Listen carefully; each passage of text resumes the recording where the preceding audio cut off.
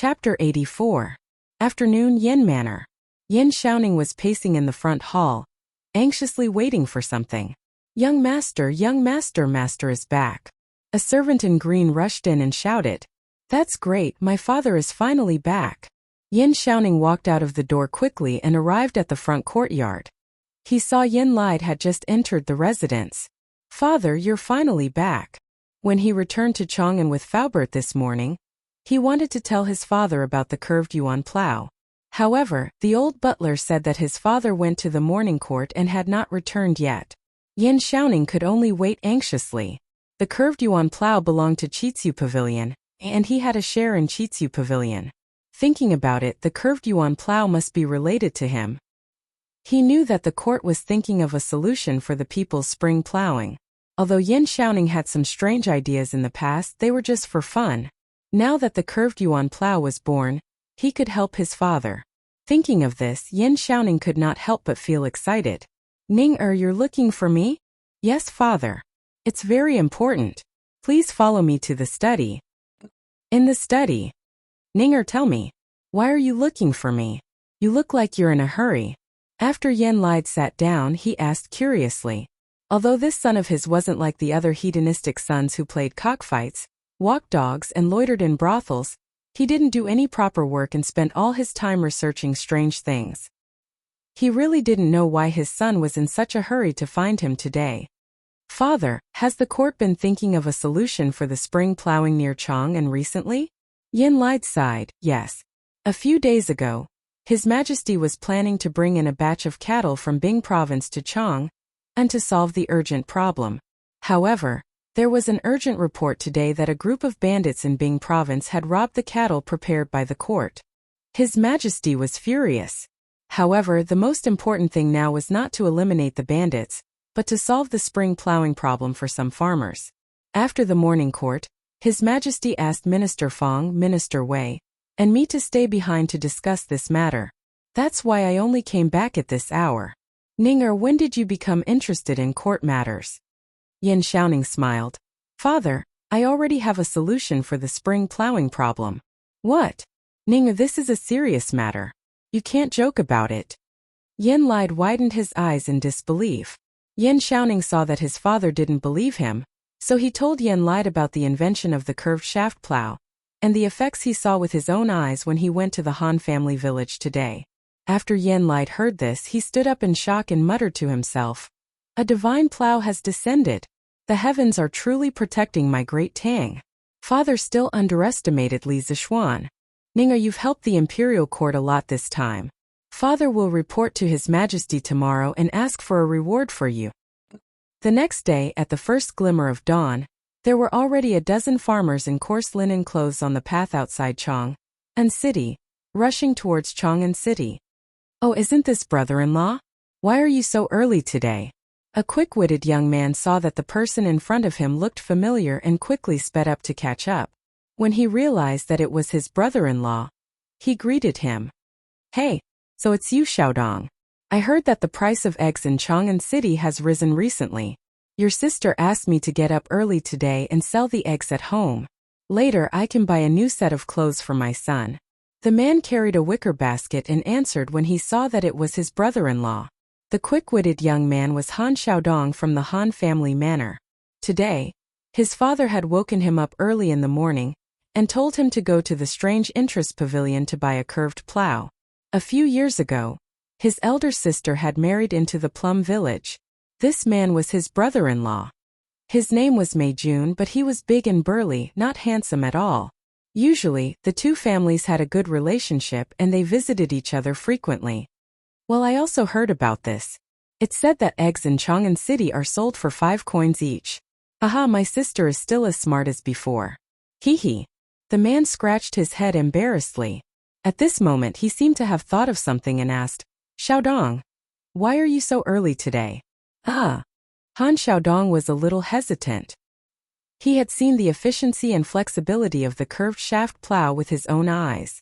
Even if he was not educated, he knew that if everyone knew about the curved shaft plow, the Han family village would definitely not be able to buy it. However, his brother-in-law's family usually treated him very well. Han Xiaodong scratched his ears and cheeks.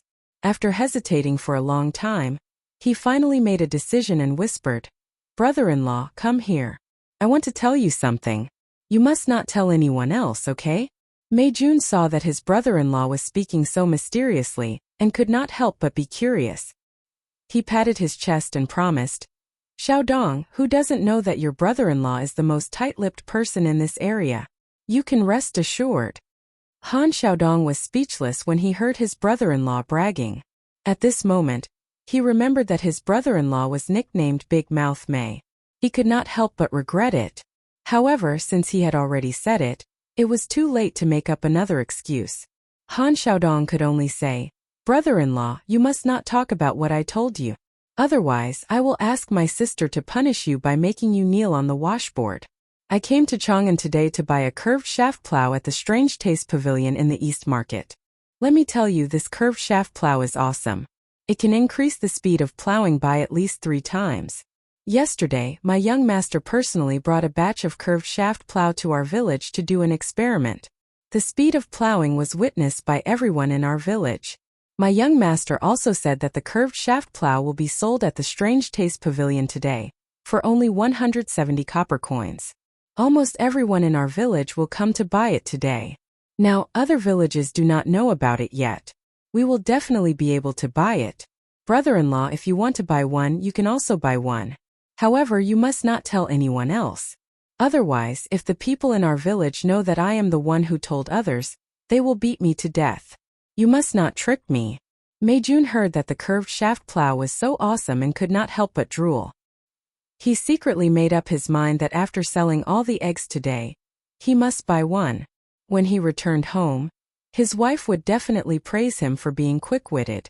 At this moment, when he heard his brother-in-law ask him to keep it a secret, he quickly raised his hand and swore, "Xiaodong, don't worry. I will definitely not tell anyone about it to trick you. Thank you for telling me all this. Our family's land will not miss the spring plowing. Your sister and I did not dote on you for nothing." Han Xiaodong was still worried and reminded him again, "Yes, brother-in-law, you must remember not to tell anyone. Otherwise, my sister will punish you by making you kneel on the washboard." Han Xiaodong's thinking was a little simple. Which villager in the Han village did not have relatives in other villages? Even if he did not say it, many villagers would secretly inform their relatives. An undercurrent was gradually surging, and was about to engulf the Strange Taste Pavilion. The name of the divine plow would soon spread throughout the world. Chapter 85. The morning drum of Chang'an City finally sounded. The soldiers on the city walls opened the city gates and let the peddlers in. However, the general guarding Yangxingmen was surprised to see that most of the people entering the city were farmers in linen clothes. In the past, when the city gates opened, it was mostly peddlers from outside the city. He didn't expect so many farmers to come in today. Didn't the farmers need to plow in spring? After entering the city, the farmers went straight to the East Market. They asked around and finally found the Strange Interest Pavilion. The gate of the Strange Interest Pavilion was not open yet, but many farmers were lining up in front of the gate. So this is the Strange Interest Pavilion. It's the first time I've seen it. It's so cool. Old Hu also came today.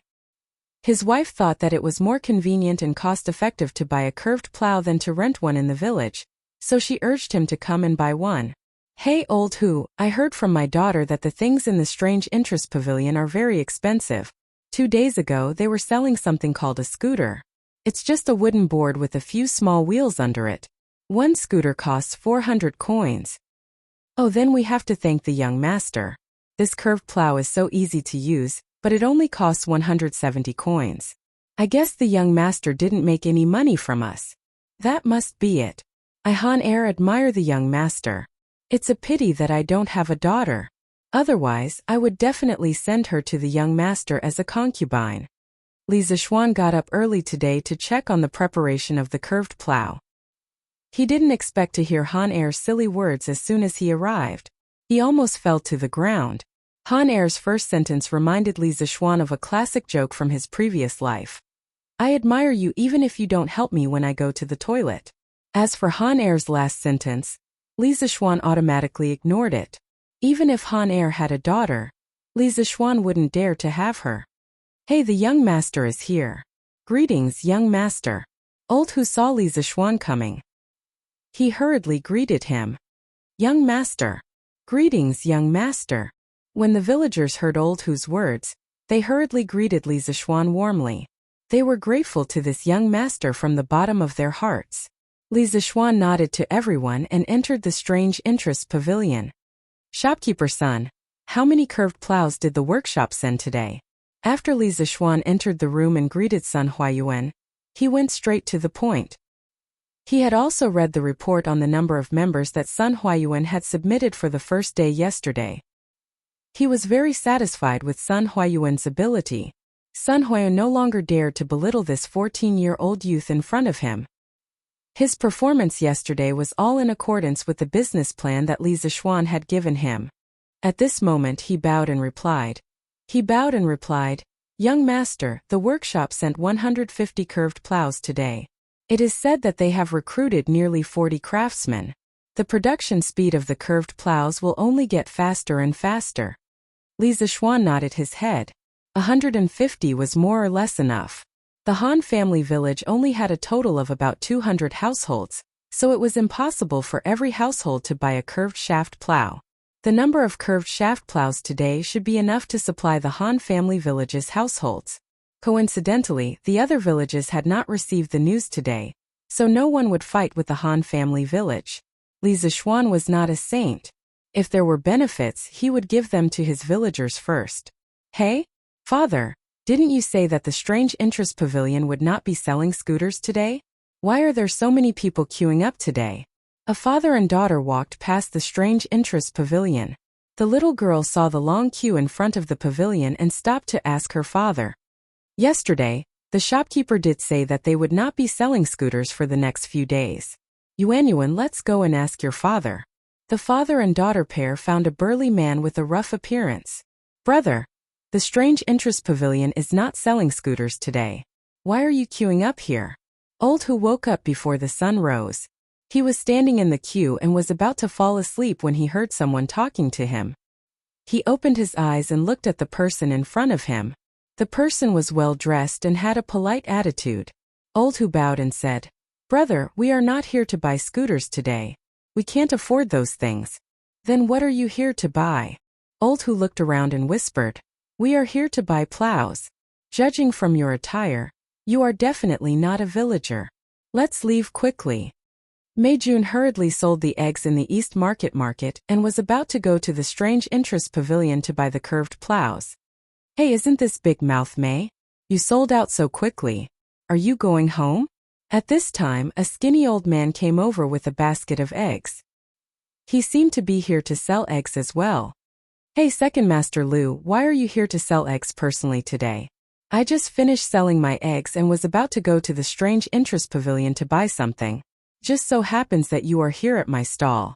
Mei Jun saw the man and quickly greeted him with a smile. The man in front of him was quite prestigious in the Plum Village. Brat, what can you buy at that place? You are spending money recklessly. Be careful that your wife will beat you when you go back. Second Master Lu chuckled as he placed his eggs on Mei Jun's stall. No way. Mei Jun curled his lips. At this time he looked around and sneakily leaned over and whispered, Second Master Lu, the thing I want to buy today is very powerful. I only told you because you are tight-lipped. Please don't tell anyone. I'm telling you. Okay, Second Master Lu, I have to go quickly. Otherwise I won't be able to buy it. Mei Jun said a lot of things. Seeing that it was almost noon, he knew he was in trouble and hurriedly said goodbye. Wait, I will go with you. Second Master Lu agilely picked up the eggs and followed him. At the strange interest pavilion, more than 100 curved plows were quickly sold. There were only 40 left. At this time Mei Jun and Second Master Lu finally arrived and hurriedly lined up. Of course, Mei Jun's situation was not an exception. After a while, another 20 to 30 villagers came and lined up. Li Zixuan looked at these people and saw that they did not seem to be from the Han village. He could not help but frown slightly. He did not know how these people knew about the curved plows, but he could not say anything about the situation. Since he was open for business, there was no reason to be picky. In fact, these people's situation was similar to Mei Jun and Second Master Lu's. They were all secretly told by their relatives in the Han village. Some people were like Mei Jun and did not know how to keep their mouths shut. Thus, more and more people knew about the curved plows. Li Zishuan silently estimated that there were about 50 to 60 people outside the Han family manor. From the looks of it, there were still some Han family manor's villagers who would not be able to snatch the Tsuan plow today. He could not help but feel that it was a pity. But he did not know that at this moment, a storm was sweeping over the imperial court with him as the center. Oh! Chapter 86. Taiji Palace, Imperial Palace. The officials arrived and divided into two sides according to civil and military officials. Li Er put down a memorial and looked at a young official in the civil official line. He asked, Minister Yuan, do you want to impeach the son of Li Jingma, a wealthy merchant in Chang? The young official hurriedly stepped out and bowed.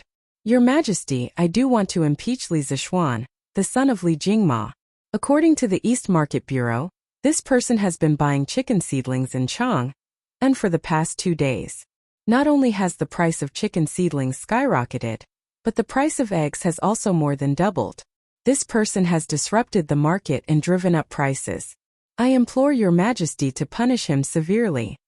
This person was the Taifu Temple's Vice Minister Yuan Wandao. The Taifu Temple was one of the 9 temples of the Tang Dynasty's central government. The chief minister of the Taifu Temple was a secondary 3rd-rank official. The vice minister of the Taifu Temple was a secondary 4th-rank official. Taifu Temple was in charge of the country's finances and government decrees. It was in charge of the officials in the 4 cities of Jingdu, Pingzhuan, Zhuozong, and Chongping. In addition to managing the country's finances and treasury, it directly led the 4 cities of Jingdu and Pingzhuan in the market management. It provided macro guidance and used measurement and balance to implement specific regulation. The East Market Bureau was only a 6th-rank official. Of course, he was not qualified to attend court. He could only report the abnormalities in the East Market to Yuan Wandao. Li Er curiously asked, This Li Zishuan is just a commoner.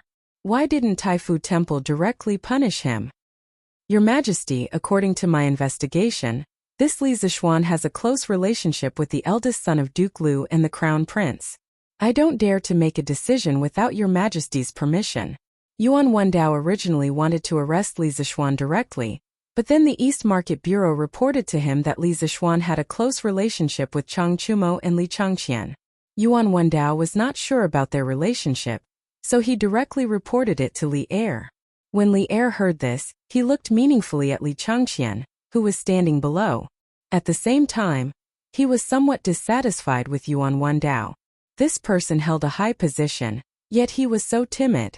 When interrogating someone, he actually treated them differently based on their status. He was really unqualified. Li Changqian hurriedly lowered his head, not daring to look at Li Er. Yen Lide, who was in front of the civil officials, was shocked when he heard that someone was impeaching Li Zishuan. Just as he was about to defend Li Zishuan, he heard an angry shout. Bullsh *T, you're full of nonsense. Is it illegal for Li Zishuan to spend his own money to buy things?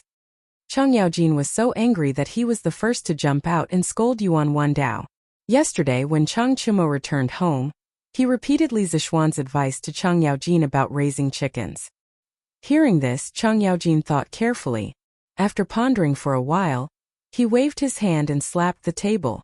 Since that's the case, our family will also raise chickens. Tomorrow, we'll have the housekeeper buy 30,000 chickens and distribute them to the farmers. Let them raise 100 or 200 chickens per household. The conditions for raising chickens will be the same as Li Zishuan's family. Chang Chumo was flabbergasted.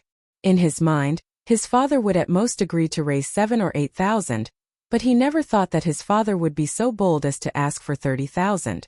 Chang Chumo muttered, That's right. That's right.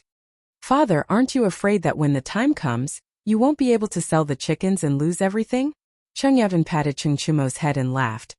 Chonyo, you're still too inexperienced. You haven't seen through it yet. Do you think that Li Zishuan is someone who is willing to suffer losses? Since he dares to raise 80,000 chickens, why should we be afraid of raising 30,000 chickens? Haha, I dare to conclude that there must be a big secret that no one knows. It's just that Li Zishuan doesn't want to talk about it. Our family will just follow behind that kid and make a small fortune. Chang Yaojin's appearance was rough, but in fact, his heart was as meticulous as hair. He understood the twists and turns in this matter with a little thought. At this time he proudly pinched his beard, walked 2 steps and continued. Besides, you forgot who that kid's master is. He is an immortal figure of the Taoist lineage. Li Zixuan's unreasonable actions this time may be a heavenly secret revealed to him by Taoist priest Spirit Void when he was alive. Alas, if it weren't for the fact that our family isn't as rich as that kid. I also want to buy 80,000 chickens. Haha. This kid is a little interesting. After listening to Chang Yaojin's analysis, Chang Chumo couldn't help but admire his father. The older the ginger, the spicier it is. In the imperial court, Yuan Wendao's face was tragically sprayed by Chang Yaojin's spittle, and his ears were buzzing because of Chang Yaojin's loud roar. He wiped his face and angrily said, Hi Duke Liu, how can you deliberately cover up for Li Zixuan just because he has a good relationship with your son? Li Zixuan drove up prices and affected the people's livelihood. The evidence is conclusive. Hi Duke Liu, do you want to bend the law for personal gain? Chang Yaojin was extremely angry. According to Yuan Wendao's words, his family also bought a large number of chickens today. Wasn't that also breaking the law? Chang Yaojin was too lazy to argue with him. He directly hit Yuan Wendao's nose with his uppercut. I'm your mother. You're a villain who is twisting words and forcing logic. I'm not afraid to tell you that my Chang family also went to the East Market to buy tens of thousands of chickens today. Are you also going to punish me for my crime? Yuan Wendao was just a weak scholar. How could he withstand Chang Yaojin's big fist? He was directly hit by this punch and flew far away. His nose was bleeding and he almost fainted. At this time he knelt down to Li Er and cried, Your Majesty, High Duke Liu maliciously hurt people in the imperial court. He also intended to protect the suspect. Your Majesty, please punish him. Chang Yaojin was furious and wanted to come up and beat him again. Qin Xiong, who was standing next to him, quickly came over and stopped him. Jijia, you're not allowed to be presumptuous in the imperial court. Qin Shubao's old injury in the past 2 years was acting up. His legs and feet were not very good. Chang Yaojin did not dare to struggle. Only then did he calm down and looked at Li Er pitifully. Your Majesty, I was rude in front of you just now. Your Majesty, please forgive me. Li Er was angered by this reckless guy. Chang Jijia, why didn't you think of asking me to forgive you when you hit people before? In the imperial court, you actually hit a minister. It's really outrageous. Qin Shubao quickly bowed and begged for mercy. Jijia was just confused for a moment. Your Majesty, please forgive me. Niu Jinda Yuqigong and the other generals in the army also pleaded for mercy for Chang Yaojin. Although Li Er had a good relationship with Chang Yaojin, Qin Shubao, and the other old generals in private, he could not disappoint the other ministers. He shook his head and said, Chang Jijia, your salary will be deducted for 3 months. We will see what happens next. Well, he had taken out so much money to buy chicken seedlings. Now his salary was gone. It seemed that he would have to tighten his belt in the future. But Chang Yaojin also knew that this punishment was very light. Chang Yaojin bowed and thanked him. Your Majesty. Li Er looked at Yuan Wendao and asked, Shaoqing Yuan, you said that Li Zixuan was driving up prices. Did he use this to make profits? Yuan Wendao covered his nose and replied in a muffled voice. Your Majesty, I didn't notice this. Li Er muttered. Since he didn't use this opportunity to make profits, then he didn't disturb the market. But he needs to explain why he bought such a large number of chicken seedlings. Guards. A big Han general immediately walked in from outside the hall and bowed. This general is here. Li Er ordered. Go to Yongla Lane and bring Li Zixuan here. Yes. Although the big Han general did not know Li Zixuan, he still bowed and hurried out to find Li Zixuan. Chapter 87. Chang'an City East Market. As the last curved plow was sold, there was a commotion outside the Strange Taste Pavilion. That's it? I haven't bought it yet. Who asked you to come so late? Niu Dahai, you should have come earlier. Those who came early today have already bought the curved plow. I guess old Niu woke up late because he was sleeping with his wife at home? Haha. A man beside him said in a wretched manner. Niu Dahai's face turned red. He pushed the man and said angrily, Bulsh asterisk T. I went to sell eggs just now. I thought only people from our village would buy the curved plow, so I didn't rush to buy it. But now it seems that many people here are from other villages. How did they know about young master's curved plow? Sigh, I'm also puzzled. I saw a few people from Plum Village and Liuja Village just now. I asked them where they got the news from, but they didn't want to tell me. It must have been someone from our village who leaked it out. What a traitor. If Old Ox knew who leaked it out, I would definitely beat him up. Niu Dahai waved his fists and said angrily. At the side, Han Xiaodong shrank his neck and quickly slipped away with his tail between his legs. Get out of the way, get out of the way. At this time, a burly general in full armor and a group of soldiers squeezed into the crowd. Beside the general was a servant. Young master, His Majesty sent someone to bring you into the palace. Sanbao shouted as she entered the Strange Taste Pavilion. Today, the young general brought people to the Li mansion to find Li Zishuan. Li Jingma and Mrs. Li were shocked. They quickly asked the general if their son had caused any trouble. The general shook his head and explained. His Majesty didn't punish him. His Majesty is not here to condemn anyone. He just has something to ask of your son. Would Master Li please ask your son to come out and follow me into the palace? Li Jingma and Mrs. Li were relieved.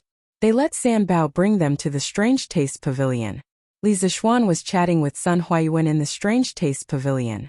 He found that Sun Huayuan's style of conversation was quite good. He wanted to chat with him. At this moment, he heard Sanbao shouting outside that Li Zishuan wanted him to enter the palace. Li Zishuan subconsciously clamped his legs together to protect his balls. He did not want to enter the palace and become a eunuch. Sun Huayuan was quite knowledgeable. He looked at Li Zishuan and said, Young master, it should be someone from the palace. You'd better go out and have a look. Li Zishuan had no choice but to walk out of the Strange Interest Pavilion. Along the way, he glared at Sanbao, who didn't know how to speak. Are you Li Zishuan, young master Li? The young general stepped forward and asked. Li Zishuan saw that this man was tall and burly. His posture was tall and straight, and his lower body was steady. He had an imposing appearance. He was dressed in Mingguang armor. When the sun shone on him, he almost blinded Li Zishuan's titanium alloy eyes. This man's kung fu was probably not weak. Li Zishuan quickly cupped his hands and said, That's me. How should I address you, General? I am Dugumao. Since you are Li Zishuan, please follow me to the palace to have an audience with His Majesty. Dugumao? Li Zishuan was a little familiar with this name, but he couldn't recall it. However, people with the surname Dugu were usually more powerful. Therefore, he learned from the TV dramas in his previous life. He quickly took out a golden biscuit from his sleeve and stuffed it into Dugu Mao's hand. He smiled and said, General Dugu, may I ask why His Majesty is looking for me? Dugu Mao's expression changed. He quickly returned the golden biscuit and said coldly, Don't ask too much. Follow me to the palace. Alright, it seemed like this man wasn't greedy.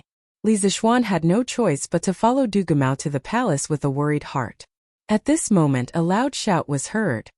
Hold on, General. What crime did our young master commit? Why are you arresting him? Niu Dahai stopped Dugu Mao and asked loudly. Yes, you can't leave. Our young master didn't commit any crime. Let go of our young master. Ooh. When the surrounding Han family manors villagers heard Dugu Mao's cold words, they thought that he had brought people to arrest Li Zishuan. They all came out to stop him. Although commoners were afraid of officials at this time, the villagers of the Han family manor still stood out bravely. Young master had shown great kindness to their Han family manor. Young master could show kindness without asking for repayment, but they couldn't be ungrateful. Otherwise, they would be criticized behind their backs by the villagers. Dugu Mao's expression changed drastically when he saw the villagers rushing over. He pulled out the saber at his waist and shouted, His Majesty has ordered to summon Li Zishuan. Are you trying to rebel by obstructing me? Li Zishuan hurriedly pulled Dugu Mao back and said anxiously, General Dugu, please hold on. General Dugu, please wait. These villagers don't have that intention. Please allow me to speak with them. Li Zishuan was truly moved by the villagers' actions. In this feudal era where imperial power reigned supreme, they dared to stand up for him. As for him, he had only done something insignificant for them. What a simple and honest people. Li Zixuan naturally didn't want to see them get hurt because of him. Dugumao put away his saber and shouted, "Hurry up! His Majesty and the ministers are waiting." Li Zixuan nodded and walked towards the villagers, shouting, "Fellow villagers, His Majesty isn't here to punish me. He just summoned me for something. Uncles, please go home quickly." Niu Dahai shouted, "Young master, is it really okay? If His Majesty really wants to punish you, I, old Niu, will kneel in front of the palace gates and plead for young master's innocence. I believe that His Majesty wouldn't wrong a good person like young master. I want to go too." "Me too." A bunch of voices echoed from the side. Li Zixuan said helplessly, "Uncle Niu, it's really okay. Hurry up and bring the villagers back to the village." After calming everyone down, Li Zixuan followed Dugumao to the palace. After passing through the Vermilion Bird Gate and entering the palace, Li Zixuan looked around curiously. In his previous life, he had been to the Forbidden City in Beijing a few times.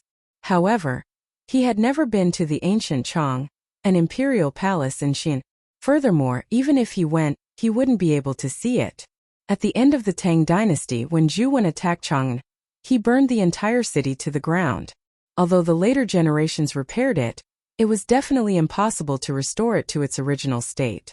As such, it was really not easy for Li Zixuan to see the original Tang dynasty imperial palace. Although Li Zixuan didn't know why Li Er had called him here, it was useless to worry about such things. It was better to look at the scenery of the palace. Furthermore, if Li Er really wanted to find trouble with him, the person who came would definitely not be Dugumao, but the officials from the Supreme Court. After a while, Dugumao brought Li Zixuan to the outside of Taiji Palace. Taiji Palace was built on top of 36 stone steps. Standing at the bottom of the steps, one could only see the upturned eaves. The auspicious beasts on the eaves, Xieji and Xieji, looked majestic under the faint sunlight. The pointed eaves that almost pierced through the clear sky were undoubtedly the embodiment of the supreme imperial power. "Wait here for a while, I will go in to report. When you go in later, pay attention to your etiquette. Don't forget what I just taught you," Dugumao instructed. "Thank you, General Dugu, I will pay attention." Li Zixuan cupped his hands in thanks. Along the way, other than teaching Li Zixuan about the palace etiquette, Dugumao didn't say anything else. Li Zixuan felt that Dugumao was angry about the matter of the golden pancake. In his heart, he thought that he was indeed too rash. Not everyone loved money. The television dramas in his previous life had killed people. Dugumao nodded and went in to report. A quarter of an hour ago, in Taiji Palace, Li Er saw Dugumao leaving and looked at Chang Yaojin. He asked with deep meaning, "Jijia, if I remember correctly, didn't you just say that your family is also preparing to buy tens of thousands of chicken seedlings?" Chang Yaojin stepped forward and answered, "Your Majesty, I am indeed planning to buy tens of thousands of chicken seedlings." Li Er smiled and asked curiously, "Oh, Jijia, why are you and Li Zixuan buying so many chicken seedlings?" Qin Shubao, Niu Jinda, and the other generals also looked at Chang Yaojin curiously. Chang Yaojin scratched his head and pretended to be ignorant. "Your Majesty, I saw that my family's farmers were poor, so I gave them chicken seedlings for free and asked them to help raise the chickens. The eggs that they usually lay can be used to supplement their household expenses." Zhang Sunwuji, Fang Xianling, and the other civil officials looked at Chang Yaojin in disbelief. Li Er also looked at Chang Yaojin suspiciously. He didn't believe that this fellow would have such meticulous thoughts. Is it really just because of this? Chang Yaojin hurriedly stepped forward and cupped his hands. "Your Majesty, it is absolutely true." Li Er shook his head helplessly. His intuition told him that this matter was definitely not that simple. He made up his mind that when Li Zixuan came, he would definitely interrogate him properly. In fact, Chang Yaojin was wronged. He only followed Li Zixuan and raised chickens on a large scale. As for why Li Zixuan raised so many chickens, he didn't know either. Li Er looked at the officials and asked, "Do you have anything else to report?" At this moment, Yan Lide was about to walk out from the civil officials group. Who knew that another middle-aged official would be faster than him? That person walked out and bowed. "Your Majesty, I have something to report." Li Er looked at the person in front of him and rubbed his head with a headache. he asked. What does Minister Wei want to report? In his heart he thought, I haven't done anything out of line recently, right? What is this Wei Xuanqing doing now? That's right, this person was Wei Zheng. This fellow didn't care who the other party was when he scolded people. Even Li Er had been scolded by him many times. Wei Zhang cupped his hands and said to Li Er, Your Majesty, I impeach Li Jingma's son Li Zishuan. This child showed off his strange skills and made and sold a toy called a scooter. Countless children rode on it and played wantonly on the streets of Chang'an City. Not only did it seriously disrupt the order of Chang'an City, but it was also quite dangerous for those children. Your Majesty, please issue an edict to prohibit the sale of this item. When Li Er heard that Wei Zheng wasn't here to scold him today, he heaved a sigh of relief. When he heard that Wei Zheng was also here to impeach Li Zishuan, he couldn't help but be a little surprised. He thought to himself, a few days ago I was still thinking about how to cultivate this kid. I didn't expect this kid to be a troublemaker. Today, he actually provoked two important officials to impeach him. Li Er was about to speak when he saw Du Gumao come in. Your Majesty, Li Zishuan has been brought here. He is waiting outside the hall. Du Gumao bowed to Li Er and said.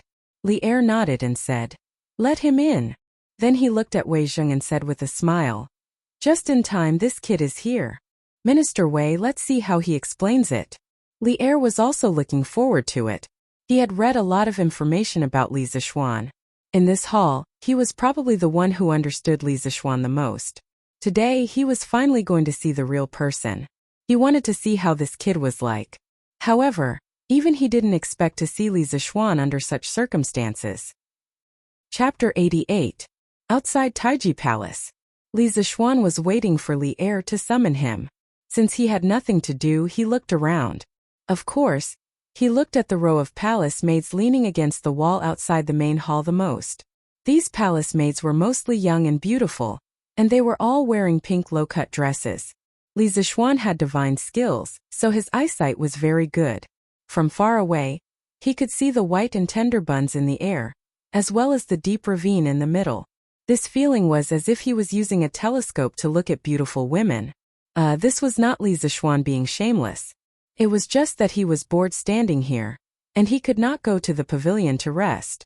Li Zishuan looked at this beautiful spring scenery, but in his heart he cursed. This Li Er really knows how to enjoy life, letting so many young and beautiful women wear such low-cut dresses to serve him. Li Zishuan was lost in his thoughts when he suddenly heard a sharp voice coming from the main hall.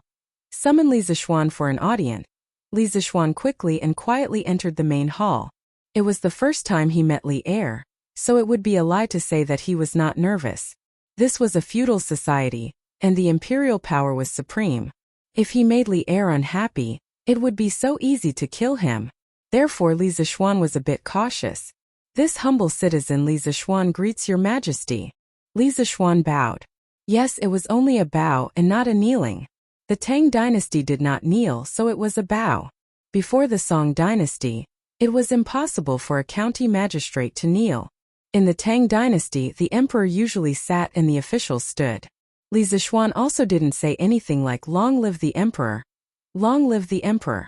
On the way here, General Dugu told him in detail about the etiquette of meeting the emperor, so Li Zishuan did not make a fool of himself. No need for formalities, rise. A dignified voice came from the main hall. Only then did Li Zishuan straighten his back and raise his head. Li Er saw that the young man before him had delicate and pretty features that were sharp and angular. His brows revealed a resolute look, and there was a unique kind of ethereal handsomeness. What surprised Li Er the most was that this was the first time this young man had met him, but he was neither servile nor overbearing, and there wasn't the slightest trace of fear in his eyes. Li Er secretly nodded. This young man could be considered a talent. One must know that during the Tang dynasty, one's appearance was the standard for selecting officials. Those who were too ugly would not be able to become officials. However, Chang Yaojin, Yuqigong, Niu Jinda, and the other founding generals were exceptions. While Li Er was sizing up Li Zishuan was also secretly sizing up Li Er. He was very curious about this legendary Emperor Taizong of the Tang dynasty, and wanted to see what he looked like. He saw Li Er wearing a heavenly crown and a python dragon robe. The pearls hanging down were at the same level as his eyes. Under the illumination of the 99 candles, they shone in all directions. He looked like a singer from the later generations who threw flirtatious glances at him, making people dizzy. It was impossible to see what he looked like. This was probably the greatest effect of the heavenly crown. Li Zixuan was quite depressed. He secretly thought that Li Er was too petty, not letting others see what he looked like. Could it be that he was too ugly? If Li Er knew what Li Zixuan was thinking, he would definitely cut this little brat into 8 pieces. When Li Er was young, he was also a famous wanderer in the Taiyuan area. He was handsome and his martial arts were not bad. How could he be as unsightly as Li Zixuan thought? Li Er said in a deep voice, "Li Zixuan, do you know why I asked you to come here today?" "I don't know." Li Zixuan's mouth twitched. He secretly thought, how would I know? That cold-faced General Dugu Mao didn't tell me. How would I know? Li Er pretended to be strict and said, "Humph, since you don't know, I will tell you personally. Just now, Minister Yuan of the Taifu Temple accused you of wantonly buying chicken seedlings, causing the price of chicken seedlings and eggs to skyrocket in Chang. You are driving up prices, disrupting the market, and affecting the people's livelihood. This is the first crime. In addition, Minister Wei accused you of showing off your skills and selling scooters. This scooter disrupts the order of Chang, and it affects the safety of children. This is the second crime. Li Zixuan, do you have anything to say?" Li Zixuan was shocked. He really didn't expect that the minister would make an issue out of these two matters. He thought quickly. After a moment, he stepped forward and bowed to Li Er. "Your Majesty, I have something to say." Li Er nodded and said, "Say it." At this time, Li Zixuan cupped his hands and asked the minister next to him, "May I ask which one is Minister Yuan?" At this time, Chang Yaojin pointed to Yuan Wandao, whose face was covered with blood, and said with a smile, "This is Minister Yuan." Li Zixuan glanced at Chang Yaojin. Chang Yaojin nodded at him meaningfully, making him feel at ease. Yuan Wandao stood up and said, "I am the minister of the Taifu Temple. What do you want?" Li Zixuan smiled and said, "Minister Yuan accused me of driving up prices. I have something to say. I need chicken seedlings, but the quantity is a bit large. I use my own money to buy what I need in the East Market. Minister Yuan, which law of the Tang Empire did I violate? Is there a law in the Tang Empire that the people can't buy chicken seedlings wantonly?" Yuan Wandao quibbled. "You are hoarding, driving up prices, and disrupting the market. You have raised the price of chicken seedlings and eggs so high. How can ordinary people afford it?" Li Zixuan walked to Yuan Wandao, looked into his eyes and said, "Minister Yuan, chicken seedlings are not like grain and fodder. They are strategic materials. How can you say that they are hoarding? The so-called market is just supply and demand. The supply is less than the demand, so the price will naturally rise. Do you think that when I need something, I have to consider whether it will cause the price to rise after I buy it? If so, what is the benefit of this market to the people? What's more, Minister Yuan, you only see the price of chicken seedlings and eggs rising. The people can't afford eggs. But why don't you see that because of the rising price of chicken seedlings and eggs, there are tens of thousands of farmers near Chang, and who make extra profits by selling their own eggs? The world is full of profit. Where the supply is less than the demand, the market will naturally balance the supply and demand through the mutual circulation of goods in different areas. The market has its own regulation ability. If people forcibly intervene, it will only produce the opposite effect and make the market lose its vitality." "Good, well said." Although Chang Yaojin didn't understand these market theories, he felt that Li Zixuan was very good at what he said. After hearing Li Zixuan's words, Fang Xianling was quite surprised. At this time, he stood up and bowed to Li Zixuan. "Your Majesty, Li Zixuan's words are rather reasonable, and this old subject also feels that it is time to reflect on the market management system of my great Tang." Li Zixuan looked at Fang Xianling gratefully. Although he didn't know the official in front of him, he was able to see the limitations of the current market system. Li Zixuan was grateful and admired him. The market in the Tang dynasty, as a commodity trading place, could not spontaneously form because of the certain development of the commodity economy in a certain place.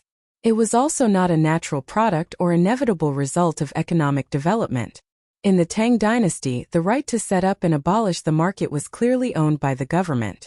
This market system, which was completely dominated by the government, was certainly not conducive to the development of the market. It would only make the market gradually lose its vitality. Li Er didn't expect Li Zixuan to be so reasonable. What was even more unexpected was that Fang Xianling would stand up for him.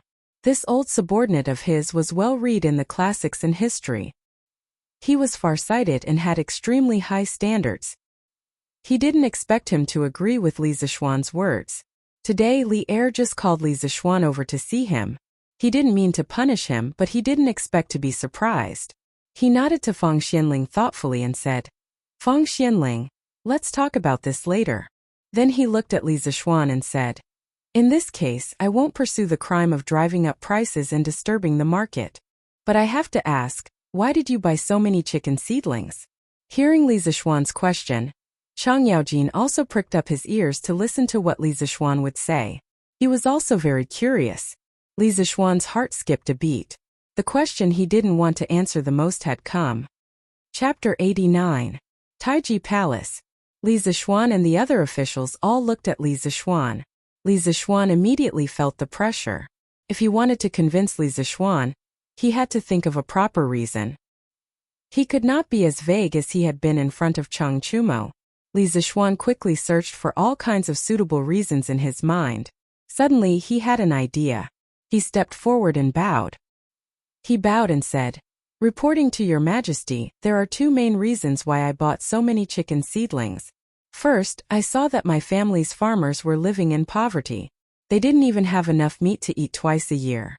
The children in the village might not even have new clothes to wear during the new year.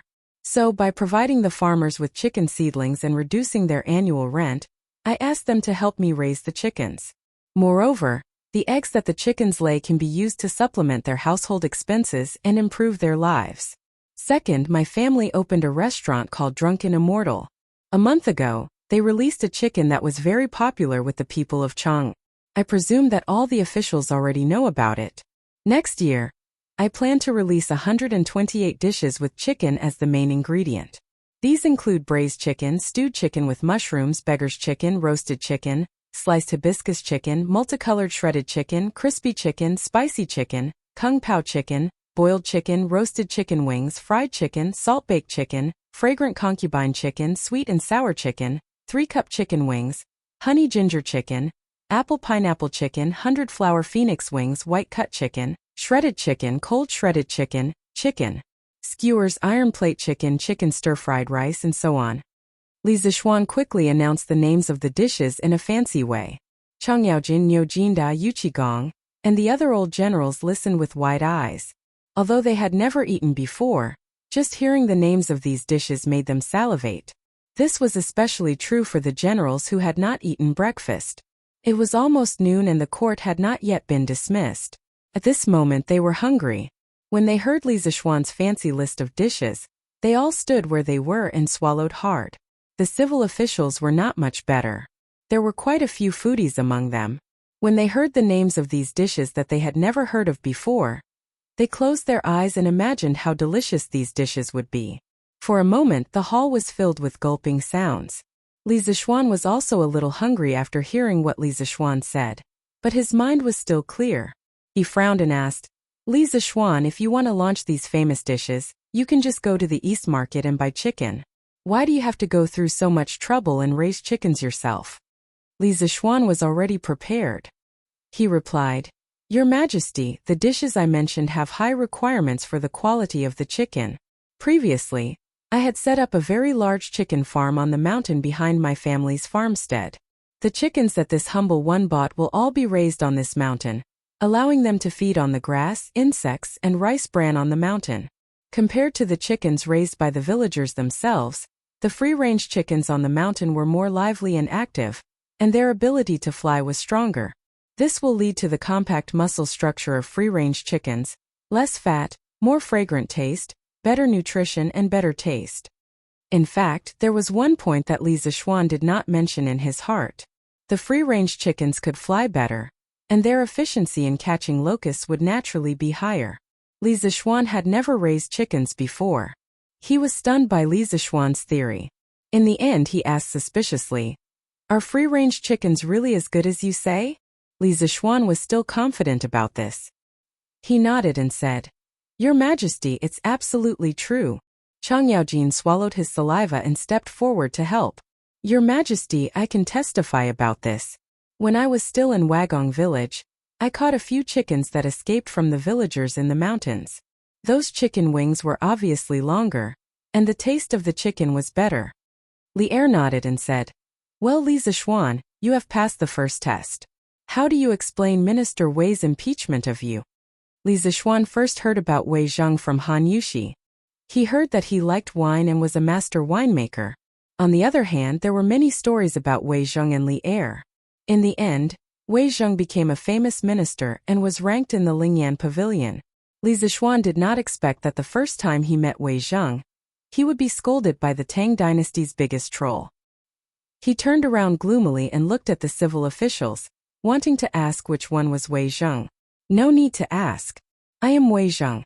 What I said about the impeachment is true. What do you have to say? Wei Zheng saw Li Zixuan looking at the civil officials again, and knew that he was looking for him. He did not wait for Li Zixuan to ask and directly walked out.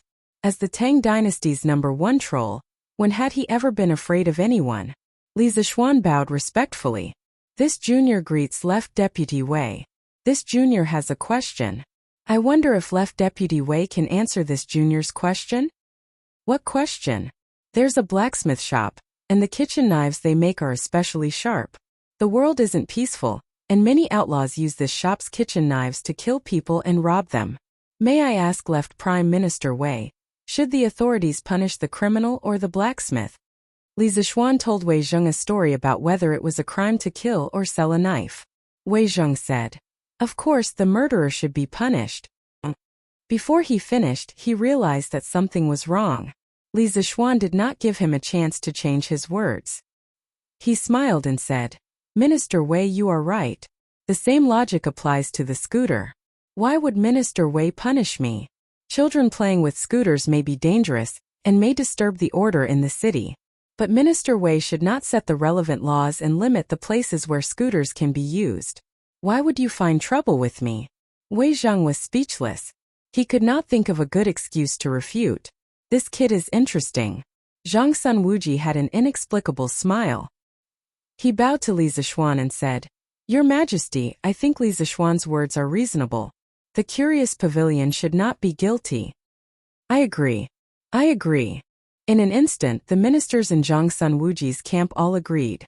The Curious Pavilion had 30% of the Crown Prince's shares. Li Chengqian had mentioned it to Zhang Sun Wuji many times. Currently, Zhang Sun Wuji was the most resolute supporter of the Crown Prince.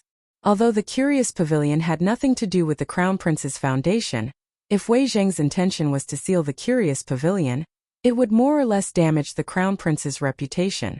Of course, Zhang Sun Wuji would definitely not be the vanguard. He only needed to deal the final blow when the situation was clear.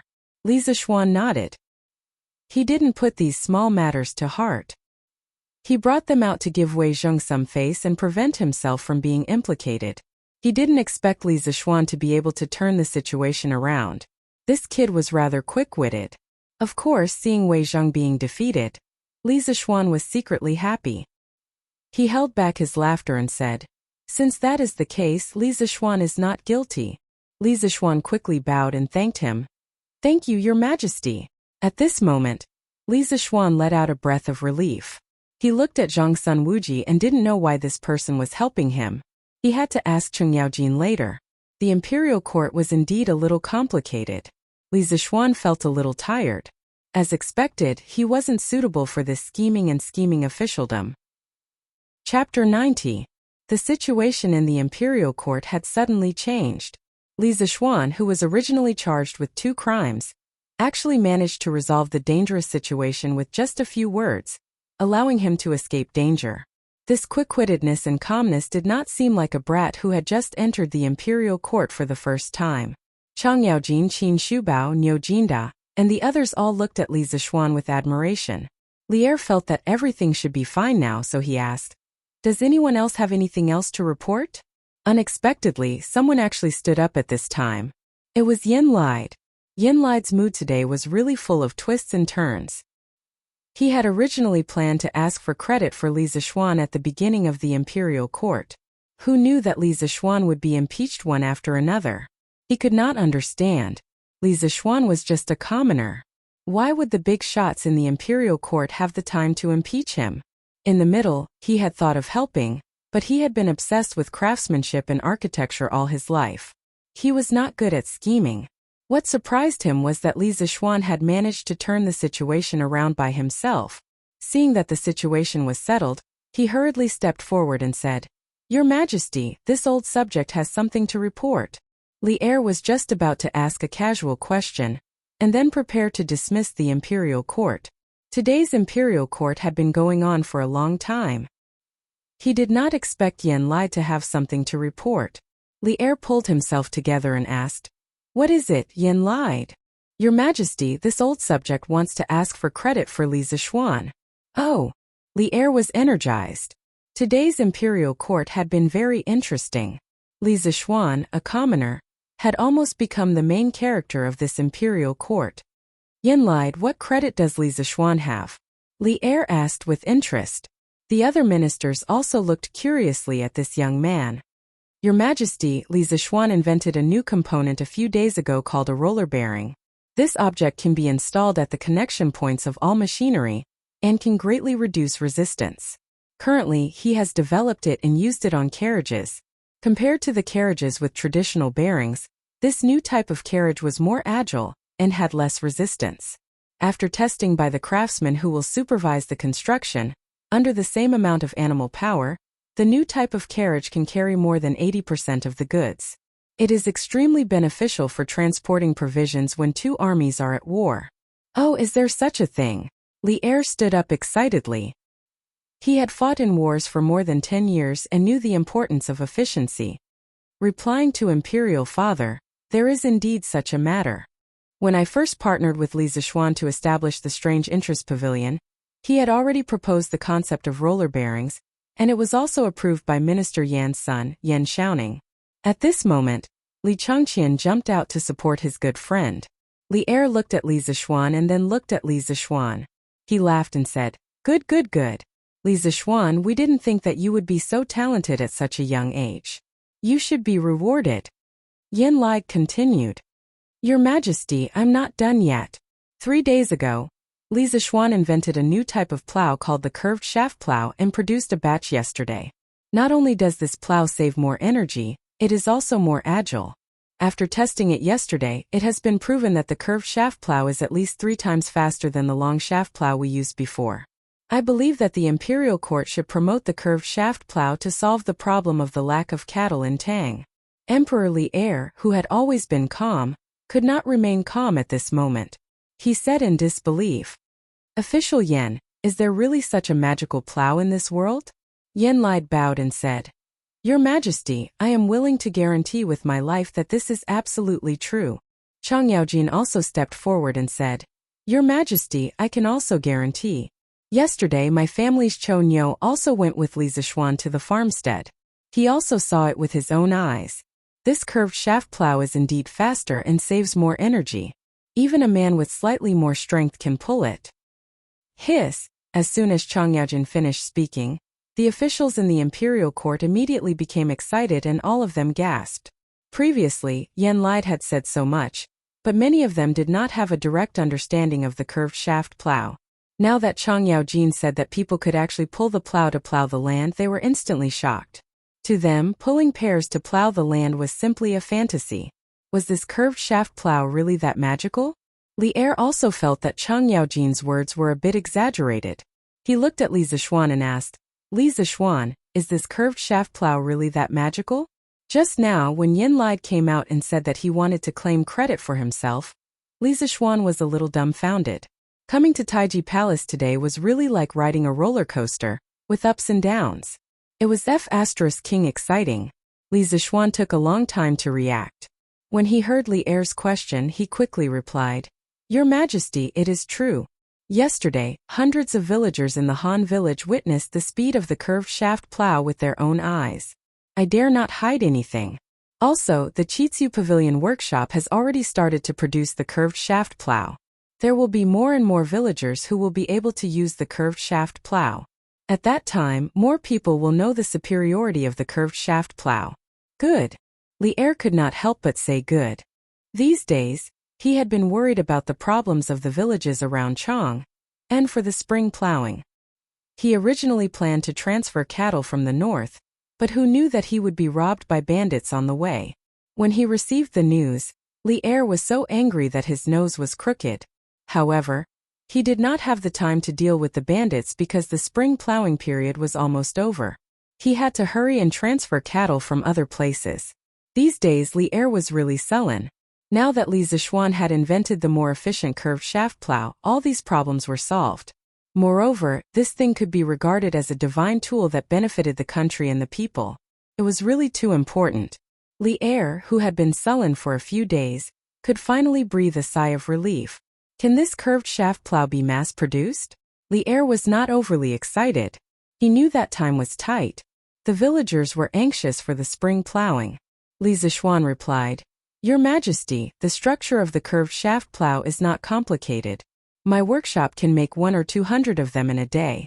However, the villagers are anxious for the spring plowing. My personal ability is limited and cannot satisfy the needs of all the villagers in a short time. I am willing to give the blueprint of the curved shaft plow to the imperial court and let them make it. This way, the villagers will not miss the spring plowing as soon as possible." Firstly, the curved shaft plow did not make much money. Secondly, Li Zishuan did not have the ability to produce a large number of curved shaft plows at once. It would delay the spring plowing of many villagers. It seemed that it was better to give it to the imperial court. Li'er laughed and said, "You are quite righteous. Not bad, not bad. Yanlai, this matter will be handed over to your Ministry of Works. During this time, order all the craftsmen to work overtime and rush out a batch of curved shaft plow." Yanlai quickly cupped his hands and said, "Yes, Your Majesty. I will personally supervise." That would be best. But I will have to trouble you." Li'er nodded and smiled. Chapter 91. Inside the Taiji Palace. After Li'er finished explaining to Yanlai, he looked at Li Zishuan with mixed feelings. He had originally planned to transfer Li Zishuan into the army and nurture him. He never expected Li Zishuan to be so talented in machinery. Could it be that priest spirit void taught him all this? The roller bearings were indeed very useful. Li'er also planned to reward Li Zishuan with some gold and silver as a reward. However, the significance of the curved plow was too great. It was not an exaggeration to say that its merits were in the present and its benefits were in the future. In a feudal society, the rulers attached great importance to agriculture. If he only rewarded some gold and silver for this merit, it would seem that Li'er was stingy.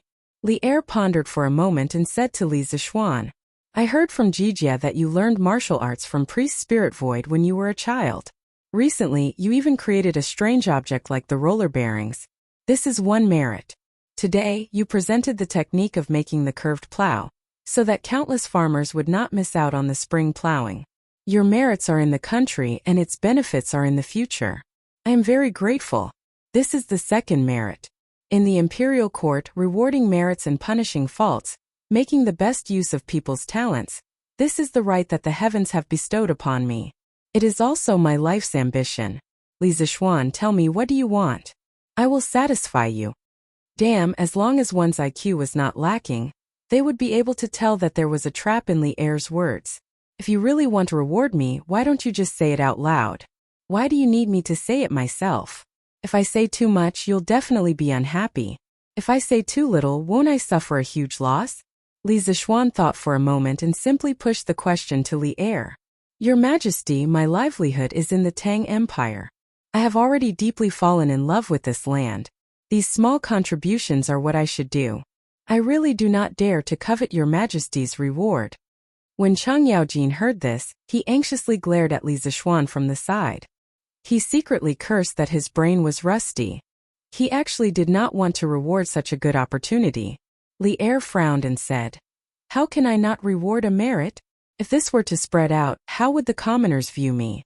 How about this, Li Zishuan? Are you willing to work under Minister Yan at the Ministry of Works?"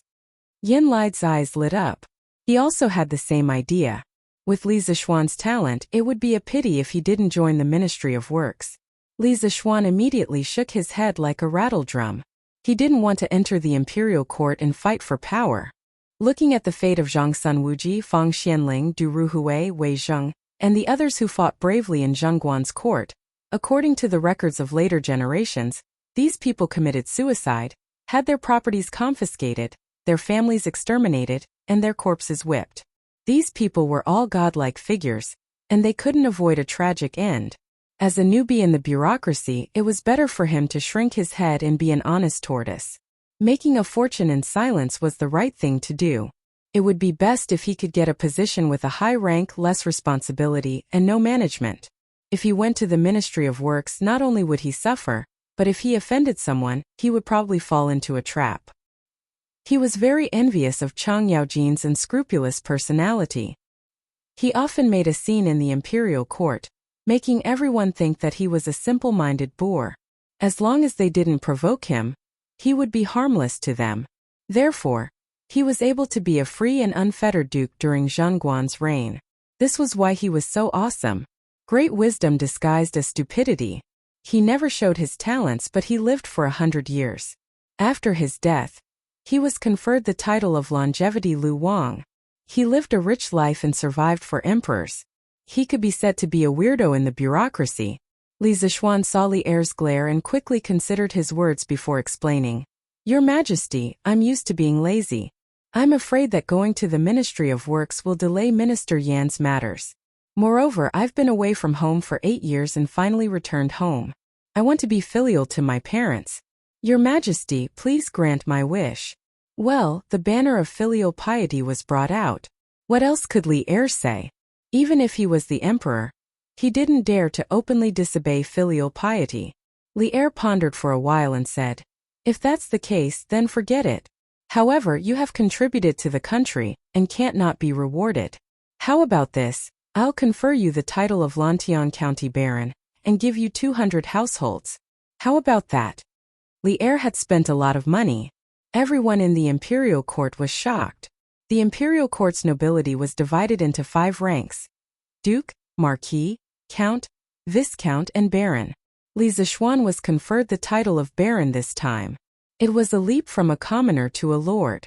Under the general trend of the country, the conferment of nobility was extremely cautious. The entire imperial court was thinking about how to reduce the number of nobles and reduce the rank of nobility. Li Zixuan was actually conferred the title of Baron with a mere curved plow. Chang Yaojin hurriedly gave Li Zixuan a look, telling him to quickly agree. He was really afraid that Li Zixuan would be stupid and refuse again. Li Zixuan didn't pay attention to Chang Yaojin's message. However, when he heard Li Er's words, he was overjoyed. He thought to himself that he had leaped from a commoner to a noble. There was no reason for him to refuse. He hurriedly bowed and thanked the emperor. I thank your Majesty for your kindness. Li Er nodded with satisfaction and said, if there's nothing else, the imperial court is dismissed. All the ministers bowed and saluted. We respectfully send your Majesty off. Oh, haha, this old man really didn't misjudge you. You're promising. As soon as they left Taiji Palace, Chang Yaojin excitedly patted Li Zixuan's shoulder and laughed. After that, he looked at Qin Shubao and smiled proudly. How is it, Brother Qin? I told you before that this kid isn't a fish in a pond, right? Haha, old Cheng, have a good eye for people. Qin Shubao laughed and shook his head. He looked at Li Zixuan and said, this old man heard from Jijia that your master is spiritual master Ling Su. Your martial arts are excellent and not below Jijia. However, I didn't expect you to be able to make such a thing that benefits the country and the people. His Majesty has granted you the title of Baron. Since you are greatly indebted to the country, you should serve the country well in the future. However, this old man has no chance to meet such an immortal like your master. It is a great regret in my life. When Li Zixuan heard Chang Yaojin call the person in front of him as Brother Qin, he had already guessed the identity of this person. At this time, when he heard Qin Chong instructing him in the tone of an elder, Li Zixuan knew that he was treating him as a nephew for the sake of Chang Yaojin. He was moved and bowed respectfully to Qin Chong. This must be great General Qin. In the past, when I was in the mountains, I often heard my master say that General Qin sees 3 passes in the day and 8 strongholds at night. Your martial arts are rare in the world and you are the first pillar of our Tang Empire. I will remember General Qin's teachings and will not forget His Majesty's kindness. Qin Shubao was somewhat delighted. I didn't expect your master to know this old man. Haha, this old man will call you Xiao Xian for the time being. Since Jijia regards you as his nephew, you should also call this old man uncle to avoid estrangement. Li Zixuan hurriedly went along with it and called out to Uncle Qin. Cheng Yaojin looked at Qin Chong's sallow face and sighed. Alas, little Xian, it would be good if your master was still here. In the past, everyone in Jianghu knew that spiritual master Ling Su not only had great achievements, but also had great medical skills. He was not below Dr. Sunday. If he was still here, he might be able to cure Brother Qin's illness. When Li Zixuan heard this, he also looked at the unparalleled hero in front of him.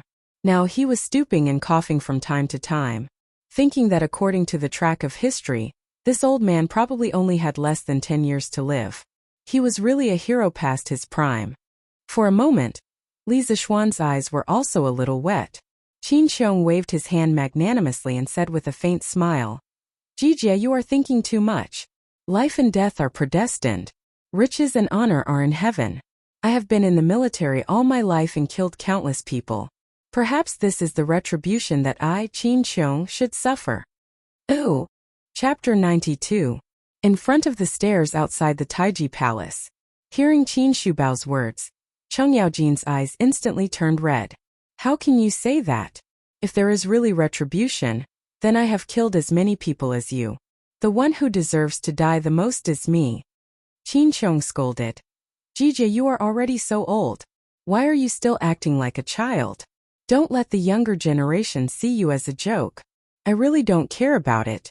If I can see the Tang Empire in peace and the people living and working in peace in my lifetime, I will be satisfied.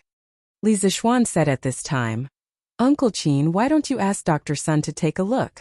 My master also praised Dr. Sun's medical skills when he was alive. I think Uncle Qin just has a lot of internal injuries. Dr. Sun should treat you a little. Cheng Yaojin's eyes lit up and he cried, by the way, His Majesty told me before that he would send Dr. Sun to the Qin mansion to take a look at my second brother these days. Second brother, you can't go out these days. Qin Xiong nodded with a smile. Li Zixuan thought for a moment and said, if Dr. Sun goes to the Qin mansion, please send someone to tell me. I was lucky to be saved by Dr. Sun in the Zhongnan Mountains.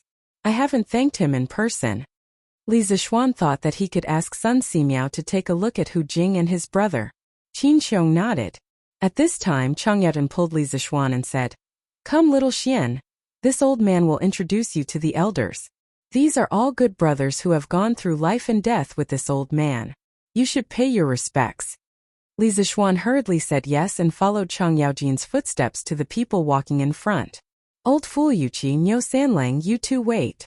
Cheng Yaojin shouted at the top of his voice from a distance. The 2 big men in front immediately stopped, turned around and glared at Cheng Yaojin. Madman Cheng, in the next competition, I must beat your stinky mouth crooked. You don't pay attention to the demeanor of an elder in front of the younger generation and talk nonsense. One of the ugly towering men said to Cheng Yaojin unhappily. Cheng Yaojin chuckled. Haha, wait till you can beat me, old Cheng. Little Xian, come here, let me introduce you to 2 elders. This is your uncle Yuqi. His kung fu is only a little bit worse than this old man's, but it's not bad. Li Zixuan ignored the shameless Cheng Yaojin at the side and hurriedly bowed respectfully to one of the later generation's door gods, Yuqi Jingda, and said, greetings to Uncle Yuqi. This young one, Li Zixuan, pays respects to you. After Yuqi Jingda glared at Cheng Yaojin, he hurriedly helped Li Zixuan up and laughed. Good, good, good. You're quite handsome. But for us men, it's useless to be handsome. You have to be able to pick up a sword and go on the battlefield. Previously, Madman Chong said that you were actually able to fight him to a draw. You should spar with this old man some other day. Let's see if you are as powerful as Madman Chong said. Li Zixuan almost vomited blood. Was Yuqi Jingda saying that he looked like a pretty boy? But compared to Yuqi Jingda, this tower-like man, his appearance was indeed a bit fair. Yujin said sarcastically, If everyone looked like a charcoal ball like you, whose family's daughter would dare to marry? Other than your two sisters-in-law, black and white, who blindly took a fancy to you, wouldn't other girls jump into a well if they saw your king of hell appearance? Yuchi Jingda was furious. Cursing people but not exposing their shortcomings. Chang Yaojin's words were 2F** king wicked. Madman Cheng, you old thing, your mouth doesn't speak human language. Come and fight 300 rounds with this old man. As he spoke, he was about to go up and fight. On the side, Niu Jinda hurriedly pulled him back. The younger generation is still here. What's with the two of you messing around like this? At this time, Chang Yaojin chuckled and pulled Li Zixuan over. Pointing at the dark-skinned, muscular man who was pulling Yuchi Jingda, he introduced, "This is your Uncle Niu. In the past, we went through fire and water together many times. His battle formation skills are quite exceptional. You kid must follow him and learn well." Of course, Li Zixuan had heard of Niu Jinda's great name. This was one of the few fierce generals of the Great Tang. Li Zixuan respectfully bowed and said, "Greetings, Uncle Niu." Niu Jinda was obviously more composed than Chang Yaojin and Yuchi Jingda. He twirled his beard and smiled. "Good kid, no need to be so polite. You are truly a young talent. You were able to invent the curved plow, so you can be considered the great benefactor of all the farmers in the world. Old Niu was also a farmer in the past. I know the severity of missing the spring plowing. With your curved plow, who knows how many fewer people will starve to death." Li Zixuan hurriedly said modestly, "Uncle Niu, you flatter me. I was just fooling around." Chang Yaojin came over and said, "Little Xian, you said before that you raised chickens to supply your restaurant with new dishes. Is that true?" Li Zixuan nodded and said, "That's true." Chang Yaojin slapped his thigh and shouted, "Then this time my family raised 30,000 chickens with you. When the time comes, you will have to take them all. Old Cheng, have really invested a lot this time." Li Zixuan widened his eyes. He did not expect Chang Yaojin to trust him so much that he directly wanted to raise 30,000 chickens. This was such a big gamble. But this was also good. When the time came, the Cheng family's farm would not have to fear the plague of locusts. Thinking of this, Li Zixuan smiled meaningfully and said, "Uncle Cheng, when the time comes, you may find that the most precious part of your chickens is not the meat. You may not be willing to sell your chickens." "What do you mean?" Cheng Yaojin was confused. Heaven's secrets cannot be revealed. Uncle Cheng will naturally know when the time comes. Li Zixuan said with a smile. Yuchi Jingda could not help but scold Cheng Yaojin. "You shameless old man, you actually want to take advantage of the younger generation. You've really lived like a dog all these years. Little Xian, you don't need to pay attention to him. Hee. This old man is actually very interested in the 128 new dishes that your Drunken Immortal restaurant will release next year. When the time comes, you have to let this old man taste them in advance." Yes, this old bull is also interested in these new dishes. The chicken that your Drunken Immortal restaurant released before is really the most delicious thing this old bull has ever eaten. When the new dishes come out, you have to send some to this old man to taste in advance. Li Zixuan hurriedly nodded and agreed. "Two uncles, don't worry. When the time comes, I will definitely send some to your residences. And this old man, you can't forget the old when you have a new person." Chang Yaojin immediately jumped out and added. Qin Qiong, who had just rushed over, was speechless. "Jijia, how come you don't know how to pay attention to the demeanor of an elder at all? Inside the imperial palace. Your Majesty, I heard that you conferred Li Zixuan the title of Baron today?" Empress Zhongsun asked curiously as she fed Li Er, who was lying on her lap, a piece of apple that she had cut. Li Er smiled gently and said, "What? Does Guanin's servant think that my reward is inappropriate?" Zhongsun hurriedly said, "I wouldn't dare. I was just asking casually." Li Er sighed. "Perhaps many people think that my reward is a bit too heavy. Haha. But how many people in the world know Li Zixuan's true value? This kid is far from being as simple as you think. We even suspect that what he said in court today about the reason he raised so many chickens was not the truth. After court was dismissed, I thought about it carefully and felt that there was something else going on. There seems to be something that doesn't make sense." It had to be said that Li Er's eyes were very sharp. He was almost close to the correct answer. Zhang Sun didn't understand and asked, I heard Changqian say before that Li Zixuan invented the gnawing chicken and wrote Journey to the West. Now this book has spread throughout the palace. However, this child is only 14 years old. Is he really worth a baron?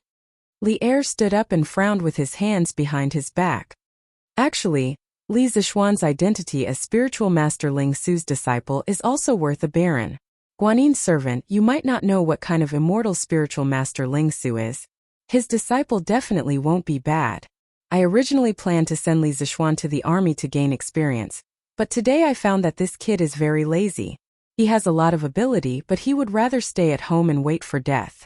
I might as well give him a baron first and drag him into court first. I will give him a good beating in the future. Jade can't be made into anything without being polished. I don't believe that this kid is so useless that he can't be helped up. Chapter 93. After bidding farewell to Chang Yaojin and the other old generals, it was already past noon. The morning court session had been going on for so long, but Li Zixuan didn't provide any food. He really wasn't a good boss. Li Zixuan could only go home hungry. Xin'er, are you alright? Why did His Majesty look for you? He didn't give you any trouble, did he? As soon as he entered the door, Madame Li ran over and hugged Li Zixuan. Her two eyes constantly looked at Li Zixuan's body to see if her son was missing any parts. Li Jingma also stood not far away and looked over with concern. It was obvious that the husband and wife had been waiting in the courtyard for him to come back. They probably hadn't even eaten lunch yet. Brother, are you alright? When Lan'er heard the commotion in the courtyard, she ran out with her little legs. Behind her was a worried Tai Dan. Li Zixuan looked at the worried faces of his family members and couldn't help but feel a surge of warmth in his heart. Although he hadn't been in this world for long, he had received too much love and care from this small family. Mother, I'm fine. His Majesty didn't make things difficult for me. Let's go in and eat lunch. I haven't eaten yet. Front hall. Li Zixuan briefly told the two elders about what happened in the morning court session as he ate. Of course, he didn't mention the matter of Yuan Wandao and Wei Zheng impeaching him. Since it was already in the past, there was no need to mention it and make everyone worry. Even so, the few people in the family were so shocked that their jaws dropped. Xin'er, you're saying that His Majesty made you a baron? Madame Li excitedly pulled Li Zixuan's arm and asked in disbelief. Li Jingma was also a little short of breath.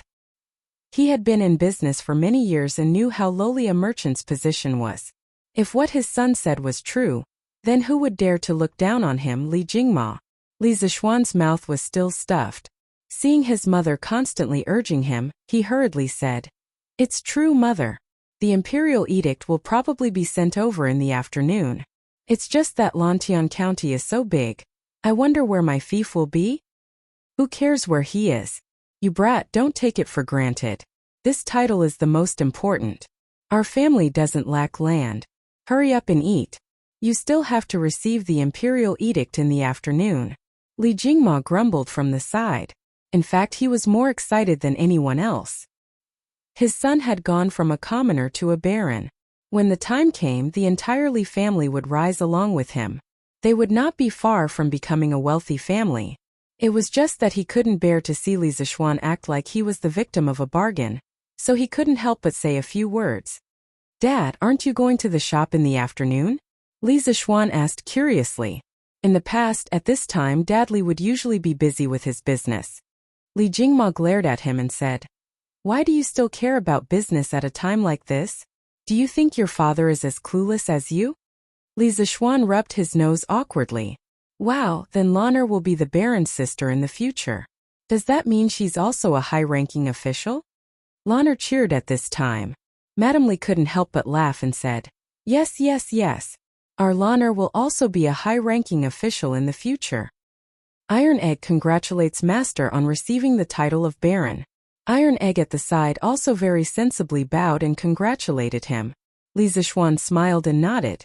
He asked casually, "Iron Egg, have you been slacking off these few days? How many words have you learned?" Lan'er rushed to say, "Brother, with Lan'er here, Brother Iron Egg doesn't dare to slack off. Lan'er has already taught Iron Egg more than 100 words these few days." Li Zixuan praised. "Not bad. In a few days I'll invite a teacher back. Lan'er, you should also learn some scriptures from Iron Egg." I don't expect you to become a scholar through scriptures, but I hope you can understand some principles of life from them. Ah, why does Lanner have to learn too? Lanner pouted her small mouth and said unwillingly. Li Jingma and his wife watched the siblings bicker and didn't interrupt. Since Li Zixuan returned, Lanner didn't need to worry about them anymore. After the meal, Li Zixuan was urged by his mother to go back to the west courtyard to take a bath. She said that to receive the imperial edict, one had to take a bath and change clothes in advance to show respect to the emperor. Li Zixuan snorted at this, but there was nothing he could do. This era's deep-rooted ideology of imperial power was supreme, and no one could change it. After taking a bath, Li Zixuan saw his mother's head maid Qing trot over and say, "Young master, young master. Young master, master and madam want you to hurry to the front yard." "Has the angel arrived?" Li Zixuan said in surprise. "So fast? Then let's go quickly." When Li Zixuan arrived at the front courtyard, he saw that the incense table had been set up. Li Jingma was chatting with a middle-aged man with a pale face and no beard. When he saw Li Zixuan, he quickly waved for him to come over. "Xianer, quickly come and say hello to Chamberlain Lu." Li Zixuan walked over and cupped his hands. "Greetings, Chamberlain Lu. You've worked hard to come here to announce the imperial edict." The eunuch smiled and returned the greeting. He said in a sharp voice, "This must be young Master Li. You're really young and talented. To be recognized by the emperor at such a young age, you have a bright future ahead of you. Young Master Li, you should hurry and receive the imperial edict." When he finished speaking, the eunuch stood facing the south with his back facing the north. Li Zixuan, Li Jingma, and the others also cupped their hands at the side. Chamberlain Lu coughed softly. "The emperor of the Tang dynasty has decreed that there is a good son named Li Zixuan. Since he was young, he has been adhering to the virtues of good. He created roller bearings, created the divine plow." The eunuch recited the edict for the time it took to drink a cup of tea. Other than the beginning, Li Zixuan didn't understand what the ancient text was saying. He finally heard the words roller bearings and divine plow, which should be praising his achievements. Then, he heard the words Mail of Lantian County. "This is my title. But where is my fief? Didn't they say that there were 200 households in the fief? There should be 2,000 or 3,000 mu of land, right? Why didn't he hear anything?" When Chamberlain Lu finished reciting, Li Jingma pressed Li Zixuan to the ground and kowtowed 3 times and 9 times. The eunuch smiled and said, "Congratulations, Lord Ju. You have been conferred the title of male at the age of 14. The day you become a marquis is just around the corner." When he finished speaking, his eyes were fixed on Li Zixuan. Li Zixuan's hair stood on end under the eunuch's gaze. He didn't know what was going on, but Li Jingma knew better. He quickly had someone bring over a tray with a dozen golden pancakes. Li Zixuan was speechless. He secretly praised his father for being so generous. At the same time, he also understood that the eunuch was trying to get money. He was still too inexperienced. Luckily, he had his father by his side to take care of him. It was true that having an old man at home was like having a treasure. Li Jingma handed the tray to Chamberlain Lu. He smiled and said, "Both of us are extremely grateful to have Chamberlain Lu deliver the edict. Now that we have received such good news, how can we let Chamberlain Lu return empty-handed? This is a small token of our appreciation. I hope Chamberlain Lu doesn't mind." Chamberlain Lu smiled and took the tray. He bowed to Li Zixuan and said, "Thank you, Lord Ju, for your reward." Li Zixuan nodded. This Tang dynasty eunuch wasn't bad. However, he was most concerned about where his fief was. Chapter 94. After the eunuch left, the Li residence became a sea of joy. Li Jingma and his wife held the imperial edict and flipped it over and over. From time to time they would whisper and laugh. Their joy was evident in their words. Li Zixuan estimated that if there was an ant on top of the imperial edict, Li Jingma would be able to catch it.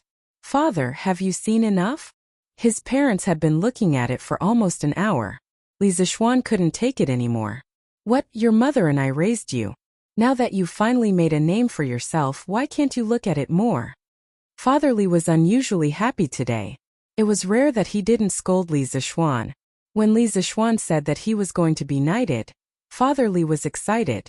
However, he was still worried that something might happen. Now that the imperial edict was in his hands, Father Li's heart was finally at ease. He could laugh out loud. No, Father, Mother, you can look as long as you want. I just want to ask, where is my fief? Li Zixuan scratched his head awkwardly. Who told him to not study Chinese? He didn't understand the imperial edict just now. He was at a disadvantage because of his lack of knowledge. Father Li glared at Li Zixuan. Ignorant and incompetent. You can't even understand the imperial edict. Didn't Lu just tell you the location of your fief? You also said that you wanted to find a teacher for Lan. I think you need a teacher to teach you. Li Zixuan was very embarrassed. Madame Li covered her mouth and laughed. Xiander, why are you so concerned about your fief? Coincidentally, according to His Majesty's edict, your fief is about 2,000 mu of fertile farmland in Plum Village in Lantian County. It's not far from the Han family village. Ignoring his father's scolding, Li Zixuan heard his mother's words. He opened his mouth in shock and asked, Plum Village's farmland? Didn't Lu Shuren buy it? Li Jingma snorted. He spent money to buy it, but that doesn't mean it's his. If the imperial court wants to take it back, would he dare to not hand it over? However, the imperial court will also give him some compensation. Li Zixuan also knew that Lan Er had been bullied in the Han family manor. If it wasn't for the fact that Li Zixuan had already punished Lu Haojian severely, Li Jingma would have gotten someone to do it himself. Li Zixuan nodded in understanding and asked, Father, then if the imperial court wants to take away our Han family manor's land in the future, will it be like Lu Shuren now? Li Jingma nodded. In theory, that's true. However, Xiander, you're already a baron. As long as you don't commit any crimes, the imperial court shouldn't casually take away the Han manor's land. As far as I know, all the civil and military officials in the court basically spend money to buy some land in other places other than their own fiefs. His Majesty usually doesn't take away their land. So that's how it is. In that case, I'll be in charge of 2 farmsteads in the future. That's more than 5,000 mu of land. I'll have to link the 2 farmsteads together and build a new feudal village. Haha, Li Zixuan thought happily. In a private room on the top floor of the Yunqi restaurant, a young master was holding a wine cup and sipping wine while looking down at the pedestrians on the street. A soft sound came from the door. Then, a middle-aged scholar in black carefully walked in and respectfully said to the young master, Second young master. Without waiting for him to finish, the young master didn't even turn his head. A cold aura suddenly filled the room. Even though the middle-aged scholar couldn't see the young master's expression, he knew that he had said something wrong. He quickly slapped himself and corrected himself. Young master. The young master then asked, How did it go? Did Yuan Wendao's impeachment succeed? The middle-aged man in black didn't dare to raise his head and whispered, Young master, Yuan Wendao's impeachment failed. Li Zixuan was instead made a baron by His Majesty. What a piece of trash. The young master slammed the table and snorted angrily. Please forgive me, young master. The man in black immediately kept quiet out of fear and quickly knelt down to beg for mercy. After a while, the young master picked up his wine cup and took a sip of wine. He said lightly, Tell me what happened. The black-clothed man then reported in full detail how Li Zixuan had rebutted Yuan Wendao in Wei Zheng's impeachment during the morning court assembly. After listening to the story, the young master closed his eyes and meditated for a long time before muttering to himself, Oh, I didn't expect that Li Zixuan not only escaped this disaster, but also benefited from it. It's like this kid was sent by the heavens to go against me. Half a month ago, when I was sent to take over Yunqi restaurant, that kid pushed out the chicken he ate at Drunken Immortal restaurant. At first, I thought he was just an ant and could easily kill him. I didn't expect that he would soon become friends with Chang Chumo and the Crown Prince. The ant turned into a grasshopper and had the strength to fight. And now, he was unexpectedly made a baron. This grasshopper turned into a tiger and had its own teeth. Things are getting more and more interesting, haha. The middle-aged man in black was ashamed. It's my fault. Please punish me, young master. Is there any use in punishing you? This young master will remember this matter. If you fail again, don't come back to see me. The middle-aged man in black hurriedly said, Don't worry, young master. There won't be a next time.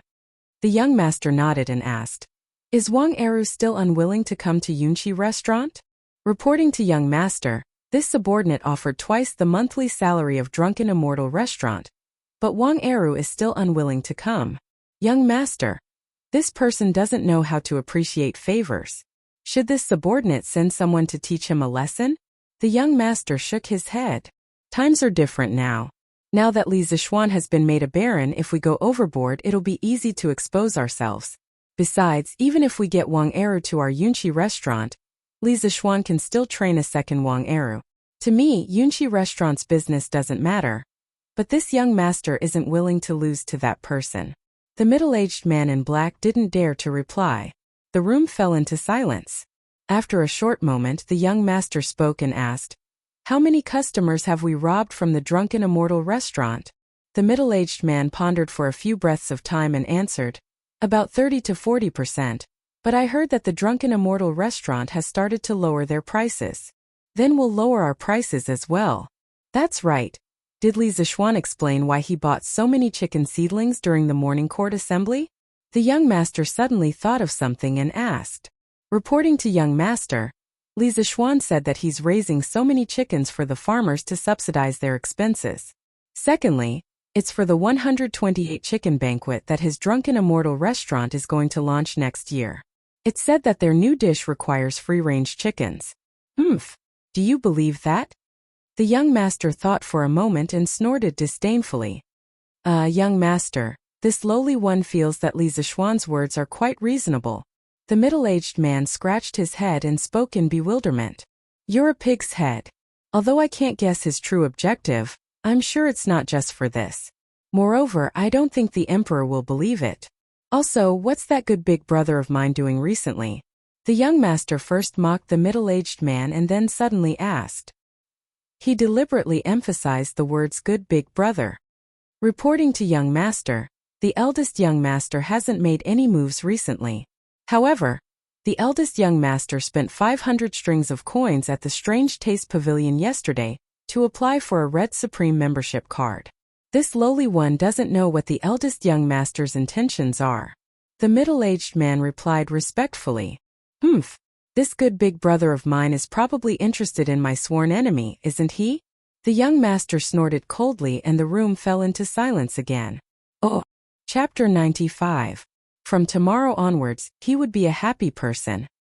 He would feed the horses, chop firewood, and travel around the world. From tomorrow onwards, he would care about food and vegetables. He would have a house that faced the sea. He would have a house, land, and a title. He would finally have a place to settle down in the Tang dynasty. Thinking about this, Li Zixuan felt extremely relaxed. He lay on the bed and did not want to get up. He even wanted to spend the rest of his life eating and waiting for death. After all, he would not be able to use up all the money at home. That's right. Li Zixuan had no ambition and was content with his wealth. What was the point of earning so much money? He was not going to raise a flag or gather people to rebel. The money at home was enough for him to use for a few lifetimes.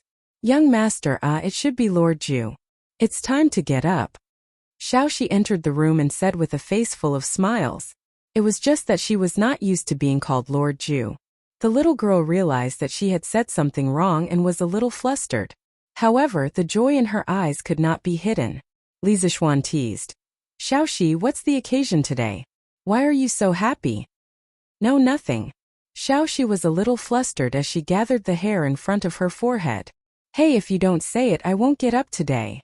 Originally, it was just a casual question. However, looking at the little girl's expression, it was obvious that something was wrong. Li Zixuan acted shamelessly. Young Lord Ju, how can you be like this? Xiaoxi had a new understanding of her young master's shamelessness. Li Zixuan was speechless at the little girl's exaggerated reaction. He was just teasing her and did not act like a hooligan. If you are not used to being called Lord Ju, then continue to call me young master. I feel uncomfortable hearing it. Xiaoxi, tell me quickly. What good thing did you encounter? Did you pick up some money? Xiaoxi hesitated for a moment before saying embarrassedly, Madam said this morning that all the servants in the residence will have their allowance doubled for the next 3 months to celebrate young master's conferment. Ah, Xiaoxi, you really picked up some money. Half of your extra allowance is due to me. Xiaoxi, you have to thank me. Xiaoxi also felt that the young master's analysis made sense, but she couldn't think of how to thank him. She said awkwardly, Young master, you don't lack anything. Xiaoxi can't think of how to thank you. Hearing this, Li Zixuan said sneakily, Who said that I, your young master, don't lack anything? I've lacked calcium since I was young, and I've lacked love when I grew up. After he finished speaking, he stared at the little girl's small chest with some bad intentions. Tsk, it was really quite big. Ah, young master, you rogue. Xiaoxi could feel Li Zixuan's perverted gaze. She screamed and ran away while covering her face. Sigh, this little girl really can't handle teasing. Li Zixuan shook his head helplessly. He could only get up and put on his clothes. Oh, Shopkeeper Lu is here today? Li Zixuan went to the front hall and was about to eat breakfast when he saw Shopkeeper Lu talking to Old Man Li. Greetings to Lord Zhu. Congratulations to Lord Zhu for your bright future. Shopkeeper Lu didn't dare to be as casual as before. When he saw Li Zixuan enter, he quickly stood up and respectfully bowed to Li Zixuan. Li Zixuan's current status was different from before. He couldn't be disrespectful. Uncle Lu, in any case we've worked together before. Why are you acting so distant now? Uncle Lu, you should just call me young master or little Xian. There's no need to be reserved. My father and I remember the contributions you've made to the Drunken Immortal Inn. Li Zixuan could clearly feel that Shopkeeper Lu's attitude wasn't right today. However, he understood after thinking about it. He wasn't someone who liked to put on airs. Although he had a noble title now, to him, this title was just a coat to protect himself and his family. It wasn't a tool to put on airs. When Shopkeeper Lu saw that Li Zixuan's attitude towards him was still as cordial as before, he was very touched. One had to know how lowly merchants were in this society. Which noble would be willing to treat them as equals? Young master, I'm indebted to you for thinking so highly of this old man Lu. In the future, this old man Lu will definitely take care of the Drunken Immortal restaurant. Shopkeeper Lu's eyes became moist as he spoke. Li Jingma smiled and comforted him.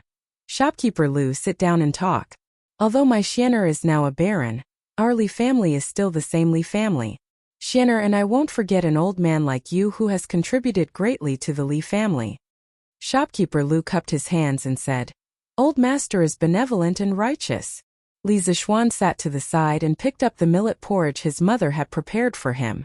Along with the pickled vegetables, he slurped down the porridge.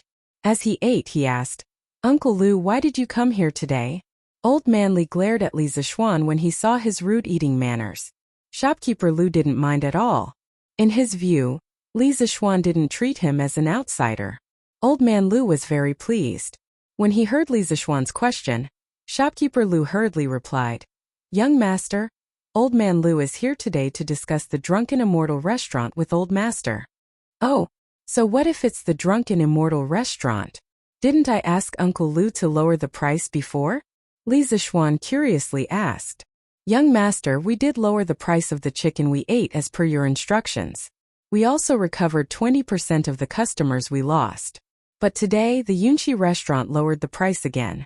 Their chicken is now only 450 copper coins per serving. Shopkeeper Lu said with a bitter expression. Li Zixuan frowned and muttered. They want to fight until the end. They want us to fight to the end. We can't lower the price of this chicken any further. There's no need to fight a price war with them anymore. Father, do you know who the owner of the Yunqi restaurant is? Li Jingma thought for a moment and said, I don't know who their owner is. I've never heard of their owner, but I do know their shopkeeper. His name is Xiaoying and he's a nobody. He only became the shopkeeper of Yunqi Pavilion 2 years ago. However, the Yunqi restaurant seems to have some backing. In the past, there were quite a few local ruffians who made a scene there and drank and reneged on their debts. Li Zixuan's frown deepened. After pondering for a moment, he said, Seems like the Yunqi restaurant has some backing. Looks like this Yunqi Pavilion has quite the background. Uncle Lu, don't bother about them for now.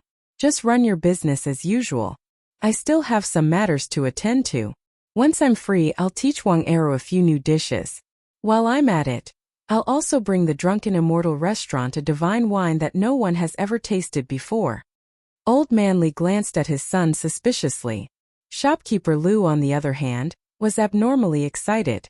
Since young master wants to take action, then this old man Lu is completely at ease. Oh right, there's one more thing. Wang Eru previously told me that the Yunqi restaurant wanted to poach him with a higher price, but Wang Eru didn't agree. Li Zixuan was angered to the point of laughing.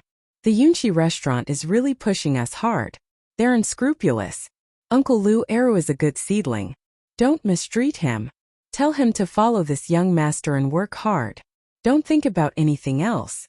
I can give him anything that others can give him. I can even teach him to make many new dishes that others can't make.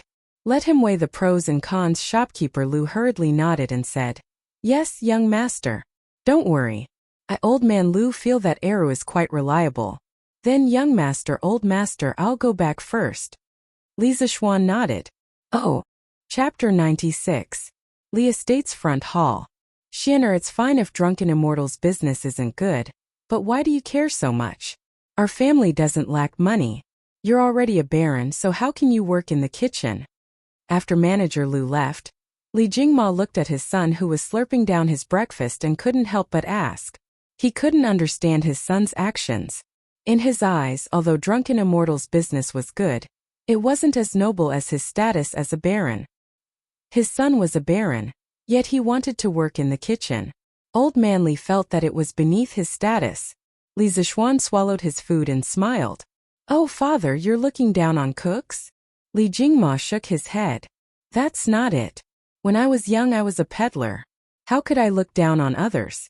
I'm just worried that you'll be impeached, saying that you don't care about the dignity of an official. Li Zixuan curled his lips in disdain. Let whoever wants to impeach me. I don't believe that His Majesty will punish me for such a small matter. Besides, those who impeach me, if they have the ability, don't eat anything from our strange taste pavilion for the rest of their lives. Li Jingma helplessly shook his head. He could only follow his son's wishes. After breakfast, Li Zixuan went to the Strange Taste Pavilion's workshop. Inside the workshop, everyone was busy and in full swing. Moreover, there were clearly more craftsmen here compared to the last time Li Zixuan was here. Faubert, how many curved plows can we produce in a day? Li Zixuan had someone find Faubert and asked. Young master, this old man has recruited 52 new craftsmen. Our workshop's production capacity has more than doubled. We can now make 300 curved plows in a day. Faubert's face was glowing. There was no trace of the lethargy of an old man on his body. Instead, one could feel his high fighting spirit. Li Zixuan smiled and nodded. And not bad. Faubert, if you meet skilled craftsmen in the future, feel free to recruit as many as you can. Our family has a lot of money, so you don't have to worry. Currently, Strange Taste Pavilion's products were in short supply. Li Zixuan really wanted to expand the workshop, but he didn't know any craftsmen. He could only ask Faubert to hurry up and recruit more craftsmen.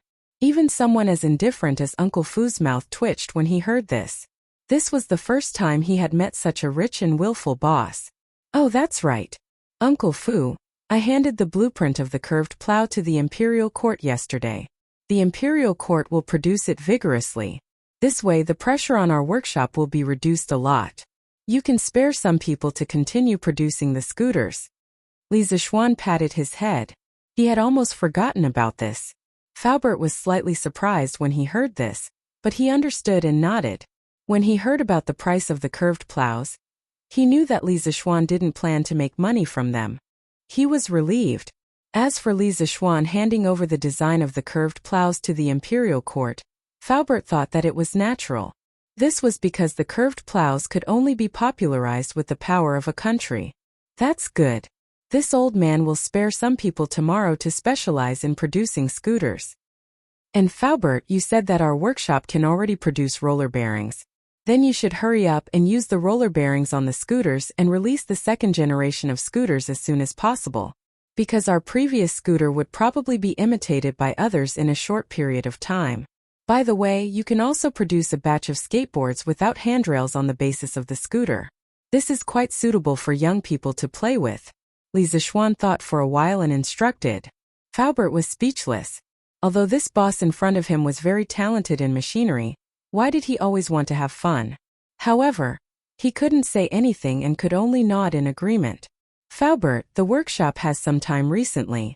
Help me build a carriage. The carriage needs to use our workshop's newly developed roller bearings. I also brought the blueprint over today. Li Zixuan excitedly took out the blueprint of a luxurious carriage that he drew last night. This luxurious carriage was based on the Queen of England. Australia spent a lot of money to build a luxurious diamond carriage for the Queen when she attended the opening ceremony of Parliament. In his previous life, this carriage was also known as the Golden Carriage. It was designed by Jim, and 50 of the best craftsmen spent 10 years to build it. Of course, Li Zixuan abandoned the appearance of a nouveau riche. He used a low-key dark red color for the exterior of the carriage. For safety reasons, the carriage was sandwiched with iron plates. The original Golden Horse carriage had 6 hydraulic shock absorbers. With the current industrial standards, it was still impossible to do so. Li Zixuan could only add some springs to the chassis for shock absorbers. Of course, roller bearings were used on the wheel axles. The interior of the carriage had a sofa, a table, a small bathroom, and a water storage room. Although it was small, it had all the essentials. Li Zixuan's idea was beautiful, but Faubert suffered. Faubert had lived for more than half of his life, but he had never seen so many novel things. Young master, what is this thing? Faubert pointed at the springs in the blueprint and asked. Li Zixuan took a look and explained. This is called a spring. It is made by pulling an iron wire loop by loop. A large number of springs can be added to the chassis of the carriage to reduce the vibration of the carriage. Metal springs existed for a long time in the Bronze Age. Strictly speaking, the inventor of springs should be the British scientist Hooke. There were no metal springs left in ancient China, so let's just assume that there were none. With Li Zixuan's explanation, Faubert understood. He smacked his lips and sighed. Young master, your idea is really ingenious. Then what is this? This is a sofa. In the future, we can also make it as a separate piece of furniture and sell it.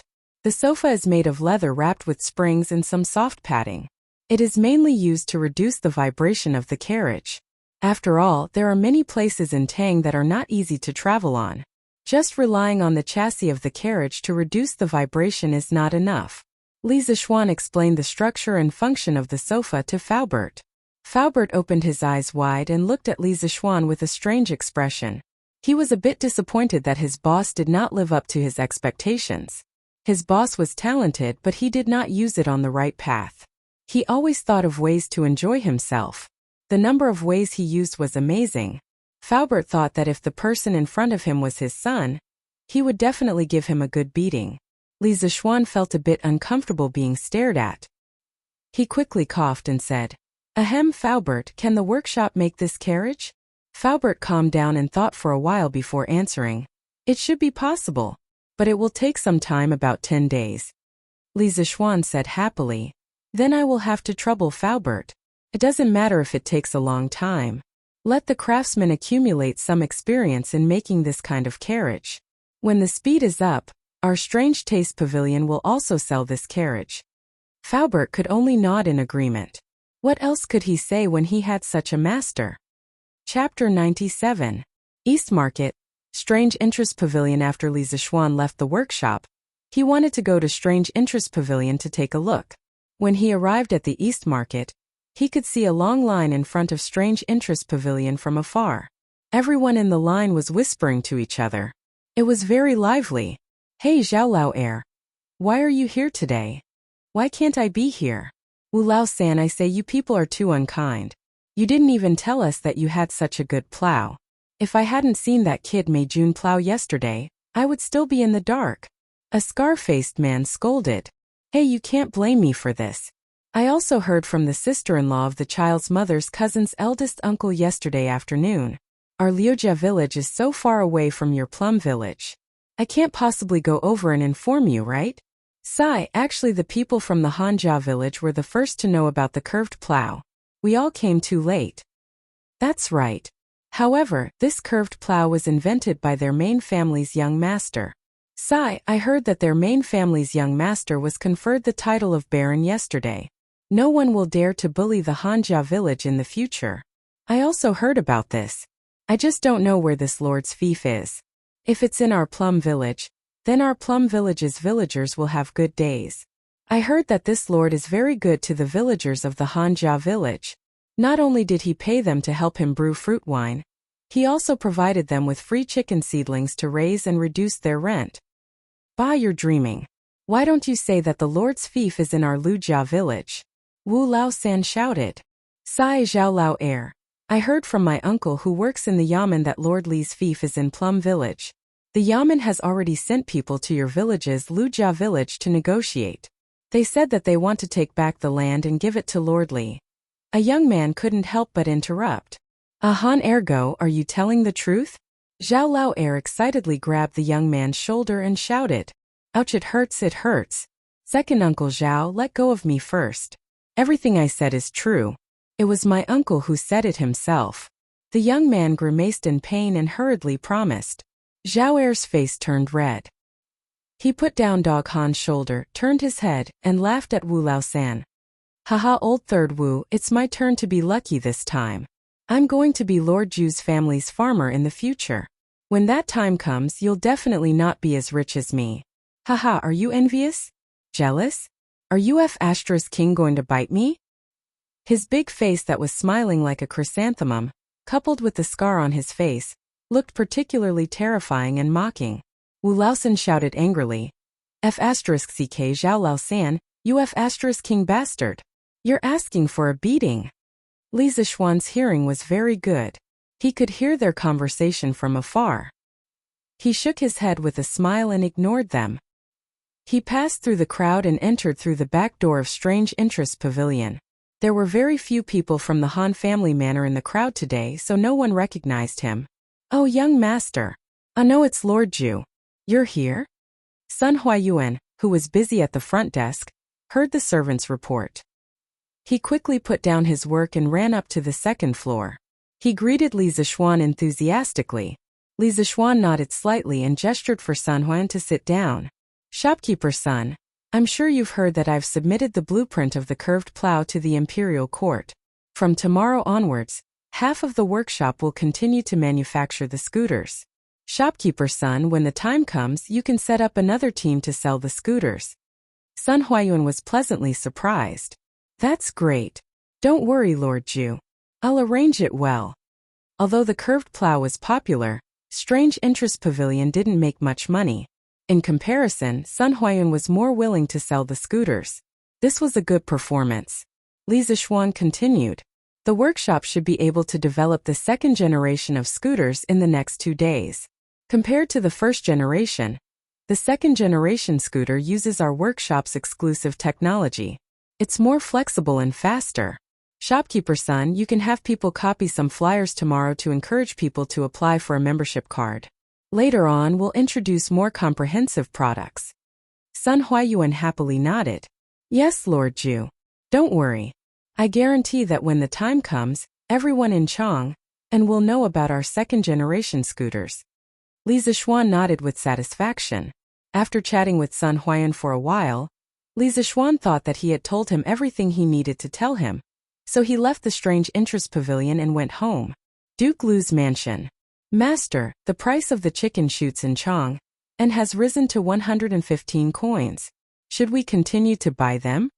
The old housekeeper of the Chang mansion worriedly reported to Chang Yaojin. So expensive? Chang Yaojin was also shocked. He secretly cursed the merchants in Chang and for being treacherous. Although he was a duke, he wasn't as rich as Li Zishuan. The Duke Lu's mansion didn't have any extra food. Facing the high price of 115 coins, Chang Yaojin was a bit hesitant. However, he couldn't help but think of Li Zishuan's meaningful words after yesterday's morning court. Uncle Chang, when the time comes, you may find that the most precious part of your chickens isn't the meat. You may not be willing to sell your chickens. Chang Yaojin frowned. Now he understood that Li Zishuan raised so many chickens. It wasn't as simple as what he said in court. There must be more to it. Chang Yaojin thought of Li Zishuan's godlike master. He clenched his teeth and made a decision. Buy, continue to buy. Housekeeper Liang, when the gate of the Eastern Market opens, you go there. Bring more people with you and act separately. Li Zishuan got a new piece of land yesterday. I think he will continue to raise chickens on his land. The price of the chicken shoots will only get more and more expensive. Try to be ahead of them and buy all the chicken shoots in the Eastern market. Try to get 30,000 chickens as soon as possible. Anyway, that kid's family doesn't lack money. Let them buy later. Haha. As Cheng Yaojin spoke, he burst into laughter. In his heart, he was silently praising himself for being quick-witted. Housekeeper Liang also felt that Cheng Yaojin's words made sense. He quickly bowed and left. It had to be said that Cheng Yaojin's speculation was very accurate. At this time, Li Zixuan was at home. He asked housekeeper Wang to continue buying chicken shoots. Uncle Wang, how many more chickens do we need from the 80,000 in the Han village? Housekeeper Wang took out a small booklet and looked at it. He said, Young master, with the ones we bought today, we are less than 10,000 chickens. I think we can get them by tomorrow. Li Zixuan said happily, Not bad. We will have 80,000 chickens by tomorrow. You can continue to buy. I will go to Plum Village tomorrow and see how many chickens the farmers can raise. Conservatively speaking, we need at least 70,000 more. Housekeeper Wang widened his eyes and said, Young master, the price of a chicken shoot in Chang and has risen to 115 copper coins. Do we still need to buy so many? So expensive? It was almost double the initial price of 70 copper coins. Li Zixuan pondered for a moment and asked, Uncle Wang, how much will it cost to gather all 80,000 chickens for the Han family village? Housekeeper Wang silently calculated for a moment and answered, Young master, it will cost about 13,000 strings of cash. A string of cash in the Tang dynasty was only 800 copper coins. Therefore, it was reasonable to ask for 13,000 strings of cash for 80,000 chickens. Li Zixuan nodded. It was still within the range he could afford. He said, Uncle Wang, continue to buy. We can still afford it. Although housekeeper Wang did not understand, he still nodded. Chapter 98. The next day, after Li Zixuan finished his breakfast, he called for Iron Egg and asked, Iron Egg, come with me to the Han village today. You've been here for so long, it's time for you to go home. Iron Egg was happy to hear that. After being here for so long, he was indeed homesick, so he said, Thank you, master. Brother, I want to go too. Lanner immediately shouted. Li Zixuan and Iron Egg had both left, so it was meaningless for her to stay at home alone. Li Zixuan thought about it. If he let one sheep go, he would let a flock of sheep go as well. So he nodded his head indifferently. Li Zixuan carried Lanner and rode the big white horse at home. Iron Egg didn't know how to ride a horse, so Li Zixuan asked Sambao to get him a little donkey. Just like that, the three of them rode 2 horses and headed to the Han village. Greetings, Lord Zhu. Greetings, Lord Zhu. As soon as they entered the Han village, many farmers who were working in the fields hurried over to greet Li Zixuan. Among these people there were old people and young adults. Now that Li Zixuan had become a Lord Zhu, the farmers of the Han village were even more proud. Li Zixuan didn't put on airs. He smiled and greeted everyone one by one, then brought Lanner and Iron Egg to the small courtyard of the Han village. When they passed by Old Hu's house, Li Zixuan heard the sound of Gigi Goo Goo from afar. It was abnormally noisy, so he looked over and found that the courtyard door was wide open. Other than the Hu siblings, there were 8 or 9 children inside. Li Zixuan also found Niu, who had reported to him when Lanner was captured. Li Zixuan was curious, so he said to Iron Egg, Iron Egg, bring Lanner to your house first. I'll come later. Iron Egg replied, Yes, master. Li Zixuan led the big white horse towards Old Hu's courtyard. Niu, you have to treat these chickens as your friends. Have some patience. Then pay attention to the rhythm when sure enough and I call the chickens. You'll be able to learn it very quickly. In the courtyard, Hu actually gently gathered the hair on her forehead and squatted on the ground, patiently explaining to Niu and the other brats the essentials of making the chickens obedient. It had been a while since they last met, and Hu's complexion was much better than the last time. Moreover, she looked more energetic. It should be because her family's life had improved recently. Niu scratched his head and said naively, Thank you, sister. I'll try again with Zhu Zi and the others. At this time, Hu Zhan smiled happily and said, Niu, don't be in a hurry. Take your time. Young Young master is here. Sure enough, when Hu saw Li Zixuan who had just entered the door, he suddenly jumped up and shouted excitedly.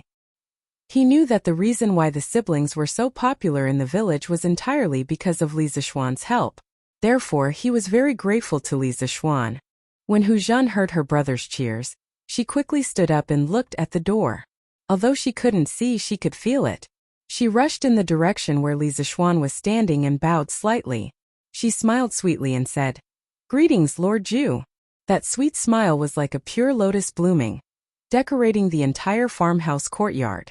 When the other brats saw Li Zixuan, they quickly imitated the adults and bowed. "Greetings, young master. Greetings, young master. Greetings, Lord Zhu. Greetings, Lord Zhu." The brats all addressed him differently, and it was a mess. When Li Zixuan saw that Hu Zhan and her brother were living so happily, he was also very gratified. He took a package from the horse's back and took out a bag of snacks.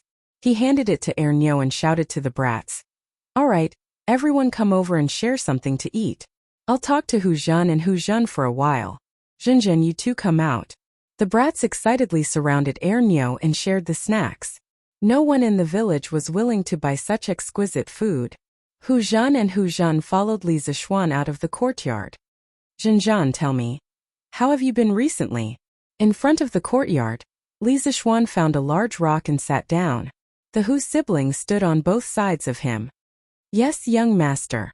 Hu Zhan softly agreed and began to talk about some of the things that happened in the Han village after Li Zixuan left last time. Ever since Li Zixuan had made that strange request last time, although the villagers of the Han family manor were too embarrassed to come over and learn this strange skill from the two children, the adults of each household had all rushed their own brats over to learn this skill. One had to know that if they learned it, they could receive a reward of 500 copper coins. This was not a small amount of money. It was enough to buy 2 new sets of clothes for their children for the new year. Thus, the small courtyard of the Hu family had almost become the village's school. The Hu siblings were naturally the teachers of this school. Those children who learned the ability to train chickens were naturally praised by their parents when they returned home.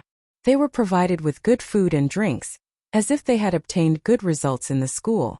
Those brats who couldn't learn after a few days when they returned home, their parents would feel that they were not as good as the children of other families. Naturally, they couldn't avoid being beaten up. Just like those brats who didn't do well in the exams, they wouldn't have a good ending when they returned home. Just like this, the Hu siblings became the leaders of the brats in the Han village. Even the adults in the village had to smile and greet them when they saw them.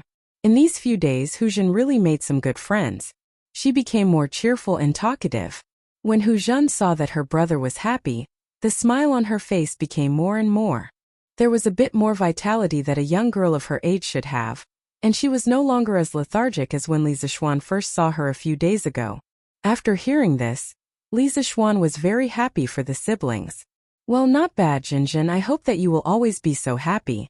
"Oh right, how many people have you taught now?" Hu Zhan said proudly.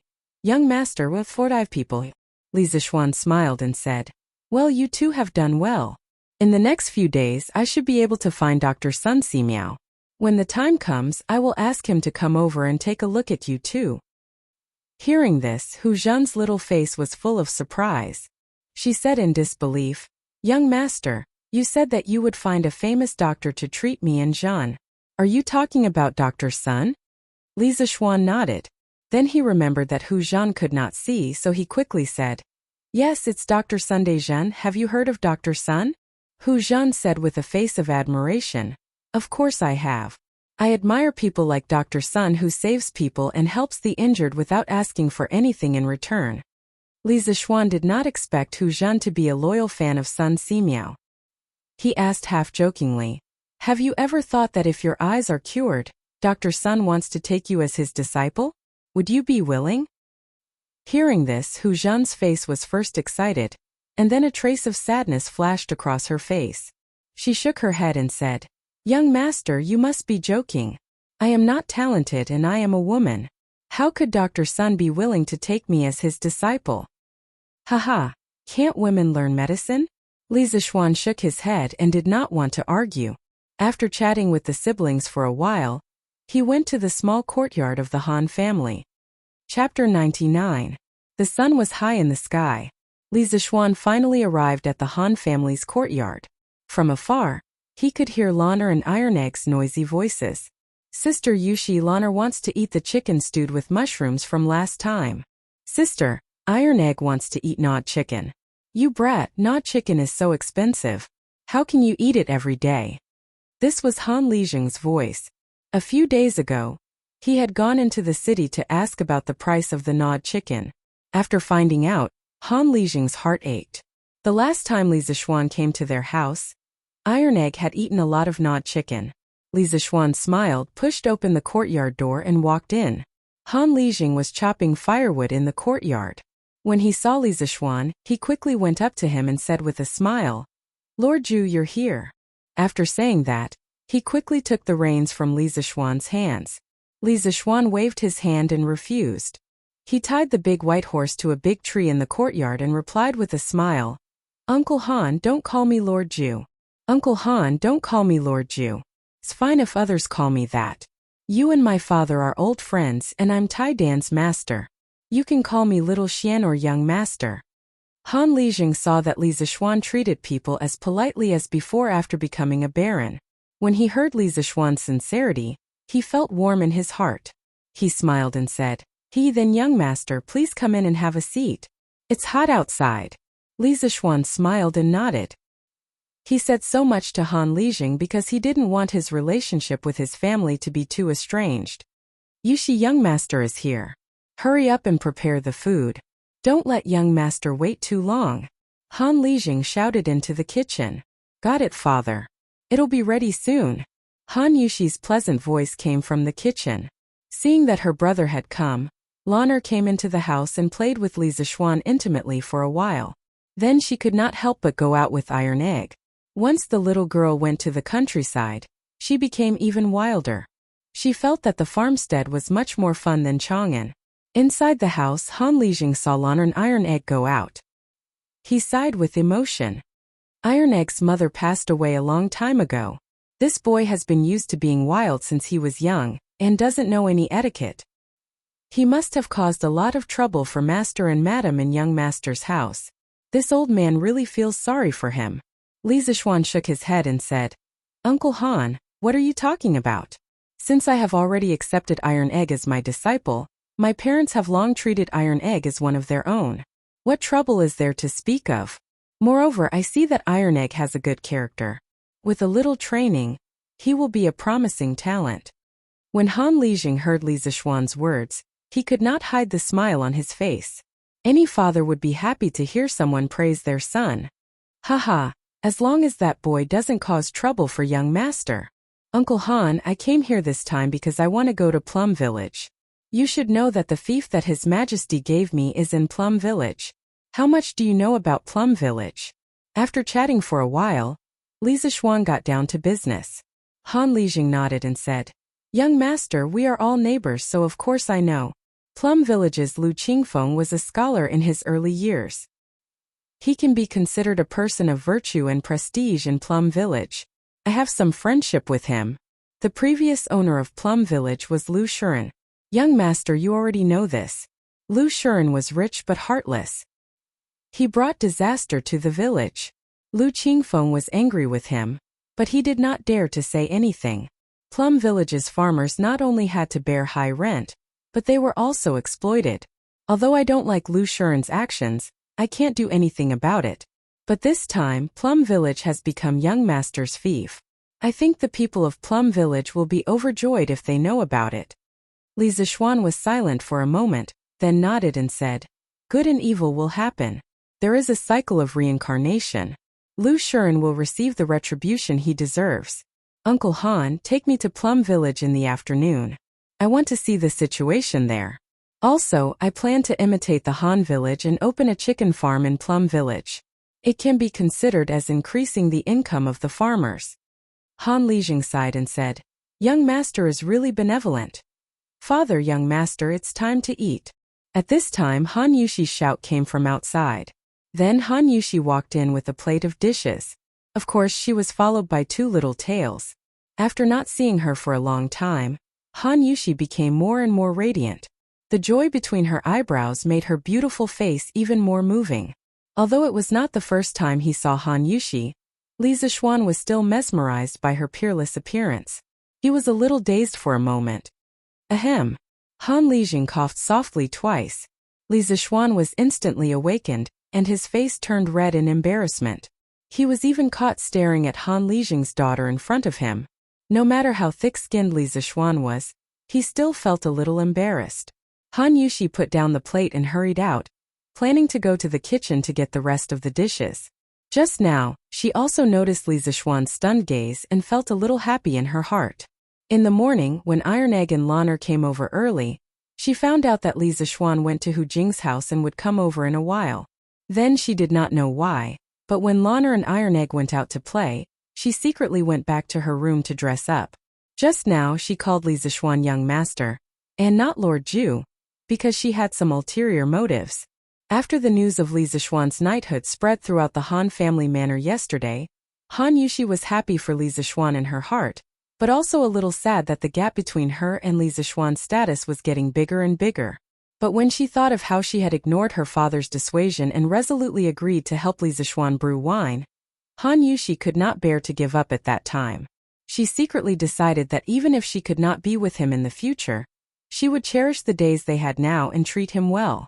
She would not regret it in the future. Therefore, when Han Yushi called Li Zixuan young master just now, she also wanted to numb herself and not let herself think about the gap between their statuses. When the dishes were served, everyone sat down. Only then did Li Zixuan notice that the dishes on the table today were a little unusual. Other than the pheasant stewed with mushrooms from last time, there were also leek scrambled eggs, wood ear fried meat, fried shredded chicken, and stir-fried spinach cabbage. These stir-fried dishes or fried vegetables were only available in the Li family, and would not be available outside. Yushi, how do you know how to cook these dishes? Li Zixuan could not help but ask. Han Yushi was a little embarrassed as she combed her hair and said softly, "The last time I stayed at young master's house, Yushi saw that the cooking method at young master's house was a little unusual. Out of curiosity, I went to ask your kitchen maid, Auntie Zhao, and only then did I know that you could cook in this way." So Yushi went home and tried cooking a few times and found that the taste was not bad. Later, Yushi thought of some other dishes that could be stir-fried with a big fire. "Just nice, I can use these new dishes to treat young master today." Li Zixuan smelled the fragrance of these stir-fried dishes and gave a thumbs up. He praised, "Not bad, not bad. Just smelling this aroma is enough to stimulate one's appetite. Yushi, you are really clever." Han Lijing chuckled and said, "Young master, you don't know. When my Yushi cooked at home for the first time, old Han almost swallowed my tongue. Cooking like this, the taste is really too good." Lanner could not wait to pick up her chopsticks and try the leek scrambled eggs. The little girl immediately narrowed her eyes and exclaimed, "It's really too delicious. Brother Lanner doesn't even want to go home. I want to eat Sister Yushi's dishes here every day." Everyone was amused by these innocent words. Li Zixuan also picked up his chopsticks and started eating. He realized that Lanner was not exaggerating at all. The taste of these stir-fried dishes was basically comparable to some of the big restaurants in his previous life. It was even more delicious than the ones made by Auntie Zhao at home. Han Yushi's culinary skills were simply superior. Li Zixuan tasted some of the flavors from his previous life in these dishes. For a moment, his appetite was stimulated. He ate a total of 4 bowls of rice before he put down his bowl and chopsticks in satisfaction. However, in his heart, he thought that if he could marry this fairy-like and clever girl, he would have accumulated 8 lifetimes of virtue. Han Yushi saw that Li Zixuan was eating happily. She could not help but feel a little sweet in her heart. Her efforts over the past few days had not been in vain. She had just said it was simple, but in order to come up with these new dishes, only God knew how much effort she had put in. However, from the results, all her efforts were worth it. She had already taken the first step and captured Li Zixuan's stomach. Chapter 100. After lunch, Li Zixuan sat in the front hall and happily drank the chilled fruit wine that Han Yushi had taken from the ancient well. He was chatting with Han Li in the house. There was no helping it. The weather had been a little abnormal recently. It was just May and the weather had started to heat up. The afternoon sun was especially scorching. Even though Li Zixuan had internal energy and was immune to both heat and cold, he didn't want to be exposed to the scorching sun. He could only wait for the sun to warm up a little before going to Plum Village. After all, it was less than 2 li away from the Han Manor. Lana, this crazy girl, wasn't afraid of the sun. She followed Iron Egg to the manor to play with Daniel and Ernio. Li Zixuan wasn't too worried. Now that everyone in the manor knew that Lana was his sister, there shouldn't be anyone who was blind enough to bully Lana. Li Zixuan didn't know that while he was enjoying the cool air in the Han Manor's courtyard, there were many manor owners in Plum Village who were exposed to the scorching sun. Many manor owners gathered at the entrance of Plum Village. Everyone was sitting under a big tree and chatting with each other while looking into the distance, as if waiting for something. Big Mouth May, is what you said true? Why isn't Lord Ju here yet? A tanned old man with bare arms was fanning himself with a straw hat as he asked casually. Mei Jun quickly nodded and said with certainty, "Fourth Master, I wouldn't dare to lie about this. I went to the Han Manor this morning and my brother-in-law personally told me that Lord Ju came to the Han Manor. Think about it, our manor is so close to the Han Manor and it's Lord Ju's fief. Lord Ju will definitely come and take a look." I say, Mei Laosi, why are you in such a hurry? It's such a hot day. Won't you let Lord Ju rest for a while? An old man was lying on a bamboo mat and enjoying his eldest grandson fanning him with a cattail leaf fan. When he heard Mei Laosi's words, he couldn't help but rebuke him. "Hey, second brother Lu, I'm just anxious. When I heard that Lord Ju's fief was in our manor yesterday, I was so excited that I couldn't sleep well the entire night. Haha, our manor's good days are coming," Mei Laosi hurriedly explained when he heard the old man's reprimand. "Tsk, look at you." The old man on the ground was the second master Lu Wanshan, whom Mei Jun had met in the East Market a few days ago. This man was a man of virtue and prestige in Mei Village. His elder brother was the village chief Lu Qingfeng. Lu Qingfeng was just a scholar with a weak personality. In the past, when he saw Lu Shuren and his son bullying the villagers, he did not dare to speak up. However, second master Lu was not like his elder brother. He was a fearless master. As soon as he saw Lu Shuren and his son bullying the villagers, second master Lu would directly pick up his walking stick and hit the heads of the father and son. In his opinion, he had 7 sons, all of whom were tall and strong. If they really fought, he would not be at a disadvantage. Taking a step back, he was already so old. Could it be that Lu Shuren and his son could beat him to death? One had to know that in ancient society, people were very respectful to the elderly. If Lu Shuren really dared to beat second master Lu to death, it would be a very serious case. The father and son's lives would not be spared. Therefore, second master Lu's reputation in Mei Village was even higher than his elder brother, Lu Qingfeng. It was not an exaggeration to say that he could rally hundreds of people at a single call during critical times. Yesterday, when Zhao Lauer of Mei Village brought back the news that Li Zixuan was in theft and that his fief was in Mei Village, the entire village was in an uproar. One had to know that the Han Manor situation was not much different from Mei Village's. After the Li family took over the Han Manor, they reduced the rent. The Han Manor was able to provide for food and clothing. The overall situation was slightly better than Mei Village's. Recently, Li Zixuan had taken over the Li family's authority and personally managed the Han Manor. Not only did he increase the income of the villagers by purchasing wild fruits, he also reduced the rent by letting the villagers help raise chickens. Furthermore, the eggs that the chickens laid would belong to the villagers. It was said that after the reduction, the annual rent of many villagers was only 10%. This was amazing. There was probably no other village with such favorable conditions in the entire Tang dynasty. As the neighboring village of the Han Manor, the villagers of Mei Village were envious. They secretly hated that they were not born in the Han Manor. Now Mei Village had become Li Zixuan's fief. The entire village would probably be able to enjoy the same treatment as the Han Manor. When the news reached the village yesterday, Lu Wanshan was the first to jump out. Ignoring Lu Qingfeng's obstruction, he shouted in the village, "Lu Shuren, get out of Mei Village." Lu Shuren's land was about to be taken away by the imperial court, so he, second master Lu, had nothing to be afraid of. He rolled up his sleeves and fought. If he did not vent this anger, he would not be satisfied even if he died. Second Master Lu's prestige in Plum Village was very high to begin with. With his shout, how could the villagers who were usually bullied by Lu Shuren hold themselves back? In an instant, hundreds of villagers responded to his call. Hundreds of villagers scrambled to follow him, majestically charging towards Lu Shuren's mansion. Lu Shuren, get out of Mei Village! Get out of Mei Village! Get out of Mei Village! Outside Lu Shuren's mansion, hundreds of villagers shouted in unison.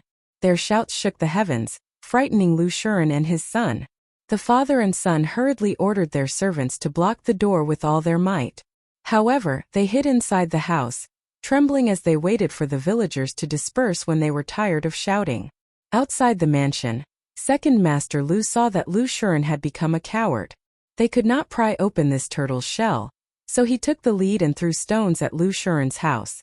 The other villagers followed suit, picking up things that were convenient for them and throwing them at Lu Shuren's house. What was strange was that someone even used leaves to wrap cow dung and threw it in. As night fell, the villagers could not stay there forever. They all dispersed, agreeing to come back the next day. Lu Shuren and his son hurriedly packed their belongings in the night, including the compensation given to them by the government. After packing the gold and silver into boxes, the father and son took a few guards with them. They did not even care about the dilapidated mansion and escaped through the night. When Second Master Lu brought people to the Lu residence this morning, they naturally did not find anything. Second Master Lu spat at the door of the Lu residence in disdain and left. When it was close to noon, there was news that Li Zishuan might come to Mei Village. Other than those who had worked today, all the villagers were excited to welcome the new master of Mei Village at the entrance of the village. Second Master Lu naturally followed along. That day he followed behind Mei Jun and also bought a curved plow. When he returned home he tried it out. It was indeed very useful. Therefore, he was both excited and curious about the new master of Mei Village. At this time, although the sun was scorching and the heat was unbearable, no one was willing to leave. Many people were looking forward to the good days ahead under the trees. It seemed that their families would not starve anymore. They could even sew new clothes for their children during the new year. There were also some farmers who were telling their children how benevolent the new Lord Ju was. Perhaps in the future they might have eggs to eat every month and meat to eat during the new year. Those naughty children listened and unknowingly drooled for a long time. Chapter 101. It was around 2 o'clock in the afternoon in modern times. Li Zishuan noticed that the sun was not as hot as it was at noon, so he went to Plum Village with Han Lijing. After all, he still had a lot of things to do there. If he was a few hours later, he might not be able to make it back in time. He had also asked Han Yushi if she wanted to go with him. After all, it was pleasing to the eye to have such a godlike person by his side. However, Han Yushi refused. It was not that she did not want to accompany Li Zishuan, but she still had to gather some girls from the same village in the afternoon to brew the fruit wine. The fruits near the Han family manor had been picked clean these days. The brewing of the fruit wine was also at the final stage. Han Yushi really could not leave. As for Lanner and Iron Egg, they had already gone somewhere. Li Zishuan could only bitterly endure the hot sun with Han Lijing and go to Plum Village. Hey look, isn't that Han Tianhu from the Han family manor? A young man sat on a big tree at the entrance of Plum Village. He sat high up and could see far. He was the first to see Li Zishuan and Han Lijing. Really is Han Lijing? Then who is the young man beside him? Could it be Lord Li? Nonsense, how can Lord Li be so young? Also, how can Lord Li go out without an attendant? It's Lord Li. I saw him at the entrance of Strange Interest Pavilion last time. Lord Li is here. Lord Li is here. Second Master Lu was lying on the bamboo mat and was about to fall asleep. Suddenly he heard the cheers of the crowd. The old man quickly climbed up from the bamboo mat and followed the crowd with his eldest grandson to look in the direction of the sound. Li Zishuan saw the black mass of people at the entrance of the village from afar and was shocked. He thought that there were villagers gathering to cause trouble. He quickly quickened his pace with Han Lijing, wanting to find out what was going on. Greetings, Lord Li. Welcome, Lord Li. Greetings, Lord Li. Welcome, Lord Li. As soon as he reached the entrance of the village, Li Zishuan was shocked by the uniform cheers. Young master, I'm afraid that the villagers of Plum Village know that you're coming and have gathered at the entrance of the village to welcome you. Han Lijing reminded from the side. Li Zixuan nodded and looked at the group of men and women, old and young. Many of them were emaciated, their faces yellow and their bodies emaciated. Those bare-chested burly men were bright red from the sun and were covered in sweat. Some of the children were also sweating profusely. They hid behind the adults and looked at him timidly. It was obvious that this group of people had been waiting under the scorching sun for a long time. Li Zixuan felt very uncomfortable in his heart. He secretly blamed himself for coming so late. He didn't want to wait for others or make others wait for him in both his previous and current life, so he couldn't bear to have these villagers wait for him like this. He hurriedly walked forward. Uncles and aunties, sorry to keep you waiting. When Li Zixuan shouted, he used a bit of his inner strength, and the excited and noisy crowd immediately calmed down. Li Zixuan continued, I don't know how everyone knew that I was coming, but I don't want everyone to welcome me like this. I can't bear it. Seeing that many of you are sweating profusely from the sun, I'll make it short. Once you're done, you can go back to your own homes, okay? Okay, Lord Zhu, please tell us. We're all listening. Yes, Lord Zhu, please tell us. Li Zixuan gestured with his hands and said in a clear voice, then everyone listen up. From today onwards, Plum Village will be my fief. You will no longer be bullied by Lu Shuren. From today onwards, Plum Village will enjoy all the preferential treatment that the Han family manor enjoys, including the mountain fruit business and the reduced rent for raising chickens. From today onwards, as long as you work hard, your days will only get better and better. Okay. Thank you, Lord Zhu. Okay. Lord Zhu is merciful. When the crowd heard the promise that they had been waiting for, they all cheered excitedly. Previously, they had only privately guessed that Plum Village might enjoy the same benefits as the Han family manor. Now that they heard Li Zixuan's promise personally, they finally felt completely at ease. Some of the old farmers who had suffered so much couldn't help but cry. Second Master Lu secretly nodded his head in the crowd. Based on Second Master Lu's experience in reading people, this Lord Zhu was a good young man with good character. It seemed that Second Master Lu would be able to enjoy his later years in peace, and not have to fight with the landlord every day. Li Zixuan let them vent their emotions before continuing. Okay, that's all I have to say. Next, if there are any of you who don't understand the benefits of the Han family manor, you can come and ask Han Lijing, who is beside me. If you understand clearly, please go to Plum Village's Lu Lijing to register how many chickens you can raise in your house. I'd like to remind everyone to act according to their ability, and don't simply report numbers. Is Lu Lijing here today? I'm here. Lord Zhu, I'm here. A frail old man with a crooked back walked out from the crowd. Li Zixuan frowned. This Lu Lijing had too much of the aura of a Confucian scholar, and lacked the domineering aura of Han Lijing. It was no wonder that trash like Lu Shuren could ride on the necks of all the Plum Village's villagers and defecate and piss unscrupulously. Li Zixuan's tone was a little serious. Lu Lijing, I won't pursue the past matters. However, from today onwards as the village chief, you must ensure that all the farmers in Plum Village will no longer be bullied by outsiders. Otherwise, there's no need for you to continue as the village chief. Lu Lijing's face turned red when he heard Li Zixuan's words. He cupped his hands and said, You're right, Lord Zhu. I was weak in the past and have indeed let these farmers down. Second Master Lu saw his elder brother being reprimanded and couldn't help but want to jump out and plead for Lu Qingfeng. However, after thinking about it, he held himself back. His elder brother's personality was indeed too weak and needed to be changed. Is Second Master Lu here today? Li Zixuan nodded and decided to give Lu Lijing a chance. Then he looked at the crowd and asked.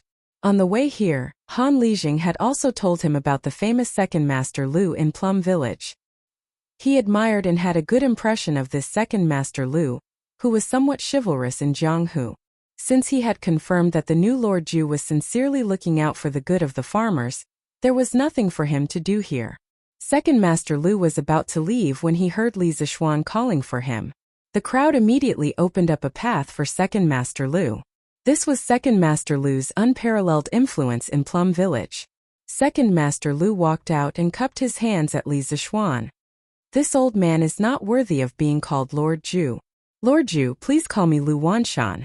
Although Second Master Lu had a tough personality, he was not someone who did not know what was good for him. If others respected him, he would respect them tenfold. Li Zixuan shook his head and smiled. I heard that Second Master Lu is chivalrous and often stands up for the farmers. I am very impressed. In the future, Second Master Lu will be the deputy village chief of Plum Village. I will report this to the imperial court. I hope that Second Master Lu can manage Plum Village with Lu Lijing in the future. Second Master Lu wanted to refuse, but seeing Li Zixuan's sincerity, he hesitated for a moment and finally nodded in agreement. Then I thank Lord Ju for your trust. I will not let you down. Li Zixuan nodded and said to Lu Lijing, Lu Lijing, register the farmers now. I will go to the farms and take a look. Before I leave, give me the registration results. Lu Lijing quickly bowed and agreed. Yes, Lord Ju. Li Zixuan then shouted to the crowd, uncles and aunties, if you want to register, quickly come to Lu Lijing to register. After you are done, quickly go home. Don't get sick from the sun. Everyone agreed. Li Zixuan saw that there was nothing for him to do here, so he bid farewell to Han Lijing and entered the village alone. Chapter 102. The sun was setting in the west and a cool breeze blew. Li Zixuan had already finished touring the entire Plum Village by himself. Of course, there were no incidents of him getting lost or meeting a beautiful woman by chance. After all, how could there be so many beautiful women in the countryside? Han Yushi was just a special case. Plum Village was surrounded by mountains and rivers. The environment was very elegant. After Li Zixuan finished touring the village, he even had the thought of living here in seclusion. Shaking his head, he got rid of this unrealistic thought. Li Zixuan came to the village entrance and took the statistical booklet that Lu Qingfeng had made for the villagers. Then, he returned to the Han family manor. After arriving at the Han family manor, Li Zixuan asked Han Lijing to inform some villagers to go to Plum Village tomorrow to guide them in the construction of the chicken farm. Li Zixuan returned to the Han family manor alone. The Han family manor's manor. Hongling, quickly bring 3 people to wash the wild strawberries. Okay, Sister Yushi. Xiang, bring 4 people to wash and cut these hawthorns. Sister Yushi, Xiang will go now. Wen, go get some water, sugar, and distilled yeast. Okay. The moment Li Zixuan entered the manor, he felt as if he had come to a country of women. The manor was full of young and lively girls, making the surrounding air seem fresher. This was the first time he saw Han Yushi personally making wine. He saw her use a hairband to tie up her long hair. Her sleeves were also rolled up high, revealing 2 slender white jade-like arms. She was squeezing some juice, mixing some distilled yeast and sugar, and pouring it into the wine jar. Her movements were so elegant. Her every move was poetic. While she was busy with the work in her hands, she directed the girls to do their jobs and work together. The manor seemed to have become her battlefield, and she was the female general of the battlefield. Perhaps it was because of the hot weather, but there were already beads of sweat on Han Yushi's nose. Some traces of sweat could also be seen on the clothes on her back. Every time she bent down, the thin white dress outlined her beautiful figure. See no evil, see no evil. Li Zixuan hurriedly turned his face away and coughed twice. Only then did Han Yushi and the other girls realize that Li Zixuan had already entered the door. Greetings, Lord Ju. All the girls stopped what they were doing and bowed to Li Zixuan. Han Yushi gave him a smile. Young master, you're back. When Li Zixuan heard this, he felt a little strange. It was as if a wife was greeting her husband who had just returned from afar. Shaking his head to get rid of the wild thoughts in his mind, he hurriedly smiled at the girls. There's no need to be so courteous. Carry on with your work. Don't delay it because of me. After saying that, Li Zixuan walked straight to Han Yushi. Although the other girls returned to their original positions and continued with their work, their eyes secretly glanced over from time to time. Which girl didn't yearn for love? Li Zixuan was handsome and had a high status. He was young and rich. It would be a lie if they said they weren't moved. However, they all understood that in terms of beauty, all of them added together couldn't compare to Han Yushi. Now they were looking at Li Zixuan and Han Yushi with gossipy gazes. All the girls wanted to know if Han Yushi, the most beautiful girl in the Han family manor and even the surrounding villages, could capture the heart of this young Lord Ju. Of course, in their hearts, they really hoped that Han Yushi and Li Zixuan would end up together. Because then, this young Lord Ju would be the son-in-law of the Han family manor. The Han family manor would continue to have good days in the future. Yushi, you've worked hard. Come and wipe your sweat. Li Zixuan tenderly handed over a handkerchief. He wasn't used to wearing it on his body. He felt that only women would wear handkerchiefs. However, every time Xiaoxi helped him pack his clothes, she would put a washed handkerchief on his waist. After a long time, Li Zixuan was too lazy to correct her. He didn't expect to use it today. He wanted to personally wipe Han Yushi's sweat.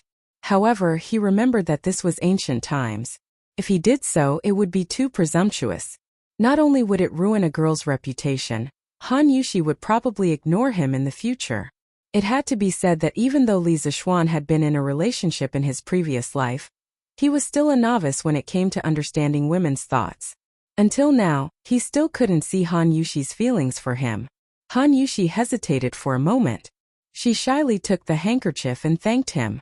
Then she gently wiped the sweat on her face and said, "Young master, this is the last batch of fruit wine. The previous batch of fruit wine can already be taken out of the cellar. When will it be sent to you?" Li Zixuan muttered. "How much was the last batch of fruit wine?" Han Yushi thought for a moment and replied, "There were a total of 80 jars. Each jar was about 40 pounds. Li Zixuan nodded and said, "Then tomorrow, ask your father to call a few young men and send the last batch of fruit wine to my house. Yushi, are you free tomorrow? After the wine is sent over, we will start mixing the wine. Do you want to come together?" Finally, she could help the young master. Han Yushi was a little excited. She quickly replied, "Yes, young master. Today's last batch of fruit juice and wine can be put into the cellar after mixing. That's all." Li Zixuan happily said, "That's good." At this moment, Lanner and Iron Egg came back. The little girl was sweating all over, but her face was filled with a happy smile. Li Zixuan was a little speechless. His little sister's temper was getting wilder and wilder. "Master! Brother!" The two little guys greeted Li Zixuan. Li Zixuan nodded. Seeing that it was getting late, he said goodbye to Han Yushi. Iron Egg stayed. Li Zixuan asked him to go to the city with Han Yushi and the others tomorrow. As soon as he got home, Li Zixuan immediately went to the study. He wanted to draw a set of distillation equipment. A complete set of distillation equipment was divided into two parts, the distillation pot and the condenser. Li Zixuan planned to make the distillation pot with pure copper. First, copper had a good thermal conductivity. Second, copper was a catalyst for some esterification reactions. Third, copper had a good resistance to the acidity of the raw wine. Fourth, copper could make butyric acid, hexanoic acid, decanoic acid, lauric acid, and so on form insoluble copper salts and precipitate them, so that these unpleasant acids could be removed. As for the condenser part, Li Zixuan planned to use a clay pot to fire it. Because in this era, the process of firing glass was not mature. Li Zixuan knew the general formula, but he did not have the time to study it. With the help of his super strong mental strength, he drew a set of distillation equipment in less than an hour. He did not miss a single detail. Then, he quickly went to the workshop before the door was closed. He asked Faubert to help him make a set of distillation equipment before noon tomorrow. Faubert looked at the blueprint. It was not difficult, so he agreed. Li Zixuan breathed a sigh of relief. When he returned home, he bumped into Wang Zhong and San Bao, who came back from the East Market. Wang Zhong immediately asked for forgiveness. "Young master, I did not buy many chicken seedlings today. This old servant has failed in his duty. I have let young master down." Li Zixuan was surprised. "Why?" Wang Zhong told Li Zixuan about how the Chang family's housekeeper brought a lot of people to the East Market and bought all the chicken seedlings in less than a quarter of an hour. Li Zixuan pondered for a moment and understood the ins and outs of the matter. He shook his head and laughed. "Uncle Wang, you don't have to buy the chicken seedlings for the next 2 days. Let the Chung family buy them first. Oh right, the Plum Village still needs 70,000 chicken seedlings. Uncle Wang, you can buy them all in the future." "But, young master," Wang Zhong reached out his hand and stopped. Li Zishuan waved his hand and said, Uncle Wang, it's okay. Our family is not lacking in money. It's fine if we buy them a few days later. Cheng Yaojin's guess was right. The Li family was not lacking in money. Since Cheng Yaojin was willing to take advantage of Li Zishuan, it meant that he did not treat Li Zishuan as an outsider.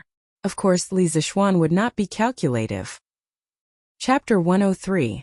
In a private room on the top floor of Yunqi Pavilion. Inside the room, the young master was fiddling with the wine cup in his hand and casually asked, Our Yunqi Pavilion has already made a move. Is there no movement from the Drunken Immortal restaurant? The middle-aged man respectfully replied, Young master, there is indeed no movement from the Drunken Immortal restaurant. Neither Li Zishuan nor manager Lu has made any special moves. Then what has Li Zishuan been doing recently? Does he not care about his restaurant's business? According to the reports from my subordinates, Li Zishuan has been busy with his new fief. Today he even went to Plum Village and Han Village. Oh right, young master, Li Zishuan has asked the villagers to pick some fruits. It seems that he wants Han Tianhu's family to help him brew wine. What kind of wine? The young master curiously asked. Young master, this subordinate guesses that it should be the fruit wine that Han Tianhu and his daughter brewed. Our Yunqi Pavilion has also bought some before and the taste is indeed very good. However, Li Zishuan bought it at a high price and the father and daughter stopped supplying it to us. The young master stood up and muttered with a frown. Could it be that Li Zishuan plans to use this wine to fight against our Yunqi Pavilion? No, this young master reckons that their wine is not that simple. Immediately send a flying snake to the Han village and bring back a jar of their wine. Yes, young master. The middle-aged man bowed and was about to leave. The young master suddenly thought of something and suddenly shouted, Wait!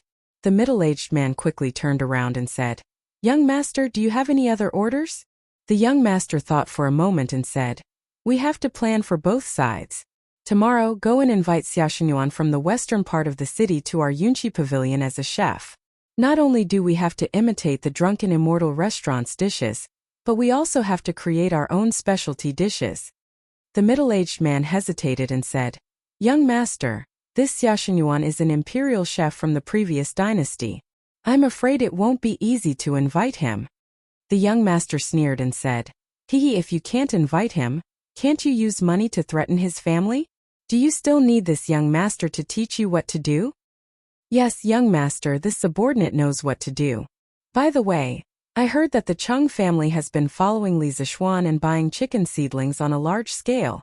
Reporting to young master, there is indeed such a thing. As a result, the price of chicken in Cheng and has risen to 115 copper coins per chicken.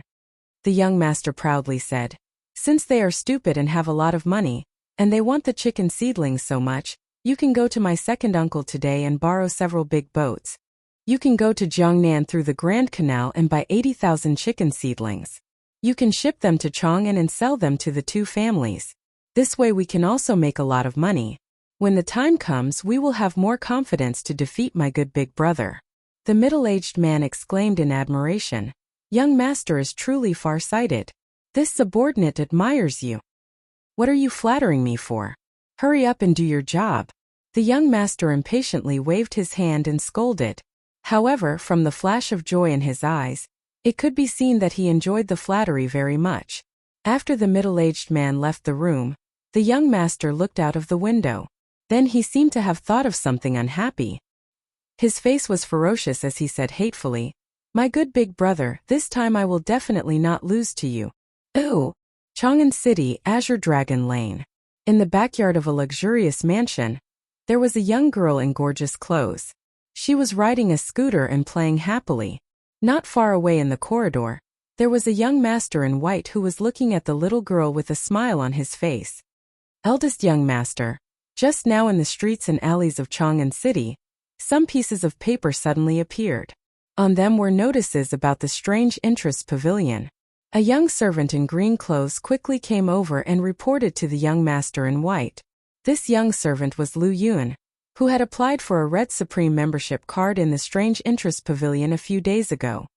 Oh, let me see it. The young master in white withdrew his gaze and turned around to take the notice in Lu Yun's hand.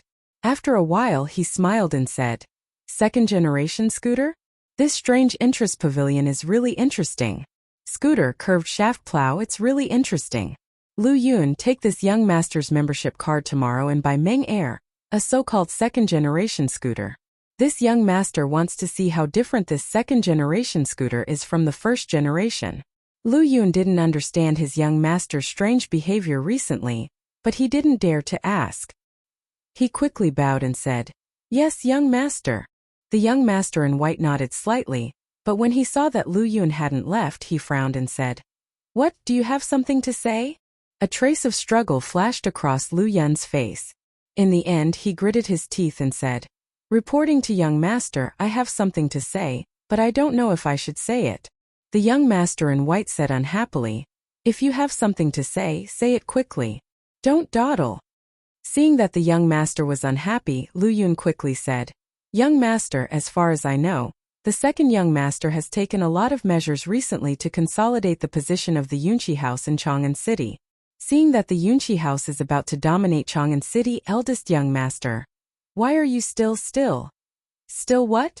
Still idle around and have nothing to do, right? Forgive me, young master, I didn't mean that.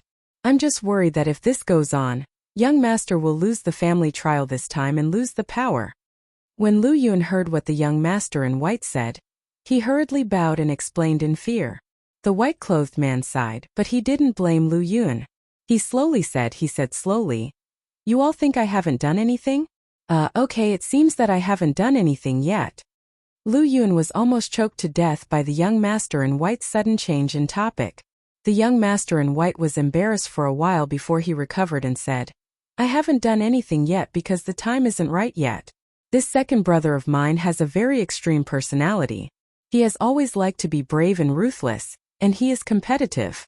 Some of the elders in the family even agree with his way of doing things. But you all don't understand.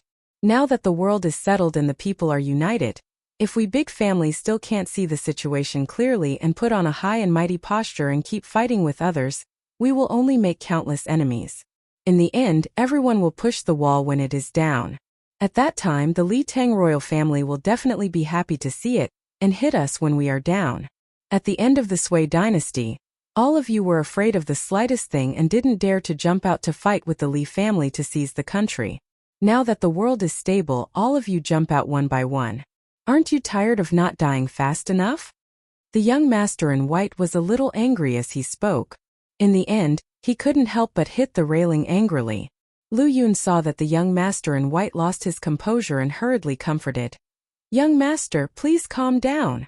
The young master in white calmed down and continued, "In a time of peace and prosperity, blindly being brave and ruthless can't be done. Cooperating with others to win is the smart thing to do and the way to survive." Lu Yun heard this and said in surprise, "Young master, do you want to cooperate with Li Zishuan?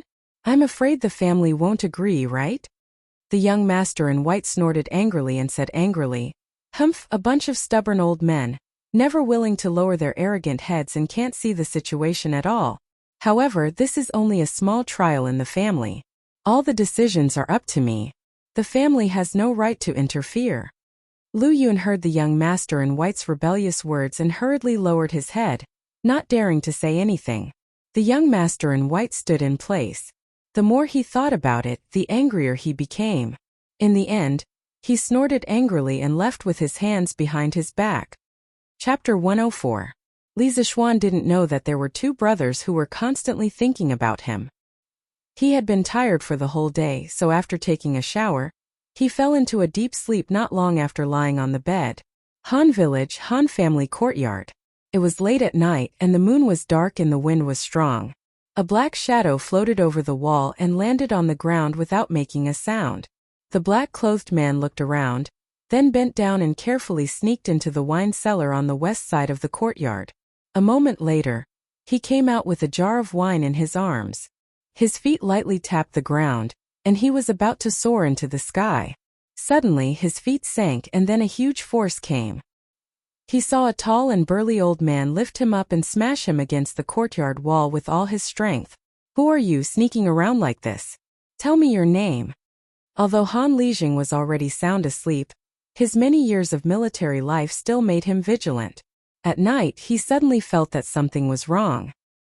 He immediately turned over and saw a black shadow in the courtyard about to leave. He quickly went forward and grabbed the person's ankle and threw him against the courtyard wall.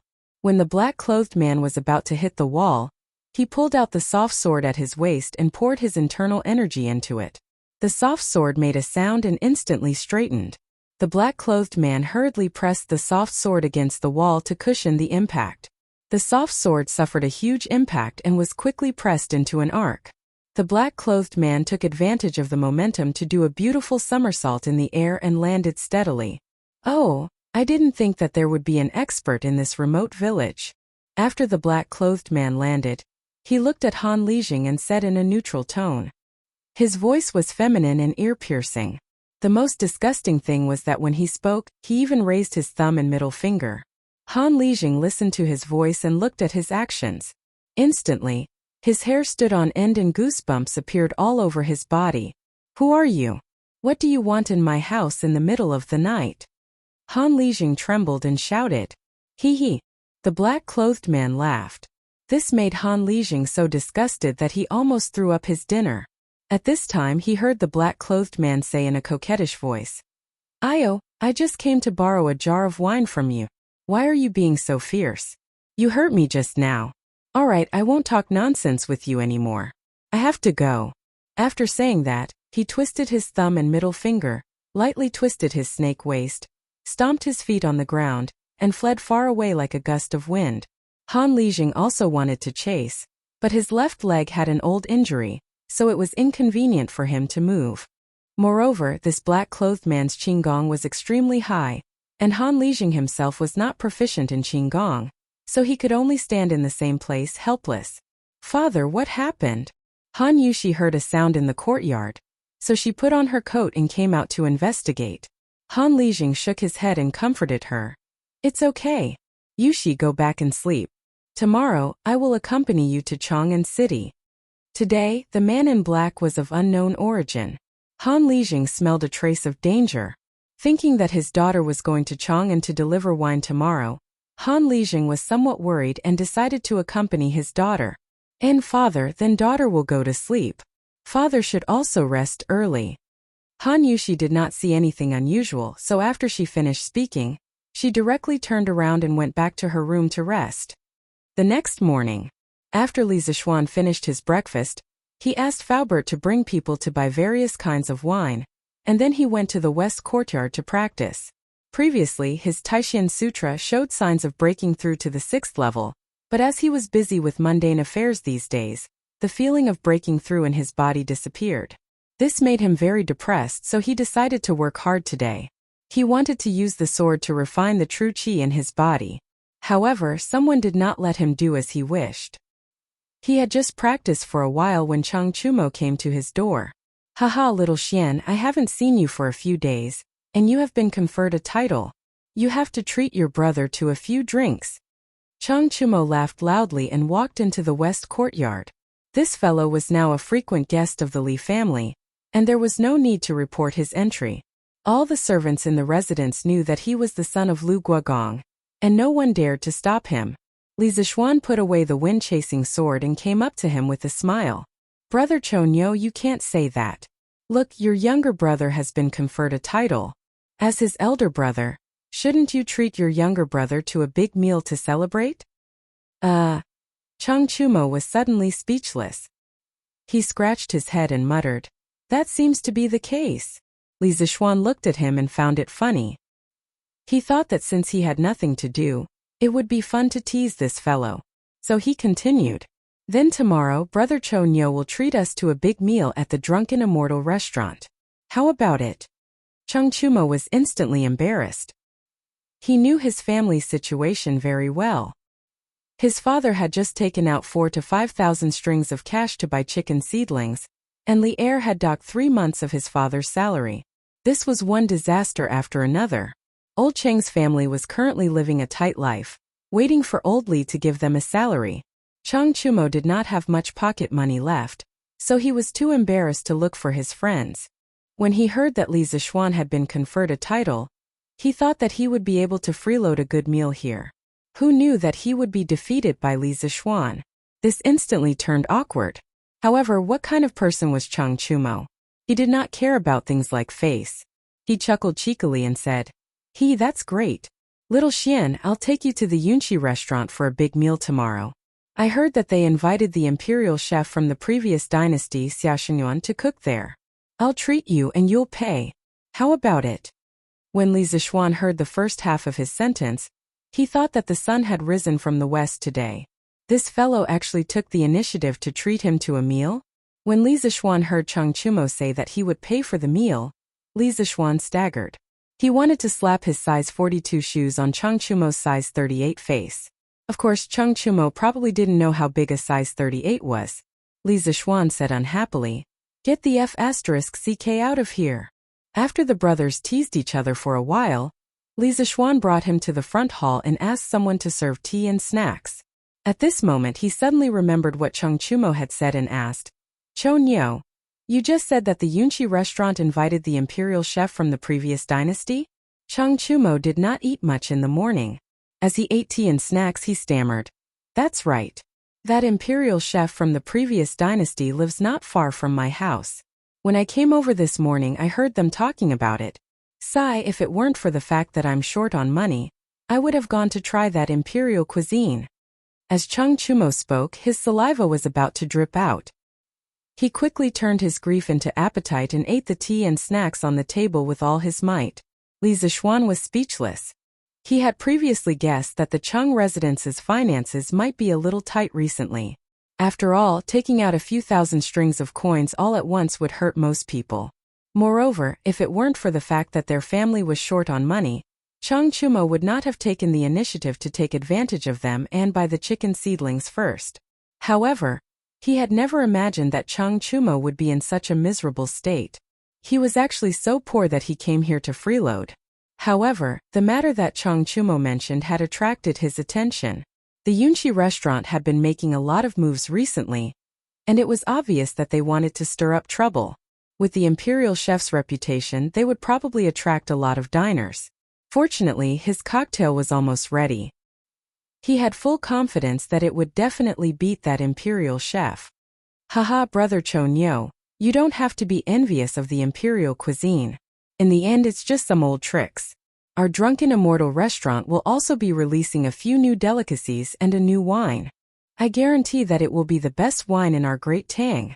When the time comes, this little brother will invite you to try it. Li Zishuan chuckled. Hearing this, Chang Chumo's eyes lit up. He automatically filtered out the so-called new dishes. What he cared about the most was the new wine that Li Zishuan mentioned. As a descendant of a military leader, there was no one who did not like wine. Little Xian, is this wine really as good as you say it is? Big brother is very picky when it comes to wine. I won't drink unless it's a famous wine, Chang Chumo said arrogantly. Li Zishuan snorted in his heart. It was already good enough that the old Chang Chumo could afford wine. Chang Chumo was still panting here, but he was still his brother. He still had to give him some face. Li Zishuan said cooperatively, Cho Nyo Nyo, don't worry. Choax, don't worry. When my master was alive, he loved to drink this kind of wine the most. Do you think this wine tastes good? Hearing this, Chang Chumo felt as if his heart was being scratched by 100 claws. He looked forward to this new wine even more. He had heard the legend of spiritual master Ling Su from his father countless times. In his opinion, this kind of wine that even immortals love to drink should be considered an immortal wine. Little Xian, where is this wine? Big brother can't wait. Quickly take it out and let me have a taste. Li Zishuan shook his head and laughed. This wine is a kind of mixed wine. It hasn't been mixed yet. I plan to start mixing it when the ingredients are delivered. Chang Chumo said excitedly. That's great. Big brother has nothing to do today. I'll wait here for you to mix the wine. Haha, I can even taste the wine for you for free. This guy was really shameless. He obviously wanted to freeload the wine, but he said it in such a dignified manner. Li Zishuan's face was full of black lines. However, he didn't know how to drink. Letting Chang Chumo taste the wine on the side was a good idea. He just hoped that this guy would be more reliable when the time came. Chapter 105. Chang'an City Li Mansion. Li Zishuan couldn't do anything about a certain thick-skinned person who refused to leave. However, Han Yushi wasn't here yet, so he definitely couldn't brew wine. Thus, Li Zishuan dragged Chung Chumo to the west courtyard to spar with him. F***ck, I'm not coming. Stop fighting.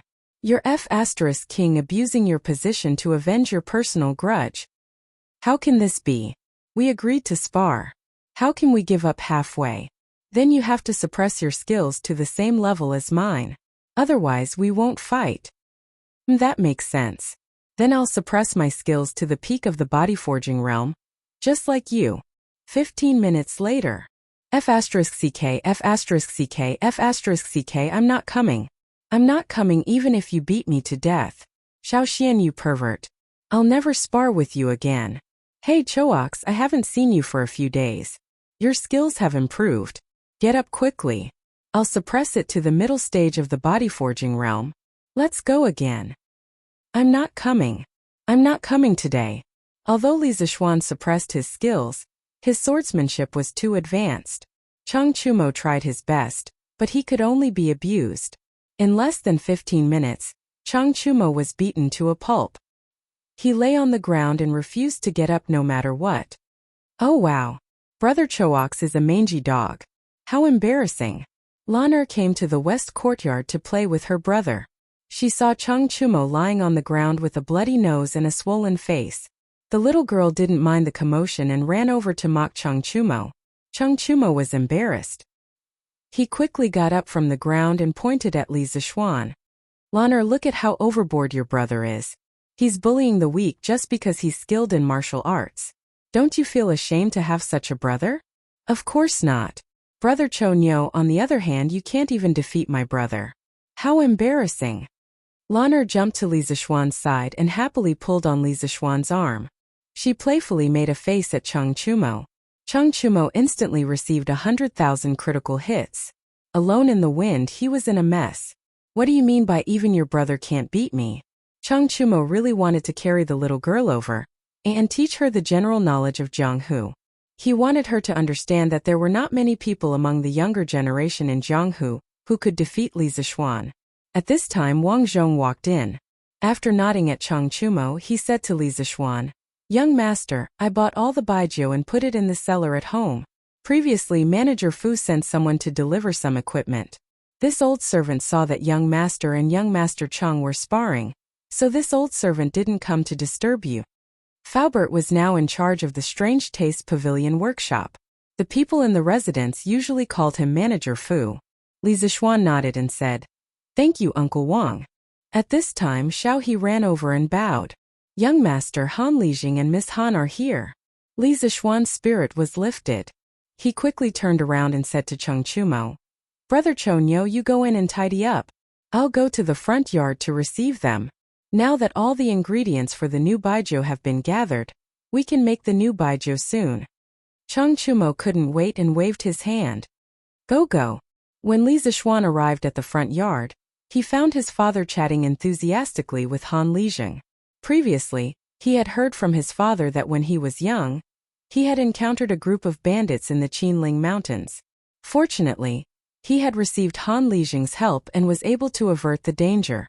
After that, his friendship with Han Lijing had never broken. Madame Li was holding Han Yushi's hand and chatting happily. Li Zishuan really wanted to go over and listen to what they were talking about. They were actually chatting so happily. "Master." Iron Egg came over and greeted him. Li Zishuan nodded and walked over to Han Lijing. He cupped his hands and said, "Uncle Han, you've worked hard. But why did you come personally?" Han Lijing stood up and replied, "Young master, a thief came to our house last night and stole a jar of baijiu. This old man was worried that something would happen to Yushi on the road today, so I came over." Li Zishuan immediately stood up and asked with a frown, "What happened? Uncle Han, quickly tell me." At this time, Li Jingma also looked over with a serious expression. Han Lijing then recounted the events of last night's confrontation with the wine thief. Li Zishuan pondered for a long time but still couldn't figure out the thief's intentions. He could only frown and say, "That's right. Uncle Han, this person's kung fu is strong, but his purpose is unknown. I'm afraid his purpose is not as simple as stealing wine. Uncle Han, you and Yushi should be careful when you go out recently. Han Lijing nodded. The few people in the house chatted for a while. Li Zixuan brought Han Yushi an iron egg to the west courtyard to prepare to mix the baijiu. Naturally, Han Lijing was accompanied by Li Jingma. He had to stay for lunch at noon. Chang Chumo had just gone to get a basin of water to wash the dust off his face. At this time he saw Li Zixuan and Han Yushi walking over side by side. The two of them were slim and graceful. The man was like a jade tree in the wind, and the woman was like a beautiful flower in the water. They were really a match made in heaven. Chang Chumo was not a novice in love. When he saw Li Zixuan and Han Yushi looking at each other with some affection in their eyes, he knew that they must have an affair. This fool hurriedly went forward and winked at Li Zixuan. He said wretchedly, a little Xian, where did you kidnap this beautiful girl from? Why didn't you introduce her to your big brother? Han Yushi instantly blushed and lowered her head to count ants. Li Zixuan glared at Chang Chumo angrily. Don't talk nonsense, Chou Niu. This is Han Lijing's daughter, a master winemaker. She is the most important person for the new wine I want to mix. If you offend her, be careful that you don't have any wine to drink. Yushi, this is Chang Chumo, the eldest son of Lu Guogong and my brother. Don't treat me like an outsider. When Chang Chumo heard this, he wanted to give himself 2 big slaps. He quickly licked his face and said with a fawning smile, Oh, Miss Han, don't be angry. I was just talking nonsense. It was a joke. Don't take it to heart. Han Yushi did not expect Lu Guogong's son to be such a lively clown. She quickly said, Young Master Chang, you are too serious. Yushi did not take what you said before to heart. Chang Chumo breathed a sigh of relief and said, That's good, that's good. Xiaoxian quickly mixed the wine. I can't wait any longer. Li Zixuan nodded and led Han Yushi and Chang Chumo to a side room in the west courtyard. Li Zixuan handed the cocktail recipe to Han Yushi and said, Yushi, these are the various ingredients needed for the cocktail. As for the ratio between the various ingredients, you can estimate it. First, make a cocktail with a mild temperament. Tai Dan and I will purify the liquor with a higher concentration. Then you can use the liquor to make some strong cocktails. One must know that the most prominent feature of cocktails was that there were many varieties and different concoctions. There were mild cocktails suitable for women such as Angel's Kiss, Summer Night's Tenderness, Pink Beauty, and so on. There were also strong cocktails suitable for men such as Killer, Tequila, Scorpio Palace, and so on. Currently, the materials he had were only enough to make some mild cocktails. Therefore, Li Zixuan planned to obtain some strong alcohol through distillation and use it to make strong cocktails. Han Yushi held the cocktail recipe and nodded. Then she sat down and began to meditate on how to make it. Li Zixuan brought iron egg to a room inside. This room used to be a kitchen. Li Zixuan had it transformed into a brewery. The brewing equipment sent by Faubert was also in place at this time. Now everything was ready. All that was left was the east wind. Ooh! Chapter 106. Li Residence, West Courtyard. In a makeshift workshop, Iron Egg was making a fire. Li Zixuan was pouring white wine into the distillation pot and paying attention to the temperature in the pot. Master, can we get stronger wine if we heat it up? Iron Egg asked curiously. Li Zixuan saw that he had time now, so he decided to teach his cheap disciple some scientific knowledge. Of course we can't get stronger wine just by heating it. Iron Egg, have you boiled water before? Yes, of course I have. Then have you noticed that after boiling water, if you continue to boil it, the water in the pot will become less and less? Yes, master, it's true. Li Zixuan nodded and continued. Actually, the reason why the wine we are drinking is not strong is because there is too much water and too little alcohol. Oh, master calls the intoxicating thing in the wine alcohol alcohol. What master needs to do now is to steam out the water in the wine to make the wine more concentrated. Do you understand? Iron Egg nodded thoughtfully and then asked doubtfully, Then master, will you steam out the alcohol as well? Li Zixuan praised. Iron Egg, you asked a good question. This is the most important part of distilling wine. In fact, compared to water, alcohol is more volatile at a lower temperature. Well, in other words, if we steam them together, the alcohol will be the first to come out. Then we add a pipe with cold water to the back. The alcohol will become liquid when it is cold. Do you understand? The boiling point of alcohol is around 75 degrees. It can only be liquefied when the temperature drops below 75 degrees. At around 50 degrees, the evaporation rate is very fast. Therefore, the condensed alcohol must be cooled to below 50 degrees in the condensing pipe. Generally, it will only flow out when it is cooled to around 30 degrees. Of course, there are also ways to cool it at a lower temperature. Iron Egg shook his head in confusion and said, Master, Iron Egg understands what you said, but when you said that the evaporated alcohol will turn into liquid when it enters the pipe, this Iron Egg doesn't quite understand. Li Zishuan patted his forehead and helplessly explained to Iron Egg that the solution vaporizes when it is hot and the steam liquefies when it is cold. Iron Egg finally understood. Okay, don't be distracted. You still have a lot to learn in the future. Now focus on the fire and pay attention to the temperature. Yes, Master. Oh. Half an hour later, the condenser's thin pipe finally began to slowly flow of concentrated liquor. Suddenly, a strong aroma filled the entire room. Wow, it smells so good. Master, this wine smells much better than the wine my father usually drinks. Iron Egg sniffed at the side and said excitedly. Li Zishuan smiled faintly, not denying it. Little Xian, what kind of liquor is this? It smells so good. Chang Chumo, who was outside the room, smelled the strong aroma of the liquor and immediately rushed in. This guy didn't know how to write the word polite. As he spoke, he came up to take away the wine jar under the condenser. Li Zishuan hurriedly stopped him. Stop, this first distilled liquor is poisonous. You can't drink it, ugly ox. This guy really didn't care about his life. Although the first distilled liquor had a high alcohol concentration and smelled very good, it contained a large amount of aldehydes, esters, ketones and other substances with low boiling points. Drinking these substances could cause blindness or even death. Chang Chumo said in disbelief. How can there be poison in the liquor? Don't lie to me. Hurry up and let me taste it. Don't be so stingy. Li Zishuan was too lazy to pay attention to this guy who didn't care about his life.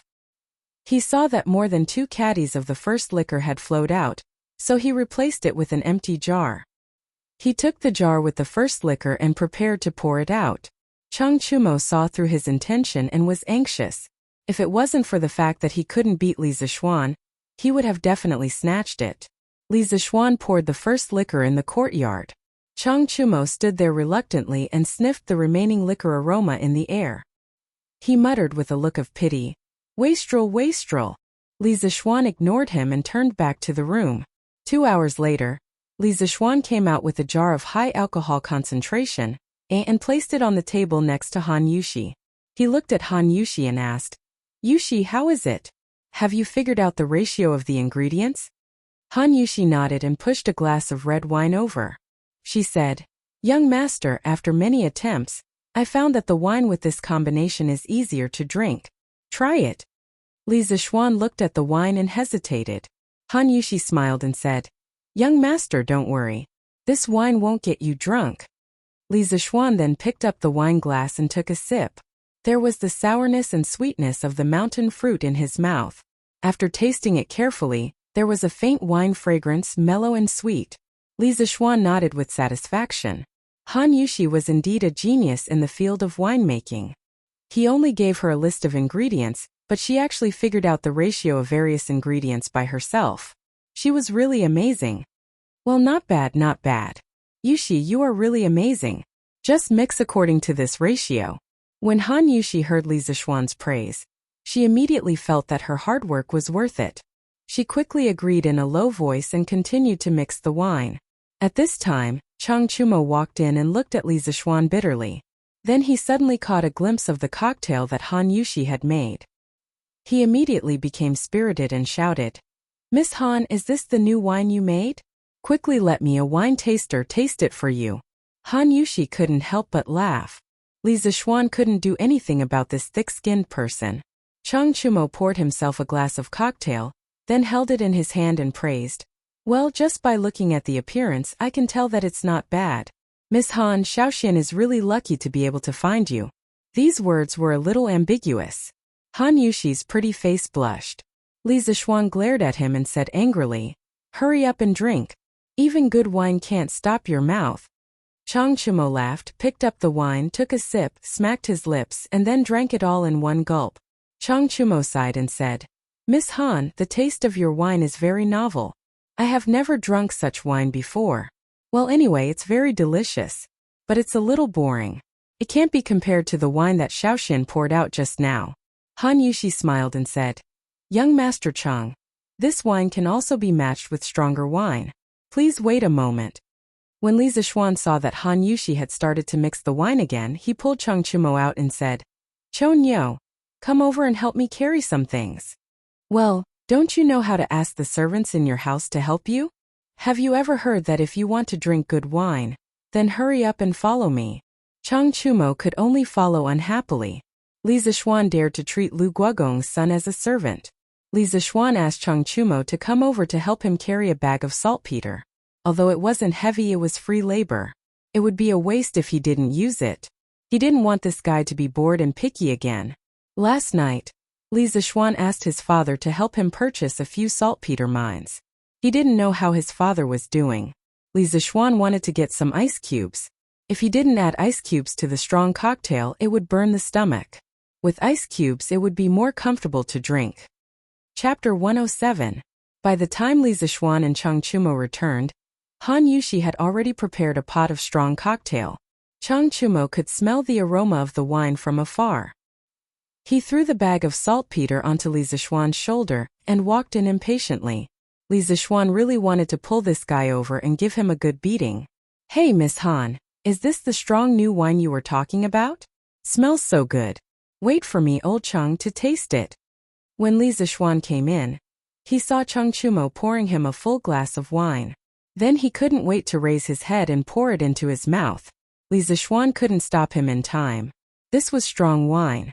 Sure enough, after drinking a glass of wine, Chang Chumo's neck turned red to the tips of his ears. He quickly put down the glass, bent down, and started coughing violently. His face suddenly turned as red as a monkey's butt. Cough, cough, little Xian, this wine is really strong. But I, old Chang, like it. Haha, cough, cough. Li Zixuan and Han Yushi looked at each other, speechless at this joker. Inside a room in Yunxi restaurant. Young master, this is the wine that Flying Snake took from Han Tianhu's house. This subordinate has seen it, and it's exactly the same as the one they sold to our restaurant. The young master seemed to be in a good mood today. After hearing the middle-aged man's report, he turned around and opened the wine jar. He sniffed the fruit wine inside and said, This wine tastes good. The taste is not bad. But if Li Zixuan wants to make a comeback with just this mountain fruit wine, isn't it a little too whimsical? The middle-aged man respectfully said, Young master, you're right. You're right, young master. Now that our Yunxi restaurant has invited Xiaoxinyan to cook, our business has become even more booming. I've counted the number of customers that came this morning. It's almost the same as the number of customers that came in a day. Furthermore, the customers who ate here were full of praise for Xiaoxinyan's culinary skills. This subordinate believes that it won't be long before our Yunxi restaurant becomes the #1 restaurant in Chang'an. The young noble proudly chuckled and said, Not bad. Now that Xiaoxinyan has come to our side, release his granddaughter. Only then can he work wholeheartedly for our Yunxi pavilion. Yes, young master. The young master nodded. After a moment he asked, Did anything happen to the flying snake at the Han village yesterday? The middle-aged man smiled and said, Don't worry, young master. Flying Snake's illusory cloud movement technique is unparalleled in Jianghu. Looking at the current Jianghu, there are not many people who can catch up with him. However, when he left last night, he was discovered by Han Tianhu. This subordinate told him not to cause any trouble, so he immediately escaped without exposing his identity.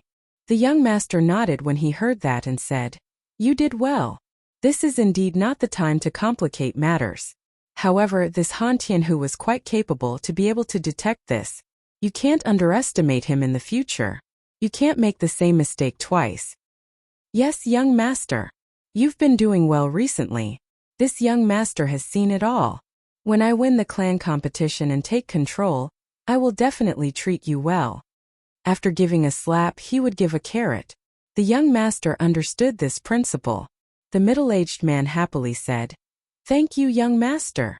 Yongla Lane Li residence. In the front hall it was lunchtime.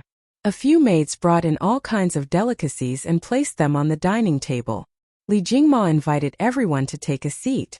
Of course, Chang Chumo, who was slightly tipsy from drinking in the backyard, was among them. This fellow had originally come to freeload. Now that he saw such good wine here, how could he still walk? Thus, the Li residents had an extra pair of chopsticks for lunch. Father, Uncle Han, how can there not be good wine when there's good food? Wait a moment.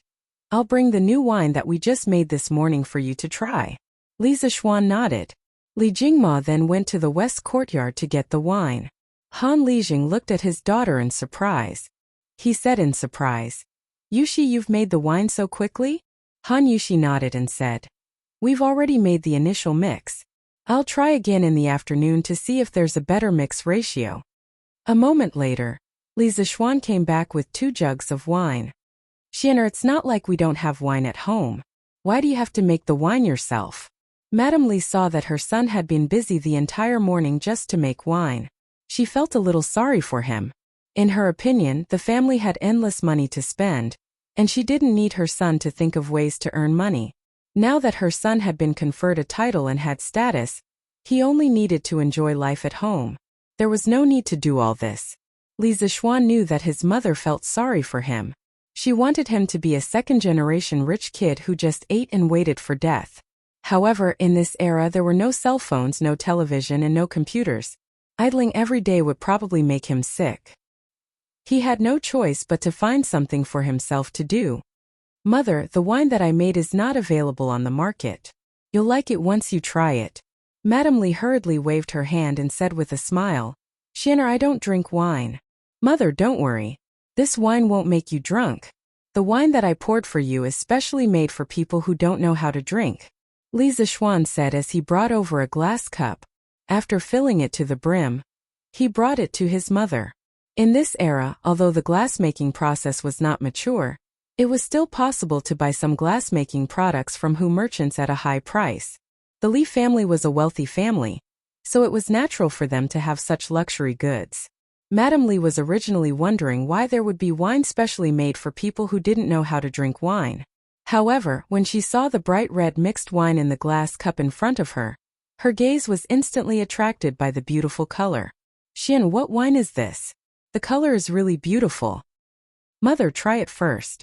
I'll tell you later. This child. Madame Li smiled helplessly. She picked up the wine cup, opened her red lips and tried to take a sip. She slowly swallowed, then closed her eyes and savored it carefully. After a while she opened her eyes and praised, Xian, this wine is really good. It's soft and mellow, and it leaves a fragrance in the mouth. It has the sweetness of the mountain fruit and a hint of the fragrance of white wine. But it's not as spicy as white wine. It's very suitable for women to drink. Xianer, quickly tell me the name of this wine. Li Zishuan smiled and said, Haha, mother.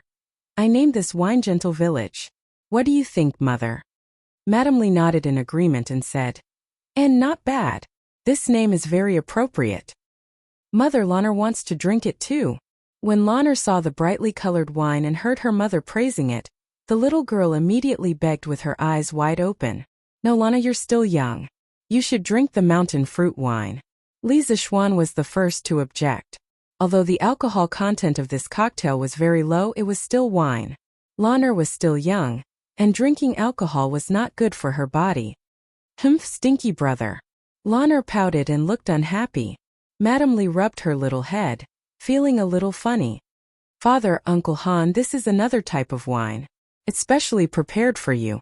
It might be a little stronger, so you should drink it slowly. She was still a child, and her temper came and went quickly. Li Zishuan ignored the spoiled Lanner and picked up the other pot of wine, pouring a cup for his father and Han Lijing. Hey, what kind of strong wine have I not drunk before? Xianer, you're making it sound so serious. Father Li did not take his son's words to heart. Han Lijing saw that the top of the cup was emitting traces of cold air, and there were a few pieces of ice in the cup. He instantly exclaimed, Young master, why are there ice cubes in the cup? At this time, Li Jingma also noticed the abnormality in the cup. He was also a little surprised. Xianer, we don't have an ice cellar in the residence, right? Where did you get these ice cubes? Chang Chumo calmly ate and drank on the side, not finding it strange at all. He secretly despised the two of them for making a fuss over nothing. This fool had completely forgotten that when he saw Li Zishuan produce a few ice cubes from the water in the west courtyard, his expression was much more surprised than Li Jingma and Han Lijing. Father, Uncle Han, this is the method of making ice that I learned from my master. Try this wine first. Only then did the two of them suppress the surprise in their hearts. They picked up the wine cup and took a light sniff. Immediately, an extremely strong aroma of wine and mountain fruits entered their nostrils. Han Lijing praised Li Jingma. Master, just by smelling it, I can tell that this wine is not ordinary. Li Jingma also nodded in agreement. Of course he had this bit of knowledge. The two of them put away their contempt and took a sip. They could not help but exhale comfortably. Amazing, this old man has drunk wine all my life, but I've never drunk such a strong and mellow wine. It's really too satisfying. Li Jingma could not help but pat the table in praise. Han Lijing also sighed and said, the fragrance of this mountain fruit has become more mellow after being fermented by the strong wine. The coldness of the ice can also suppress the spiciness of the strong wine. Young master, the wine that you have mixed is really wonderful. Chang Chumo also poured a cup. He had not drunk enough in the west courtyard just now. At this time, after he heard Han Lijing's sigh, he immediately gave a thumbs up and shouted, yes, yes, yes, that's the feeling. Han Lijing, you said what I wanted to say. Mrs. Li and Han Yushi quickly covered their mouths and laughed. Li Zishuan automatically filtered Chang Chumo's shameless words and smiled at Han Lijing. This wine is all thanks to Yushi. I only know the ingredients in it. The ratio of each ingredient was researched by Yushi. At this time, Mrs. Li also said from the side, Han Lijing, you have a good daughter. Yushi is not only dignified and beautiful, but she is also clever and skilled. She knows everything. Whoever can marry such a beautiful woman in the future will have to cultivate 8 lifetimes of good fortune.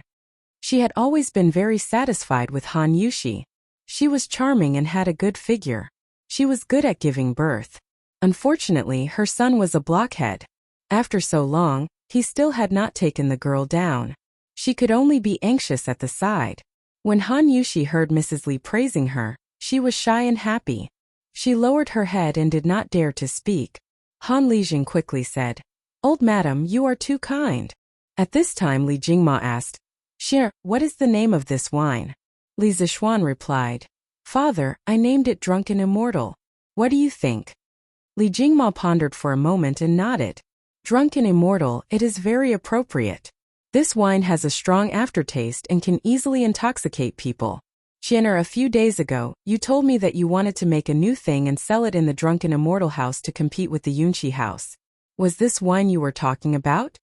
Li Zishuan replied, Yes, this is the land of tenderness and the Drunken Immortal.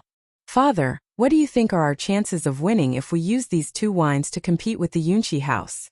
Li Jingma stroked his beard, pondered for a moment, and then said with unusual certainty, In my opinion, once these 2 new wines, which have never appeared in the Tang Empire before, are released, the whole Chang'an city will be shaken. Our Drunken Immortal house has a 90% chance of winning.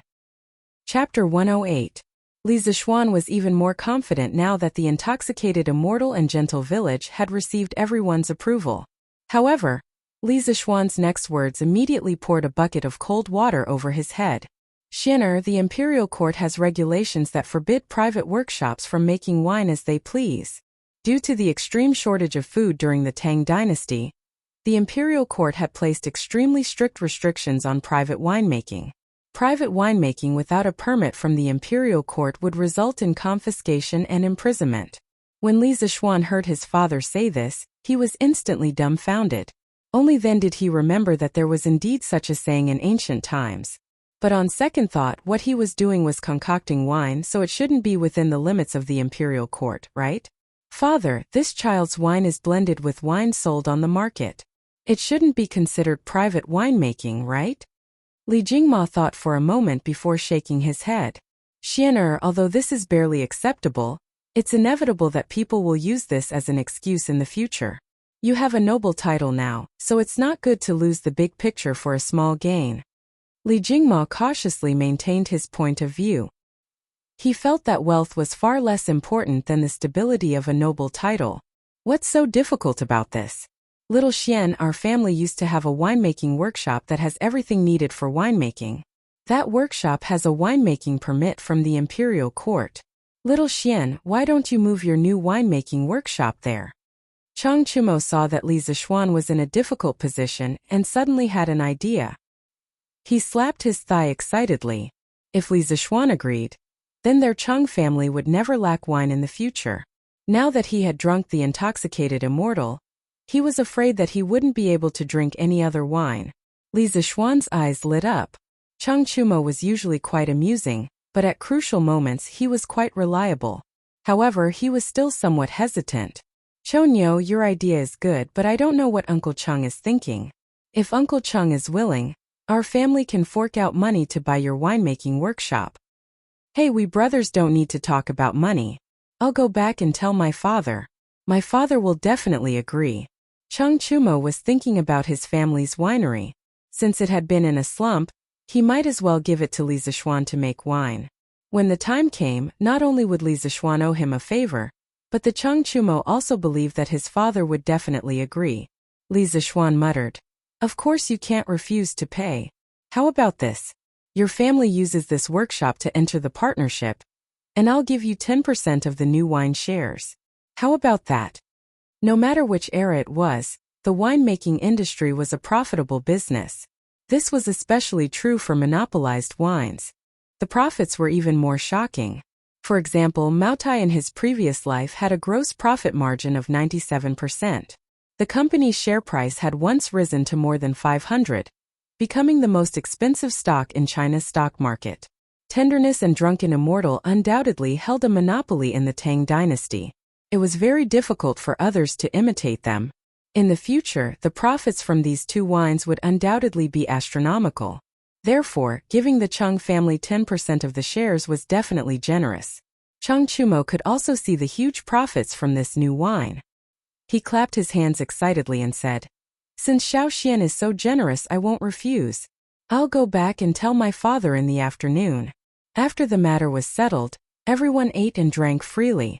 After the meal, the guests and the host enjoyed themselves to the fullest. Li Zishuan asked someone to send the drunk Chang Chumo back.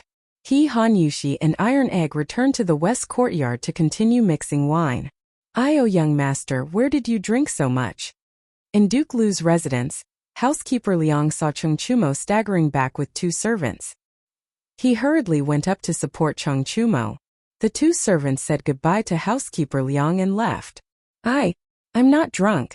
Uncle Liang." You." Chang Chumo's mouth and eyes were crooked. He pushed housekeeper Liang and spoke nonsense. At this moment, Chang Yaojin came back from outside. He saw Chang Chumo as if he was fished out of a wine jar. He frowned and said, "Where did this little bastard drink so much wine? Did he go out to fool around again?" Housekeeper Liang hurriedly replied, "Master, I don't think so. Just now, I saw the two servants who sent the young master back. They seemed to be from Li Zishuan's residence." Chang Yaojin glared and said angrily, "This little bastard went to Xiao Xian's house to eat and drink and didn't invite me. How dare he?"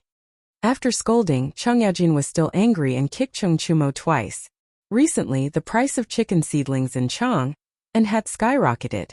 Even the Duke Lu's residence could not support it. However, Chang Yaojin was a man of his word. He said that he would buy 30,000, and he would buy 30,000, not one less. As a result, the meals in the Duke Lu's residence were tasteless, not to mention drinking wine. Chang Chumo was still in a daze when he felt someone kicking him. He immediately cursed, Which little bastard dares to kick this young master? I will beat you to death, you little tramp." Housekeeper Liang almost burst out laughing when he heard this. However, when he saw Chang Yaojin raise his hand to beat Chang Chumo, he hurriedly stopped him. Master, the young master is drunk and talking nonsense. Please don't bother with him. Help this little bastard back to his room. When he sobers up, I'll deal with him." Chang Yaojin snorted angrily and left hatefully. Today the curious pavilion was a different scene. Yesterday, Sun Huayuan asked someone to copy a few hundred copies of the second-generation scooter's promotional tabloids. Then, he sent a servant to deliver these tabloids to the members of the Curious Pavilion. At that time, when those people applied for membership cards, they all left their addresses.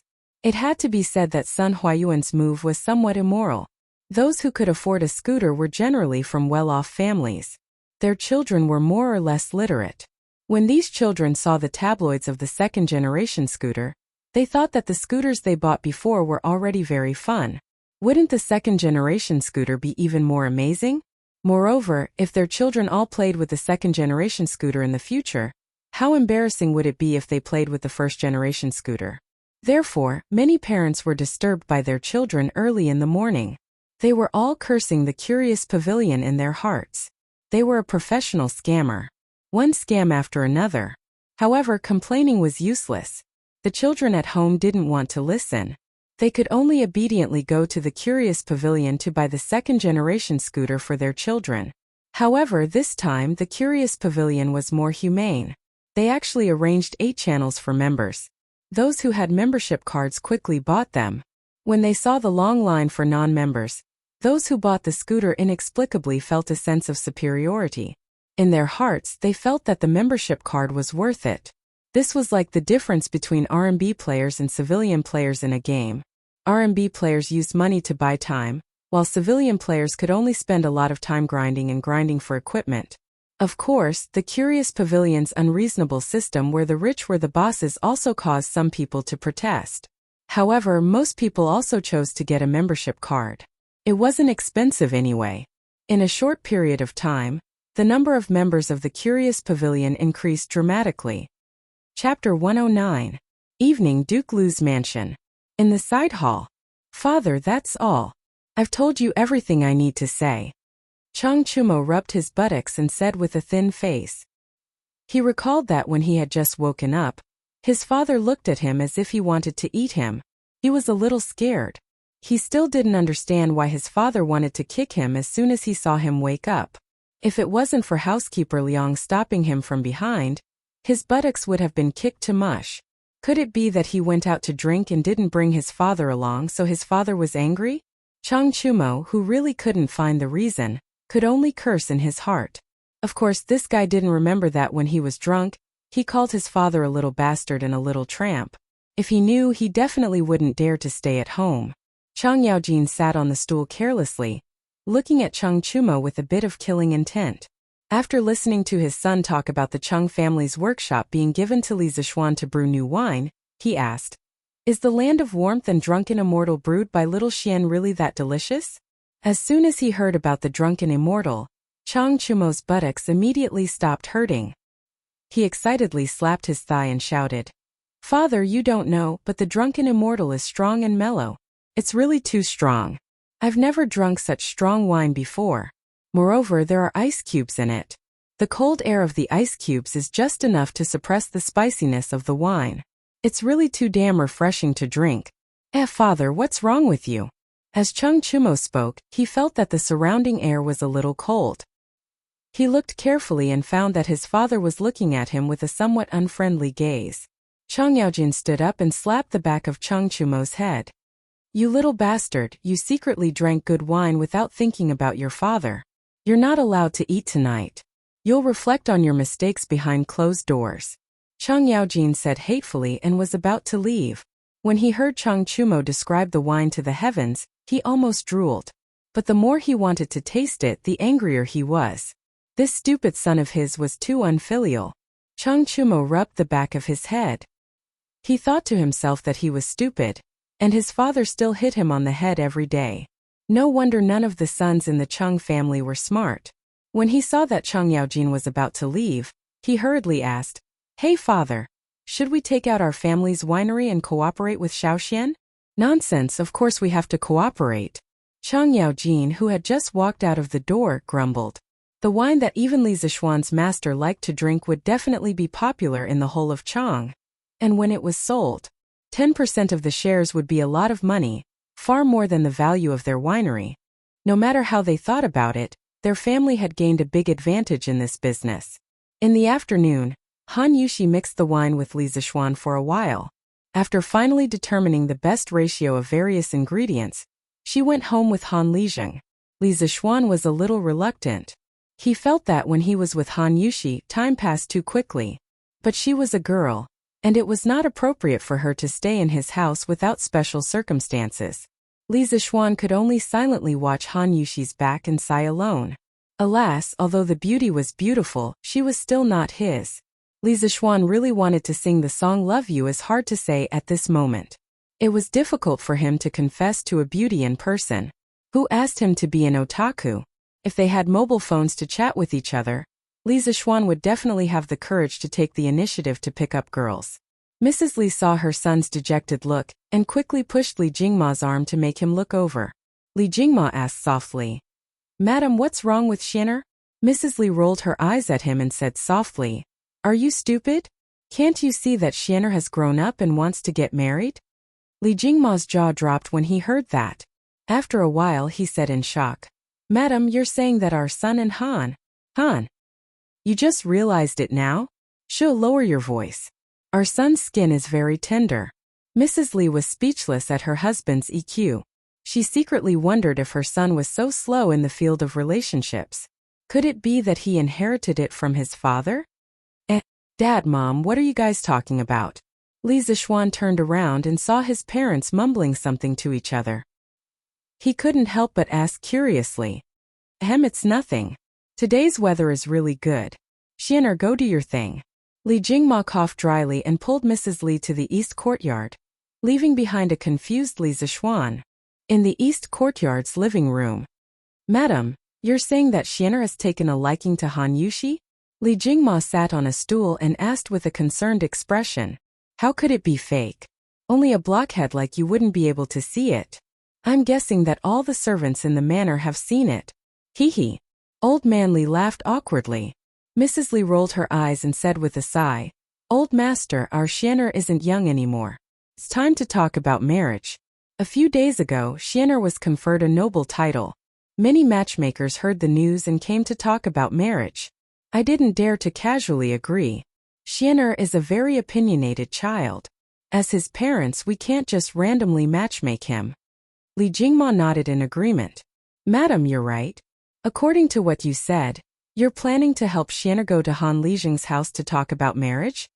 Mrs. Li said angrily, "Xianer takes after you in this aspect. If he continues to dawdle like this, when will we be able to hold a fat grandson? Seeing that other children are already married at this age, how can I not be anxious as a mother?" Li Jingma said awkwardly, "What does this have to do with me?" Mrs. Li said angrily, "How is it none of your business? Back then, how long did you make me wait before you married me? If it wasn't for my mother asking someone to remind your father, were you planning to wait until I'm old before marrying me?" Li Jingma immediately felt ashamed and hurriedly interrupted. Madam, we're talking about Xianer. Don't stray from the topic. Let's continue talking about Xianer." Mrs. Li snorted in dissatisfaction and continued. "So, I'm planning to ask a matchmaker to ask Han Lizheng's opinion in a few days. I see that Miss Han doesn't hate our Xianer, so this marriage is more or less possible." Li Jingma said hesitantly, "Madam, is this Miss Han really suitable for Xianer? After all, she's just... Mrs. Li didn't wait for old man Li to finish and slammed the table. Her phoenix eyes were filled with anger. "Just what? Just a peasant girl? You've just become a baron's father, and you're already having prejudice against family backgrounds? Then one day, will you chase me out of the house and marry a rich family's daughter?" Li Jingma's face was covered in sweat. He was flustered and hurriedly said, "Madam, your husband definitely didn't mean that. Definitely not. Your husband also thinks that Han Lizheng's daughter is quite good. Madam is really wise to let you make all the decisions." That's more like it." Mrs. Li sat down in satisfaction, but the corner of her mouth raised into an almost undetectable smile. This book was very difficult to write because swordsmen aren't full-time workers and are very busy every day. But even under these busy circumstances, swordsmen still manage to never stop updating. While others are sleeping, I'm writing. Swordsmen are using their health in exchange for a wonderful story. It's going to be published tomorrow. I hope that you can subscribe 2 chapters to support it. If there aren't many people reading the original version, it's easy for it to be unpublished. Piracy is the main reason why there are so many unpublished books. I hope that everyone can come to QQ or Chidian to support Yiha. Actually, it's not expensive. It only costs you 20 cents a day. If it falls on the ground, you probably won't pick it up. Do you think that swordsman can't even exchange it for 20 cents of encouragement? In addition, it's actually beneficial for you to read the original version.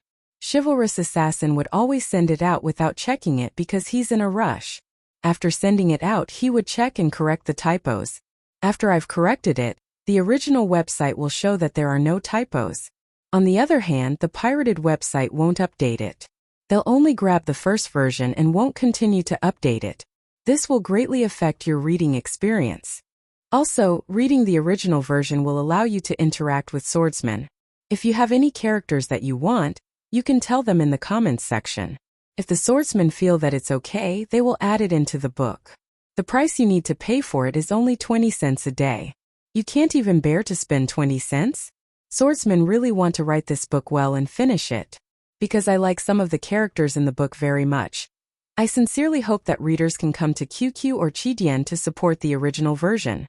Swordsmen will definitely repay you with more wonderful stories. Chapter 110. The next day. Early in the morning, Chang Chumo, like an idiot, stepped on a skateboard that was specially developed for young people by the Strange Interest Pavilion workshop and wobbled to Li Zishuan's door. His flashy appearance attracted a lot of attention along the way. Of course, he didn't buy this skateboard from the Strange Taste Pavilion. Firstly, Chang Chumo didn't have much pocket money right now. Secondly, he didn't have the patience to wait in line. He got this skateboard through the back door. Now everyone in Chang'an City knew that he and Li Zishuan were so close that they almost wore a pair of pants together. Therefore, Sun Huayuan directly gave him a skateboard. This guy obviously forgot the pain after the scar healed.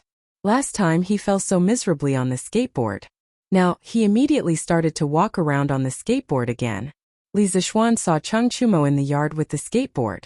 For a moment he almost thought that he had traveled back in time.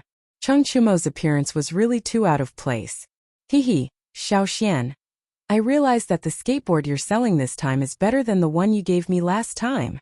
Chang Chumo proudly patted the skateboard in his hands. Now that he had this thing, he didn't even want to ride a horse when he went out.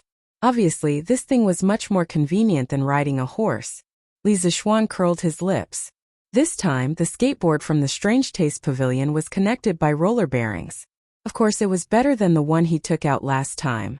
Chonyo, you're using this. Aren't you afraid of falling again? Li Zishuan joked. Hehe, Xiaoxian, you're underestimating me. How could I fall twice in the same place? Anyway, bragging didn't cost him anything, so Chang Chumo decided to show off. Li Zishuan shook his head and ignored him. Chang Chumo remembered his purpose for coming here today. He said, Little Xian, my father agreed yesterday. The winery is yours. You can use the craftsmen inside without worry. They have all signed a contract with my family. They won't sell out our secret recipes for no reason. Li Zishuan was overjoyed. That's great. I'll ask Faubert to make a dozen more sets of distillation and purification equipment. We'll move all the winemaking equipment over there as soon as possible. We'll try to officially start mixing Tenderness and Drunken Immortal in large quantities within the next 2 days. He was indeed worried about the confidentiality of the new wine's formula. Now that Chang Chumo could solve the problem, it was for the best. Last night, his father had also told him that he had already bought 2 saltpeter mines. Now he didn't have to worry about ice cubes anymore. Chang Chumo quickly nodded his head like a chick pecking at rice. Yes. We have to do this as soon as possible. Little Xian, how much do you want to set the price for this wine? Chang Chumo couldn't wait for Li Zishuan to go to his winery right now. That way, when he and his father wanted to drink, they could directly go to the winery and get a pot of wine. Drinking their own wine didn't cost them any money, right? Li Zishuan had already considered the price of the new wine. Last night, he had learned about the wine market of the Tang dynasty from Li Jingma. The most expensive wine of this era belonged to Jianan Braised Spring and Yingzhou Rich Water. A bushel would cost more than 100,000 yuan. This wasn't an exaggeration. There was a shortage of food in the Tang dynasty. Wine was generally expensive, and famous wines were even more so. Li Bai once wrote in A Difficult Journey, "A bushel of golden wine is worth 10,000 yuan, while a jade plate is worth 10,000 yuan. Jianan Braised Spring was a famous wine. A bushel of wine in the Tang dynasty was equivalent to 10 liters, and 1 liter was equivalent to 1.25 caddies. The price of a caddy of Jianan Braised Spring was about 600 to 700 yuan in modern times. Of course, this was only based on the exchange rate of copper coins to gold and silver. However, there was a problem that couldn't be ignored. The prices of goods in the early Tang dynasty were extremely cheap. A bushel of rice could be bought for 3 to 4 copper coins. If it was converted to gold in modern times, 1 yuan could buy 6 kilograms of rice. Therefore, if one were to compare the prices of the time, the copper coins used for 500 grams of Jianan Braised Spring were equivalent to the purchasing power of 15,000 yuan in modern times. Only a tycoon like Li Bai would be able to afford it. His good friend Du Fu, in his later years, when he was poor and destitute, he could only drink 300 copper coins a bucket of inferior quality wine. Otherwise, how could Du Fu write a poem like, "Come early, drink a bucket of wine, have 300 copper coins"? Li Zishuan pondered for a moment and said, "Chou Niu, I plan to set the price at 2 strings per liter for our tender village. I plan to set the price at 5 strings per liter for the immortal drunken wine. What do you think?" The alcohol concentration in the tender village was lower, so it could be sold at a cheaper price. However, the immortal drunken wine used distilled and concentrated alcohol. Just the cost alone was much higher, so the price couldn't be cheap. These words were earth-shattering. Cheng Chumo opened his eyes wide and said in disbelief, "I say, Xiaoxian, have you gone crazy thinking about money? 5 strings per liter? Why don't you go rob a bank? Who would be willing to drink such expensive wine?" Li Zishuan shook his head and said, "Don't tell me you think that the immortal drunken wine isn't worth that much."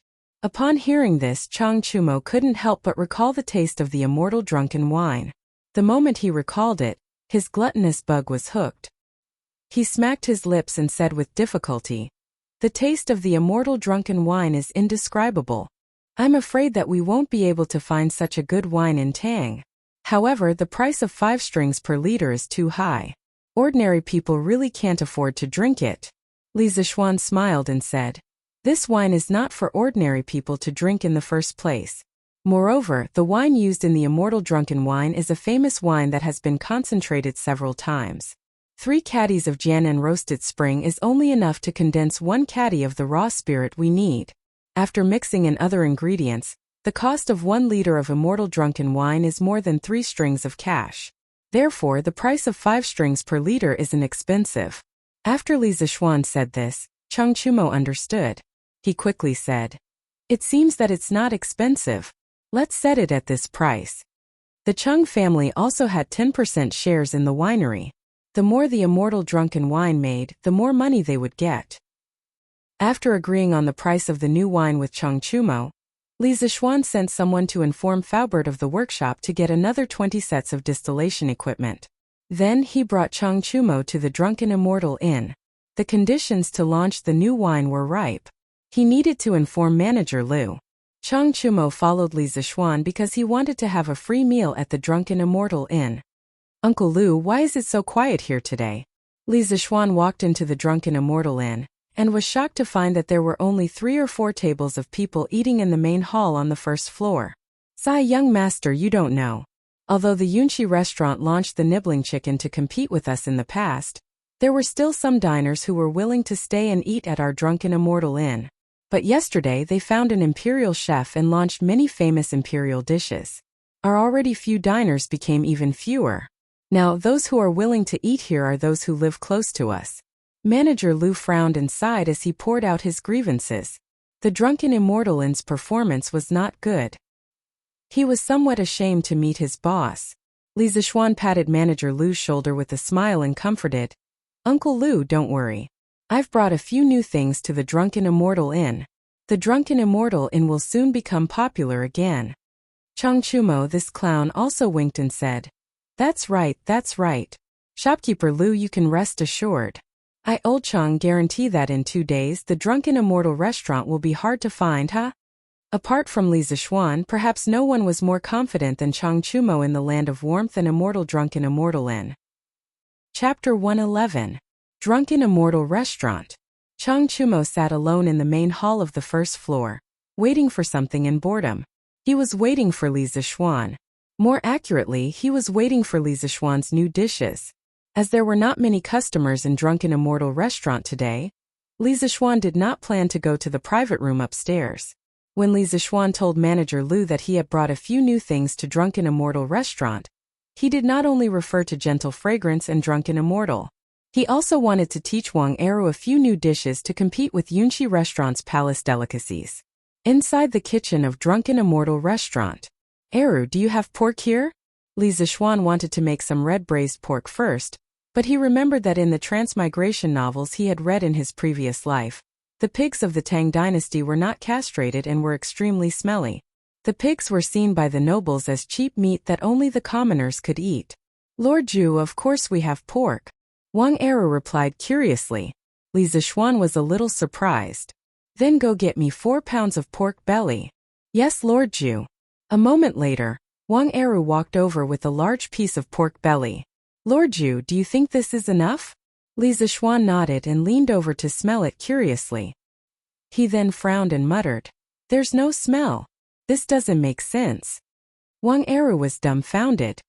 Lord Zhu, what are you talking about? What do you mean? Nothing. Eru, was this pig castrated when it was alive? Li Zixuan changed the topic. Wang Eru laughed foolishly. Lord Zhu, this is a sow. Li Zixuan was speechless. Then are all the boars sold in the East Market castrated? Li Zixuan held back the words that were about to come out of his mouth and continued to ask. Wang Eru laughed and said, Lord Zhu, look at what you're saying. Of course they've all been castrated. If this boar wasn't castrated, how smelly would it be? Li Zixuan slapped his head. Sure enough, the stories in those transmigration novels were all lies. Some authors were simply irresponsible. According to historical records, castrated pigs appeared as early as the Western Zhou dynasty. The Book of Changes Big Beast hexagram had a saying, "The teeth of a castrated pig are auspicious." It meant that castrated pigs were no longer aggressive, and their teeth were not to be feared, so it was auspicious.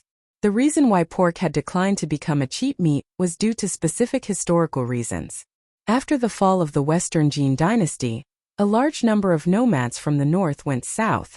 After more than 300 years of war, they first unified the Sui dynasty and then the Tang dynasty.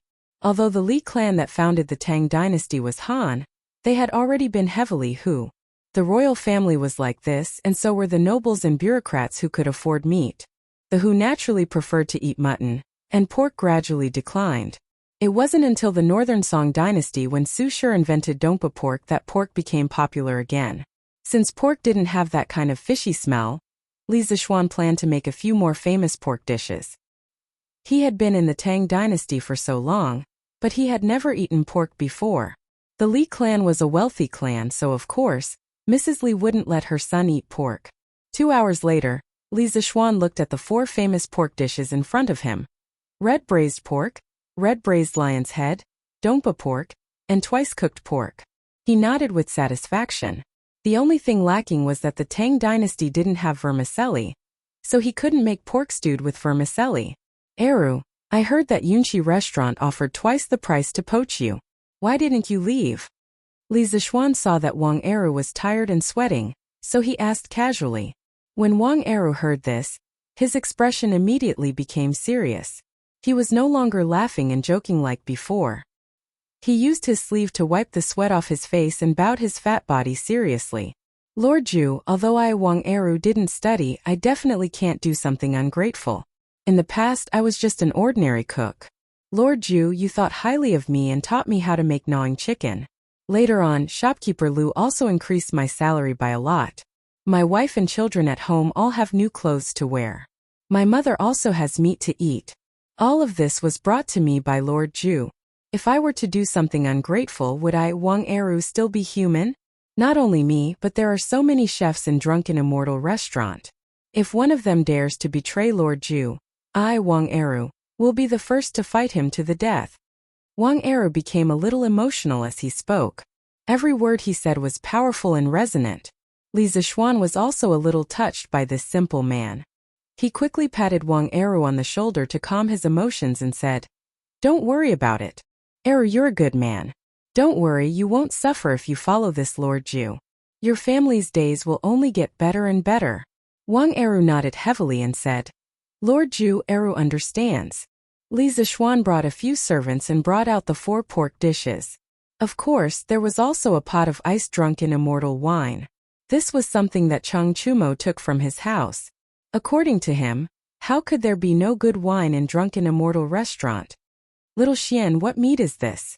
Why is it so fragrant?" Chang Chumo was like a shameless dog.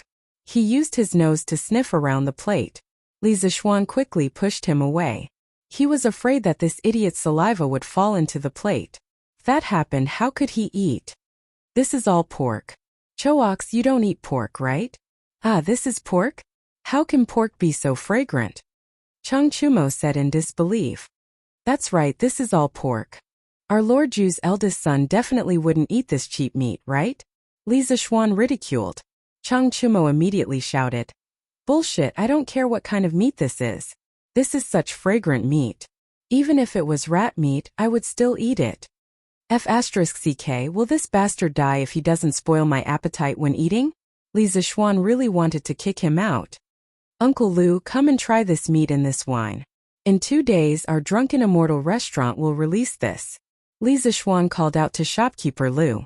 Shopkeeper Lu was already drooling from the side. When he heard this, he immediately thanked him excitedly. "Thank you, young master." The 3 of them sat down. Shopkeeper Lu tactfully poured a cup of wine for Chang Chumo and himself. He knew that Li Zishuan didn't drink, so he didn't pour it. As soon as this drunken immortal was exposed to the air, an extremely rich wine fragrance immediately filled the entire hall on the first floor.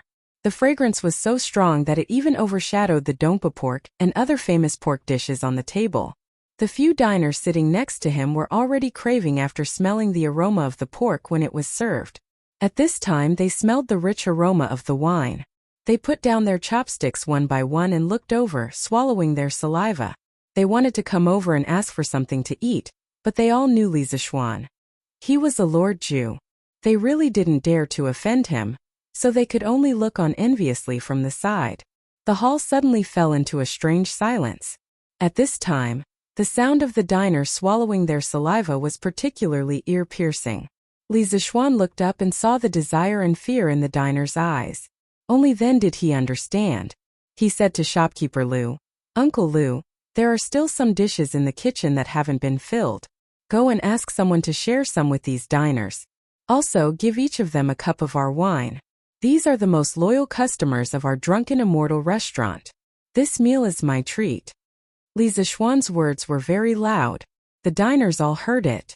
When they came back to their senses, they all cupped their hands and thanked him. "Thank you, Lord Ju. We will definitely come to this drunken immortal restaurant often in the future." Yes. We will definitely come here often in the future. Lord Ju is really generous. Oh. Chapter 112.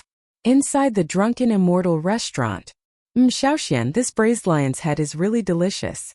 I didn't expect pork to be so delicious. This dompa meat is also delicious. But why is it called dompa meat? It's obviously pork. Chang Chumo's cheeks were puffed up. While eating, he was still blindly barking.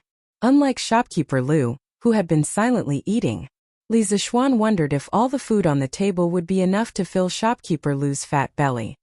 Cough, this wine. Manager Lu was a little thirsty. He picked up the wine cup and poured it into his mouth, but he almost choked to death. After a long time he sighed and said, "Young master, this wine is really too strong. I, old Lu, have been drinking wine for most of my life, but I have never drunk such a strong wine. It's really satisfying." Manager Lu is right. It's not an exaggeration to call this wine an immortal brew. This old man has tasted all kinds of wine in the world, but I have never drunk such a strong wine with such a unique taste. It's even better than Jianan Braised Spring. A customer in his 40s or 50s echoed with an intoxicated look. Brother Jihua is right. I thought Jianan Braised Spring was the best wine in Tang Dynasty, but I didn't expect that I was just a frog at the bottom of the well. Once this wine is released, I'm afraid all the wines in Tang Dynasty will be overshadowed. I just don't know the name of this wine. Another diner also voiced out. Li Zixuan stood up and said with a smile, "This wine is called Drunken Immortal. It's a very strong wine. There's also a milder wine called Gentle Softness." 2 days later, these two wines will be released together with these new dishes. At that time, I invite everyone to come and support us. Several customers quickly cupped their hands and said, Of course, of course. If we don't drink this immortal brew to our heart's content, wouldn't we regret it for life? Yes. Ooh. After eating and drinking to their heart's content, everyone left the Drunken Immortal restaurant. Those customers became the first batch of promoters of the new wine and dishes. Of course, Li Zixuan wouldn't just rely on these people to help him advertise. He still had other tricks up his sleeve. Chang Chumo ate until he was full and drank until he was full. This guy had learned to be smart. After eating and drinking, he did not plan to go home first. He wanted to go out and have some fun to disperse the smell of alcohol so that he would not be kicked when he went back. Li Zixuan couldn't be bothered with him, so he let him be. It just so happened that he still needed to bring this fellow along in the afternoon. He had people move the ingredients and equipment needed to concoct the Drunken Immortal and Gentle Fragrance to the Chang family's winery. This fellow was eating for free, so he should at least contribute a little, right? Ooh. The next day, a group of children on first-generation scooters suddenly appeared in the streets and alleys of Chang'an City. The children sang as they ran, Drunken Immortal, 2 liters are free if you're not drunk. Gentle Village, enjoy gentleness. Drink at Drunken Immortal Restaurant. At this time, Li Zixuan racked his brains to come up with a rhyming advertising slogan.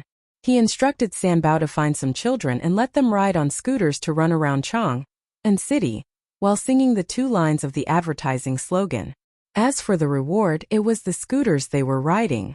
As long as they shouted for a day, the scooters would belong to them. With such a generous reward, the other children were envious, and they all fought to sign up for it. Li Zixuan didn't reject any of them. He took as many as he could. Of course, he could afford this advertising fee. In fact, it was very worthwhile. In the end, the advertising team reached more than 50 people. It directly caused the citizens of Chang'an City to be bombarded with these 2 phrases for an entire day. Isn't this Drunken Immortal restaurant too arrogant? 2 liters of wine is free if you're not drunk? I Xiao Luo can drink 100 cups without getting drunk. Tomorrow, I'll go to Drunken Immortal restaurant to drink for free, haha. I'll go too.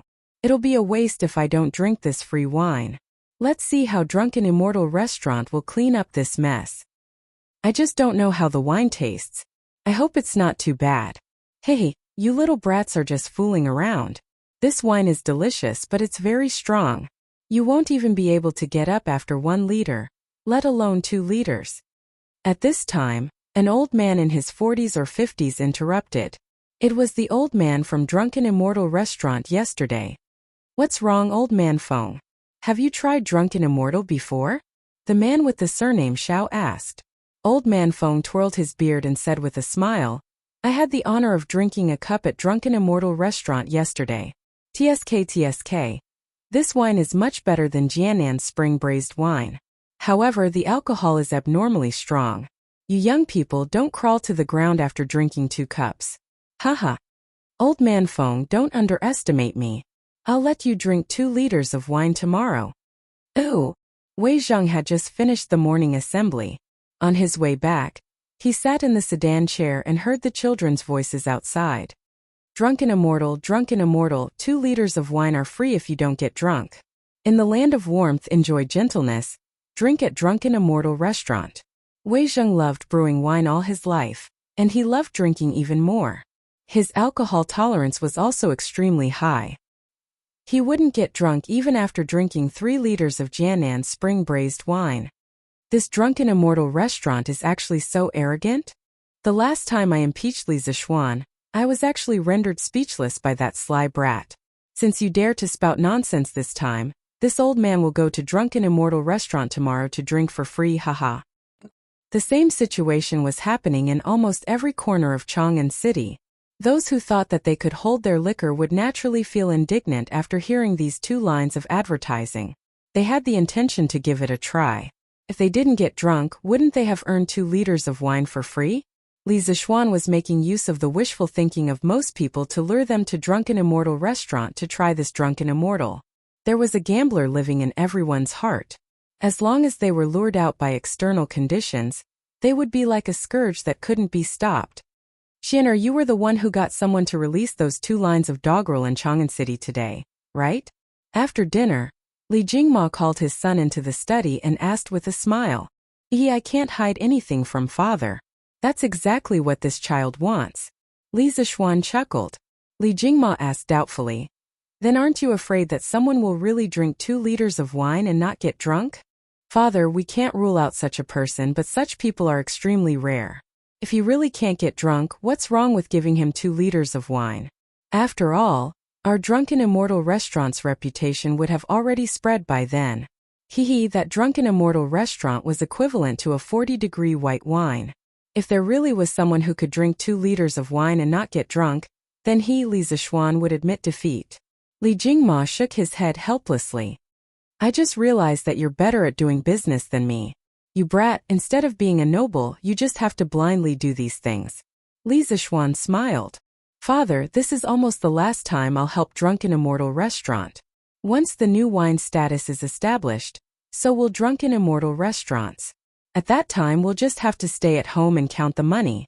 To tell the truth, Li Zixuan himself didn't want to be so tired. It was all forced by the circumstances. Li Jingma was speechless. Chapter 113. On this day, before the door of Drunken Immortal opened, there was already a circle of people outside. Hey Zhang Wuyun, are you here to drink the free wine? Haha, that's right, Brother Xiao. Wouldn't it be great to drink the free wine of Drunken Immortal, and order 2 portions of their nibbled chicken? That makes sense, that makes sense. Brother, you're so thoughtful. Ha ha ha. Ooh. After the crowd was lively for a while, the waiter of Drunken Immortal came out to open the door. Shopkeeper Lu also came out. He looked at the crowd in front of him and smiled like a Maitreya Buddha. Dear customers, today the Drunken Immortal is releasing new wine and dishes. Anyone who can drink 2 liters of Drunken Immortal without getting drunk will be served free of charge. But in order to prevent people from forgetting to pay the bill after getting drunk, all customers will have to pay first before eating. If anyone can drink 2 liters of wine without getting drunk, we'll refund the money to you in full. Great! Everyone cheered loudly. The burly man surnamed Xiao couldn't help but shout. Shopkeeper Lu, open the door quickly. I, old Xiao, am waiting to drink your wine for free, huh? That's right, we want to drink the free wine. These people treated the Drunken Immortals event as free wine for them. Shopkeeper Lu laughed in his heart. You'll be crying later. Shopkeeper Lu opened the door, and the diners outside immediately rushed into the restaurant in a single file. Shopkeeper Lu, you're serving a new dish? What's this dongpa meat? What's this braised lion's head? Don't tell me you're selling lion's meat? Shopkeeper Lu was about to explain when he heard someone interrupt. Young man, if you're not buying, let this old man buy first. Waiter, give this old man a portion of braised lion's head, a portion of braised meat, and half a liter of Drunken Immortal. The speaker was the old man who talked to Li Zixuan that day. His name was Feng Zhihua, and he was also a rich businessman. That's right, if you're not ordering, let us order first. Another diner who had eaten the new dish and drank the new wine with Feng Zhihua last time chimed in. These people were not lacking in money. They had said that they would come to support, and now they were all here. All right, sir. That's a total of $4,400. Please pay the bill first. The waiter said respectfully. Feng Zhihua pointed at the waiter and said with a smile, You're looking down on this old man. How could this old man get drunk with just half a liter of wine? Despite saying that, Feng Zhihua still took out a golden biscuit and handed it to the waiter. The surrounding people who didn't know what was going on gasped. Someone couldn't help but ask, Waiter, this person only ordered so little and he wants 5 strings of cash? The waiter didn't show the slightest bit of impatience. While receiving the golden biscuit from Feng Zhihua, he politely explained to the rest. Replying to the esteemed guest, our store's God's nectar is 1 liter for 5 strings of bones, twice cooked pork, braised lion's head in soy sauce, Dompa pork and braised pork and soy sauce are all priced at the same price. 5 strings of cash per liter? The rest of the people were frightened by the high price, and some of the people who wanted to come to the Drunken Immortal restaurant to take a gamble began to retreat. Waiter, just give me a portion of not chicken. However, there were also people who were extremely confident in their drinking capacity. They thought that no matter how expensive the wine was, as long as they didn't get drunk, they would still return the money. Thus, 7 or 8 big men began to shout, "Waiter, give me 2 liters of immortal drunken wine and a portion of gnawed chicken. Waiter, give me 2 liters of immortal drunken wine and 2 portions of gnawed chicken." Ooh! There were more people who ordered the gnawed chicken than the new dishes. After all, everyone hadn't eaten those new dishes yet. When Feng Jihua's dishes were served, the rest of the people realized that they were wrong. Phew, it smells so good. Yeah, what kind of meat is this braised lion's head? Why can't I tell from the outside? Goo goo, I can't stand it anymore. Waiter, give me a portion of braised lion's head. Give me another portion of braised pork. I want a portion of dompa pork. At this time, the number of diners who ordered pork gradually increased. Half an hour later, almost all the diners' dishes and wine were on the table. Oh, this braised lion's head is so delicious. What kind of meat is this? Why does it taste like pork? It can't be. How can pork taste so good? Hiss, hurry up and try this immortal drunken wine. So cold and strong. Shopkeeper Lu wasn't bragging. This wine is so strong.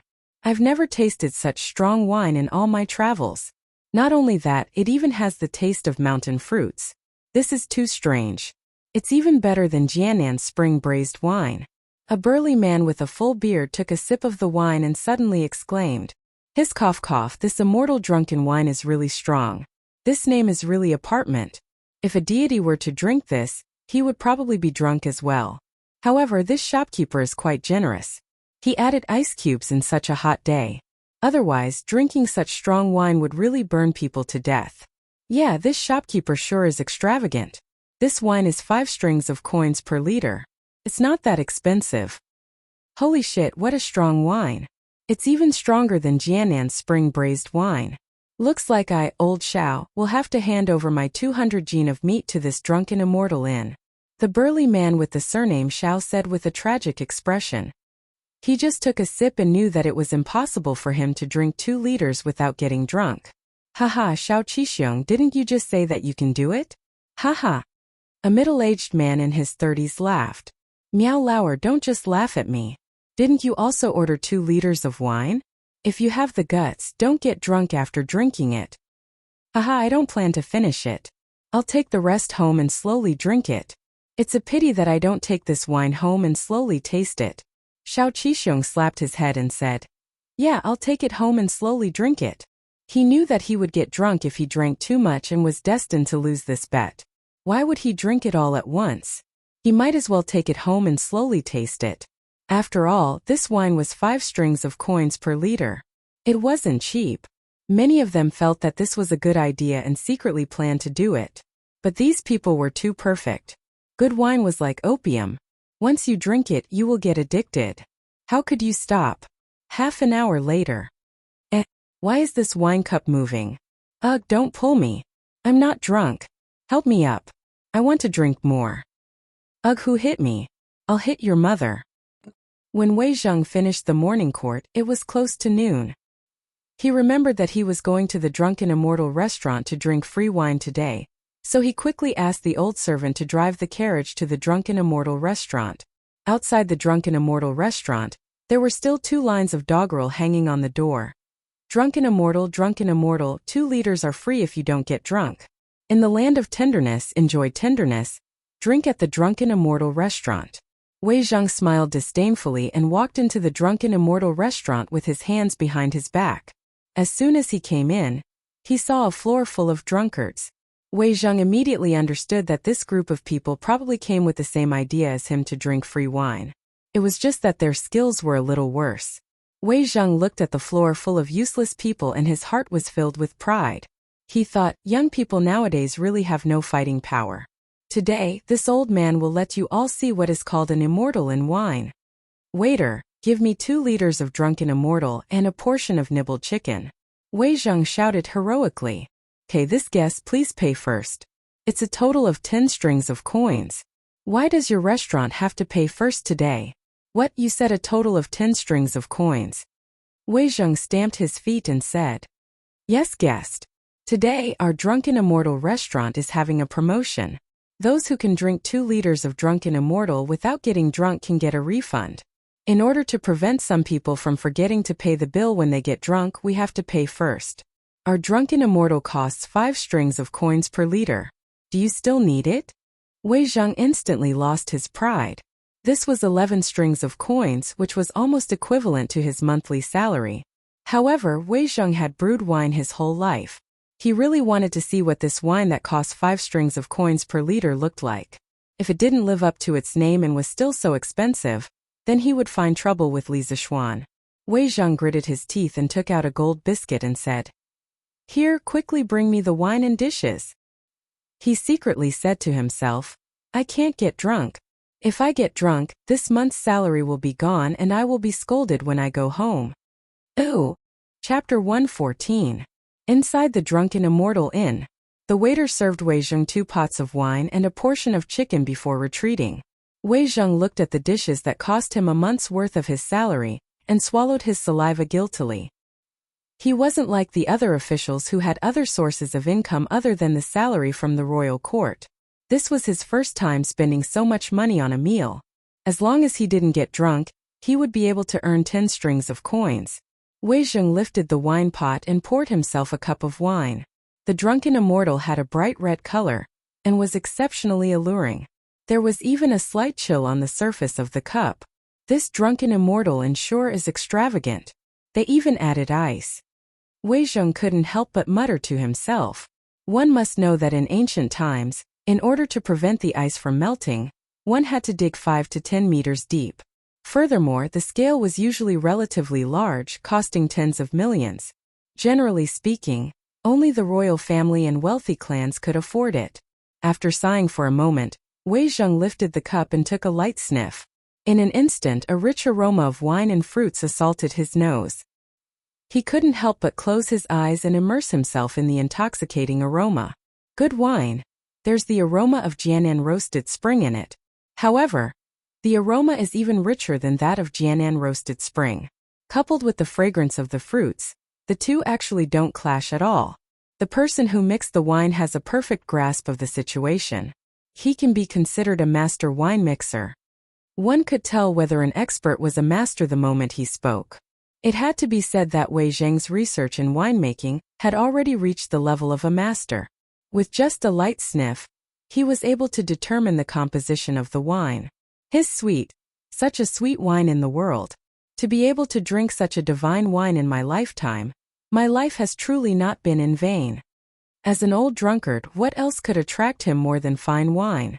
At this moment, Wei Zheng had already forgotten the purpose of his visit and was completely immersed in the Drunken Immortal Inn. Wei Zheng drank 1 cup after another while gnawing on the chicken. After a while, the bottle of Drunken Immortal was emptied.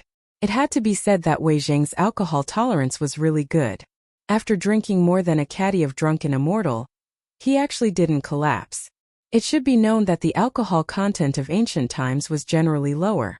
Generally, those who were used to drinking low-alcohol would collapse within 4 or 5 glasses of strong alcohol like the immortal drunken wine. It was rare to see someone like Wei Zheng who could persist until now. Even though Wei Zheng hadn't collapsed yet, his consciousness was a little blurry at the moment, and his face was a little red. Looking at him like this, he was probably not far from being drunk. "Master, let's not drink anymore. You've already drunk too much. When we return, Madam will blame me again." The coachman who came with Wei Zheng saw that Wei Zheng had drunk a little too much, so he quickly mustered up his courage and went forward to persuade him. Wei Zheng squinted his eyes and waved his hand unsteadily. This old man didn't drink too much. Quickly withdraw for this old man. With that, he lifted another jug of wine with his trembling right hand and continued to pour wine for himself. It was inevitable that a lot of wine would spill out in the process. The coachman was so anxious that his face turned red. He wanted to persuade Wei Zheng, but he didn't dare to. He could only come over and help Wei Zheng pour the wine. When the surrounding diners saw Wei Zheng like this, they secretly shook their heads. They thought that this was another challenger who didn't know his own strength. Before he drank half of the second jug of wine, Wei Zheng finally couldn't drink anymore. He looked up to the sky and laughed loudly. Good wine! Then he fell to the ground with a thud. The servant who drove the carriage quickly went forward to help him up. Master, master, are you okay? I'll send you home. As he spoke, he was about to pull Wei Zheng to the carriage outside.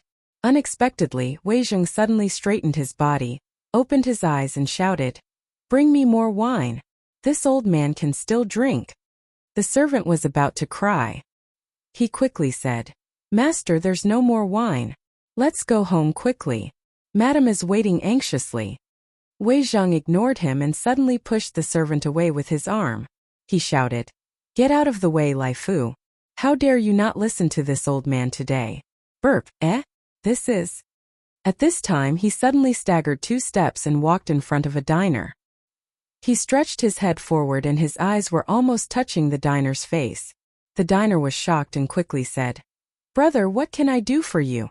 Wei Zheng laughed twice and pointed at the diner. Brother Fong, are you Brother Fong? I remember that I, old Wei, still owe you money. Burp, Lai Fu, quickly go and pay Brother Fong back. The diner quickly waved his hand and said, No, brother, you've got the wrong person. My surname is Wang, not Fong. You don't owe me money. Who said that? How could I get the wrong person? Burp, Lai Fu, did you hear that? Quickly bring the money. Wei Zheng patted the diner's shoulder and laughed incoherently. Lai Fu anxiously said, Master, you've really got the wrong person. This is not Fong Xiang. Today, he had already spent 10 yuan in the Drunken Immortal restaurant. If Lai Fu took out more money, he would probably be skinned by his wife when he returned. Wei Zheng was instantly angry. He grabbed Lai Fu and snatched the money bag at his waist. He took out a handful of money and handed it to the diner, saying, The servant at home is not sensible. Brother Fong, please don't blame him. Burp, quickly take it. Brother, I really can't take this money. You've got the wrong person. Wei Zheng shouted loudly. If I tell you to take it, then take it. Burp, if you don't take it, then you don't give me Wei Xuanqing face. Burp, am I Wei Xuanqing, a villain who owes money and doesn't pay it back? As soon as these words came out, everyone was shocked. Wei Xuanqing? This person is actually the left Prime Minister Wei Zheng? Yes, I didn't expect left Prime Minister Wei to get drunk. Isn't he known as the person with the highest alcohol tolerance in Great Tang? This left Prime Minister Wei actually likes to give people money when he's drunk? It's really rare. Isn't it? It's the first time I've seen someone take the initiative to give money. It would have been better if Wei Zheng didn't say it. Once he said it, the diner was even more afraid to take his money. People didn't fight with officials. At this time, if there was money to let Wei Zheng leave, the diner would definitely take out 2 big gold pancakes without hesitation. Wei Zheng was entangled with the diner for a long time. Finally, he was a little impatient. He directly stuffed the gold pancake into the diner's arms and muttered, Brother Fong is really not straightforward. Then he proudly went to another diner and asked, Brother Yu, it's you. Do I still owe you 5 strings of money? Lai Fu, quickly give me the money. Lai Fu didn't have 5 strings of money on him. At this moment he wanted to cry. He really wanted to faint from happiness. He felt that if he continued to be like this, he would definitely be driven crazy by Wei Zheng. In the end, shopkeeper Lu couldn't stand it anymore. He called 2 servants to help Lai Fu forcibly carry Wei Zheng into the carriage. After this farce, he finally became a laughing stock. He was afraid that when Wei Zheng woke up tomorrow, he would find that he was already famous in Chang'an. Chapter 115. Imperial Palace, West Court. After the morning court, Li Er went to Empress Zhangxuan's place to have lunch with her.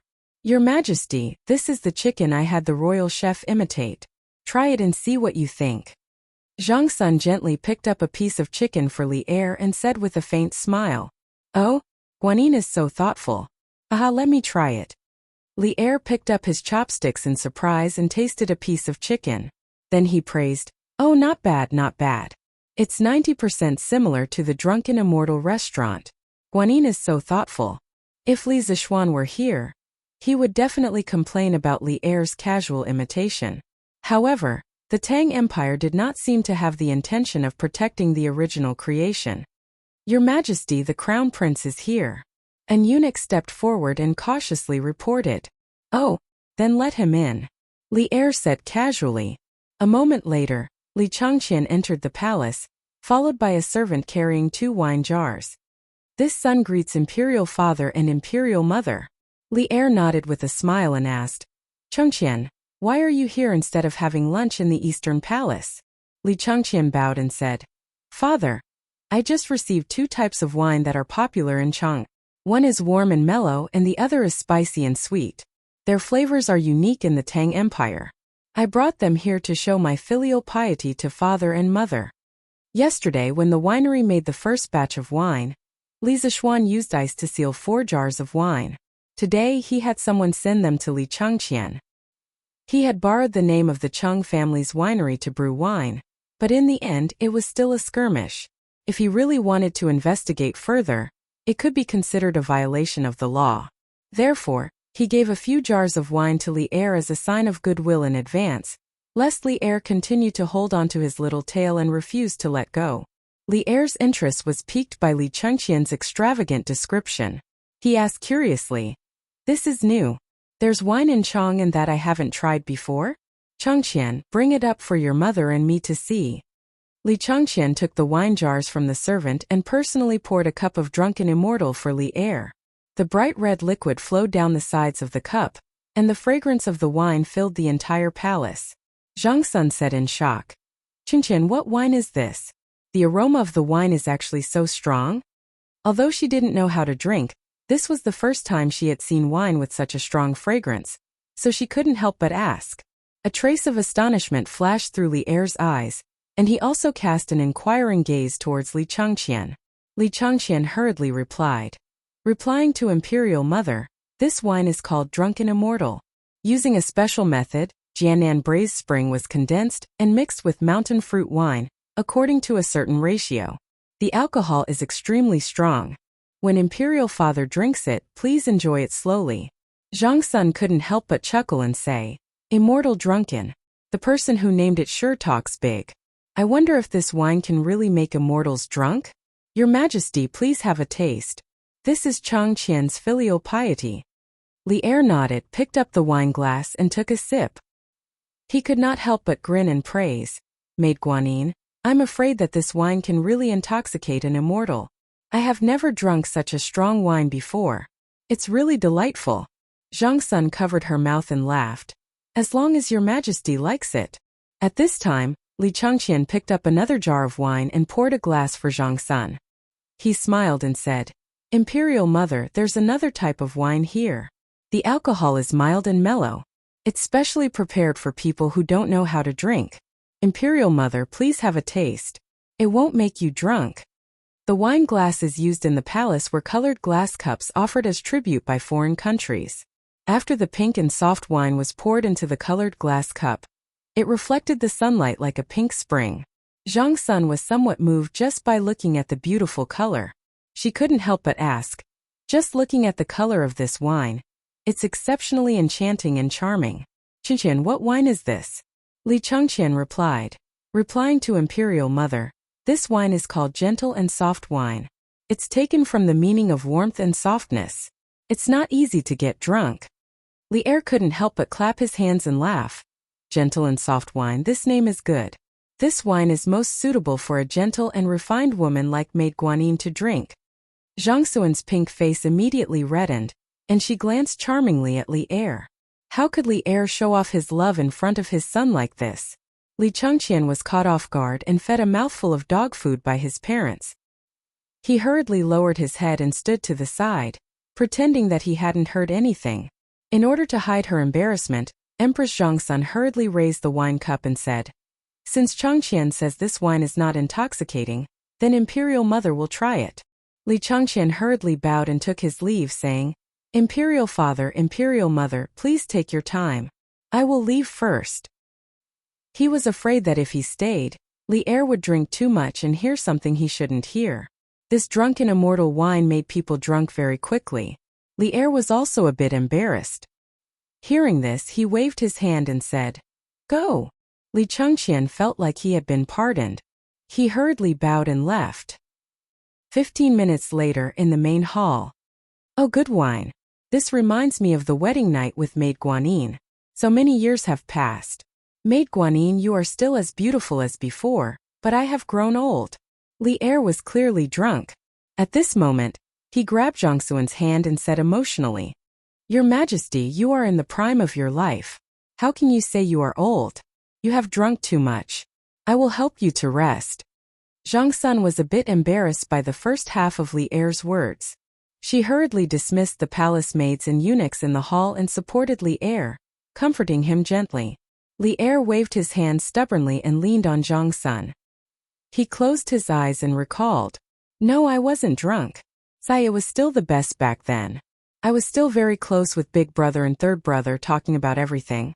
I even married a peerless beauty like you, Guanyin's servant. I felt that there was no one happier than me in the world. At that time there were no endless memorials to read, and there were no brothers fighting against each other. Although I am the emperor now, I am not happy. Maid Guanyin, do you know? Every night in my dreams, I would wake up from my dreams in fright at the sight of big brother and third brother's bloody skulls and angry eyes. Is this heaven's punishment for killing my brothers and imprisoning my father? Do you want me to never have peace for the rest of my life? Maid Guanyin, did I really do something wrong?" The iron-blooded emperor of a generation had a line of tears at the corner of his eyes. Empress Zhongsun held Li Er in her arms with heartache. She knew that although Li Er had won in the Xuanwu Gate incident in the end, the fact that he had killed his brothers and imprisoned his father was a pain that he could never get over. Li Er was just using the effects of alcohol to vent the pain that had been suppressed in his heart for a long time. "Erlang, this is not your fault. It is not your fault. If you did not fight back then, our family would have suffered the same tragedy. No matter what happens, I and the Changqian Green Sparrow will stand by Erlang's side." Zhang Sun gently stroked Li Er's face as she spoke softly. Li Er finally calmed down. A moment later, his breathing gradually evened out. Zhang Sun thought that he had fallen asleep and stood up to call the palace maids to carry Li Er to the bed. Who knew that as soon as Zhang Sun stood up, Li Er pressed her down forcefully. He rested his head in her arms and smelled her soft fragrance. Li Er used the effects of alcohol to start misbehaving. "Erlang, don't. It is still daytime." "Oh, what are you afraid of?" "No, Erlang, you should go rest." "Hey, I can also rest with Maid Guanyin." 50,000 words omitted here. Please fill in the blanks yourself. The number of words in the novel will automatically increase by 50,000. Fortunately, Li Chengqian was smart enough to leave first. Otherwise, if he stayed here, it would not be as simple as being fed dog food. He would probably have to watch a live spring gong that he should not have seen. Li Zixuan had sent Li Er tenderness and immortal drunken wine with the intention of pleasing him. He did not expect things to develop like this. Did this count as doing bad things with good intentions? Chapter 116. The next day at 5 o'clock. Zhangsun Palace. "Your Majesty, I should help you dress and wash up. It's almost time for morning court." Zhang Xuan's hair was messy and her cheeks were pink. She propped herself up and looked at Li Er as she spoke softly. Li Er happily stretched his waist and legs, then took Zhang Sun in his arms and sighed with emotion. "I haven't slept so deeply in a long time. I didn't expect the aftereffects of the drunken immortal to be so strong. I've been sleeping from yesterday afternoon until today. I really want to just lie here and not get up." Zhang Sun lay on Li Er's body and laughed. "Your Majesty, don't joke. Get up quickly, or else Wei Zuoqing will admonish you again." Li Er rubbed his head and said with a headache, "Even if I didn't go late today, I'm afraid I'll still be scolded by Wei Xuanqing. I haven't read yesterday's memorial yet." Zhang Sun laughed lightly. "Your Majesty has been working hard on state affairs and resting for half a day. I'm sure Wei Zuoqing won't say anything, right?" Li Er sneered. "Guanyin maid, you think too highly of that old fellow. He wants nothing more than for me to spend all 24 hours a day busy with state affairs."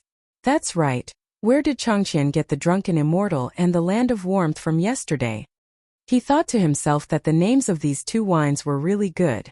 When immortals get drunk, they can't help but lie down in the land of warmth. If Li Zixuan knew what Li Er was thinking, he would definitely spit out a mouthful of blood. That wasn't his original intention. Zhang Sun replied, Your Majesty, after you fell asleep yesterday, I sent someone to inquire. It said that Li Zixuan borrowed Duke Lu's winery to make this wine. He already started selling it at the Drunken Immortal restaurant yesterday. Li Er glared and said angrily, It's this kid again. He's even more comfortable as a baron than I am as an emperor. He studies eating, drinking, and playing every day. I have to find something for him to do. Otherwise, wouldn't it be a waste of his talent? Zhang Sun covered her mouth and laughed. Hearing Your Majesty say this, I also feel that I should arrange something for this child to do. I see that Changqian, Chang'e, and Qingke all have a good relationship with Li Zixuan. Why don't we have him come to the palace every day to accompany Qingke and the others to school? Li Er thought for a moment, then shook his head in the end. This kid has learned a variety of things, and is definitely not of the Confucian school. Don't lead Changqian astray. As for Li Zixuan, I have my own plans. Guanyin maid need not worry. However, this kid sure is slippery. He used Chang Jijia's family's winery to privately brew wine to avoid the laws of the court. We can't let him off so easily. Later, have Changqian send a message to this kid. In the future, he will provide the tribute wine in the royal palace. As for the price, it will be half the market price. Zhang Sun couldn't help but laugh. Your Majesty, aren't you going to ask Li Zixuan to pay compensation? Alright, it's getting late, Your Majesty should get up. Li Er missed the Drunken Immortal quite a bit. He got up and smacked his lips, saying proudly, Who asked that kid to like to take advantage of loopholes? I have to make him lose the guts to delve into eating, drinking, and playing. Inside Taiji Palace Morning Court. To be honest, Li Er was feeling a little guilty going to court today. After all, he hadn't finished his work yesterday. The other officials might give him some face, but if Wei Zheng knew that he was drunk and messed up state affairs, he would definitely point at his nose and call him a fatuous ruler. However, Li Er was very lucky today because Wei Zheng was having trouble protecting himself. How could he have the time to care about Li Er? Minister Wei, why are there so many wounds on your face? Did someone dare to beat up an important official of the court? After going through the necessary etiquette of the morning court, Li Er glanced guiltily at Wei Zheng. It wouldn't have mattered if he didn't look, but what he saw shocked Li Er. He saw that there were 3 or 4 slender bloody wounds on Wei Zheng's face. One of them had almost reached the corner of his eye, so Li Er couldn't help but ask curiously. Wei Zheng's face was full of awkwardness. He was completely drunk yesterday, and after being dragged home by the servant, he couldn't remember anything. When he woke up, he felt a burning pain on his face. His wife was sitting to the side, her eyes red and swollen as she stared at him fiercely. Wei Zheng's wife, Pei Shi, was born in a noble family. After marrying Wei Zheng, she had been living with her husband in that old and broken house. Every day, she would spin and weave cloth, working hard without any complaints. The only thing that made her dissatisfied was that Wei Zheng loved wine. Although the Tang dynasty's inferior wine was only 20 to 30 copper coins per liter, Wei Zheng had tasted all kinds of wine. Furthermore, he knew how to make wine himself. His taste had long been picky, and he would only drink good wine. Yesterday, when Madame Pei saw Lai Fu supporting the drunk Wei Zheng back, she was a little unhappy in her heart. When she heard from Lai Fu that Wei Zheng's drink actually cost 10 yuan, and that he even gave money to people after he got drunk, Madame Pei's anger could no longer be suppressed. She asked someone to send Wei Zheng back to his room, and then she followed in herself. Looking at her husband sleeping soundly on the bed, and thinking about how their family was poor to begin with, Wei Zheng had actually used up all of his money. The more Pei Shi thought about it, the angrier she became. She couldn't help but scratch her husband's body. As she scratched, Pei Shi stopped and sat to the side, sobbing softly. When Wei Zheng woke up in the morning for a meeting, he saw that Pei Shi's eyes were red and swollen. After Wei Zheng woke up, he remembered that he had gone to the Drunken Immortal restaurant to drink yesterday. He was confident that he wouldn't get drunk after 2 liters and then win back the 10 copper coins, but he didn't expect to get drunk in the end. He knew that 10 copper coins was a large sum of money for his family. When he saw his wife's red eyes, he knew that he was in the wrong. Thus, He ignored the burning pain on his face and got up to comfort his wife for a long time before rushing to the morning court. Before the morning court, Wei Zheng had already been laughed at by his colleagues outside Taiji Palace. The news of Wei Zheng giving money when he was drunk had spread throughout Chang'an. Now that they saw Wei Zheng's face full of scars, how could the ministers not know what had happened? At the moment in the court, Wei Zheng, who had always dared to say anything, was embarrassed by Li Er's question. He mumbled for a long time and didn't know what to say. He didn't say it, but someone else said it for him. In the early days of Zhongguan, the court was relatively free and there were fewer rules.